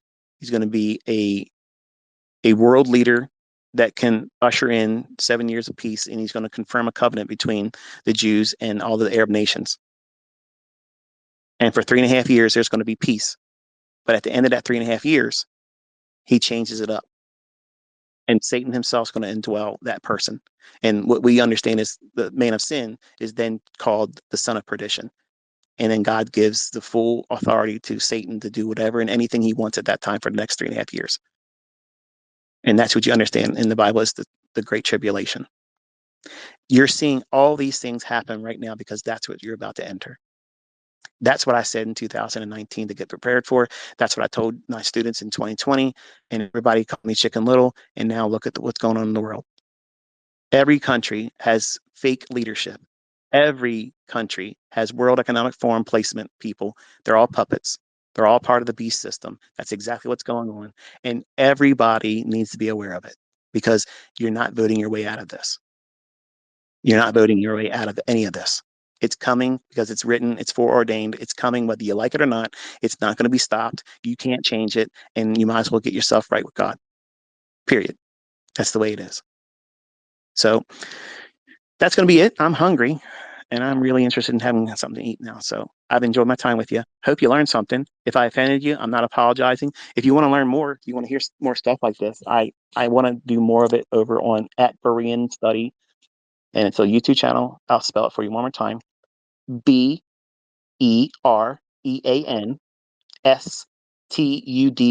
Berean Study. And if you pull that up, I think there's 4 videos right now. Just warm up to the idea that you're going to see the Bible as it's really supposed to be understood with no spin. I'm not affiliated with any churches. I'm not trying to, you know, put you on going to church, whatever. If you want to go to church, my advice is to find a church that has similar ideas that's being taught from the apostles' doctrine, because Jesus literally spent 50 days making sure that they understood what he wanted them to teach, and then he ascended in Acts chapter 1. He would not have left if they were confused or didn't know what he understood as the gospel that he wanted them taught. And they went into all the nations, baptizing them in the name of Jesus, which is the Father, the Son, and the Holy Spirit. And every instance in the book of Acts, when somebody was baptized, they were baptized into Jesus' name. They never, ever, ever said in the name of the Father, the Son, and the Holy Spirit. That never happened, ever happened. And anybody that's ever been baptized like that, you are not born of the water. That means you did not obey the gospel. And that means you are not going to heaven and you're not saved. You can believe and say it with your mouth, but that's the beginning of salvation. That's the beginning of salvation. You have to obey the gospel, and the gospel is 238 of Acts 238, where you must believe on the Lord Jesus Christ, absolutely, and you must repent, absolutely, but you have to be baptized in Jesus' name and receive the Holy Ghost, which is the promise of the Father. As many as shall be called by God. That means not just then, because there's people who say, oh, when they spoke in tongues, that was just for the Jews back then. No, Peter made it very plainly. There is no end to this. Until Jesus comes and sets up his kingdom for 1,000 years and millennial reign, which will happen after 7 years of tribulation. You cannot enter into the kingdom. You cannot enter into heaven. You're going to hell unless you obey the gospel. That means you must be born of water and spirit and then be baptized in Jesus' name for the remission of sins. If you don't do those things, you're not saved. There is no sinner's prayer in the Bible where it says, come into my heart, Jesus. That's not it. Don't go to church and play church and lose your salvation. You don't need to go to church. You have to have a relationship with Christ, though. That's absolutely guaranteed that you need that. But if you are an Easter, Christmas Christian and you only go to church those times, you got to check your inventory on what you think you know about God and how your relationship is with him, because you're playing church. You put on your best clothes to go there 2 times a year, but you have no idea what the book says. You have to understand what the doctrine of the apostles taught. And you see that in the book of Acts. That's what the model that Jesus had in mind for churches, not today, not these mega churches. And these pastors are trying to be monoliths in the community of faith, trying to be celebrities. Yeah, it's not what that is. You have to be modest. You have to be meek and lowly. And as a pastor today, you don't see that. You see $5,000 suits, security detail all around them. And they're out there acting like they're celebrities and like they're the star of the show. And if Jesus walked in, they wouldn't even recognize him. So anyway, I'll catch y'all on the flip side. I had fun. Enjoy the rest of your weekend. And until I talk to you next time, be safe.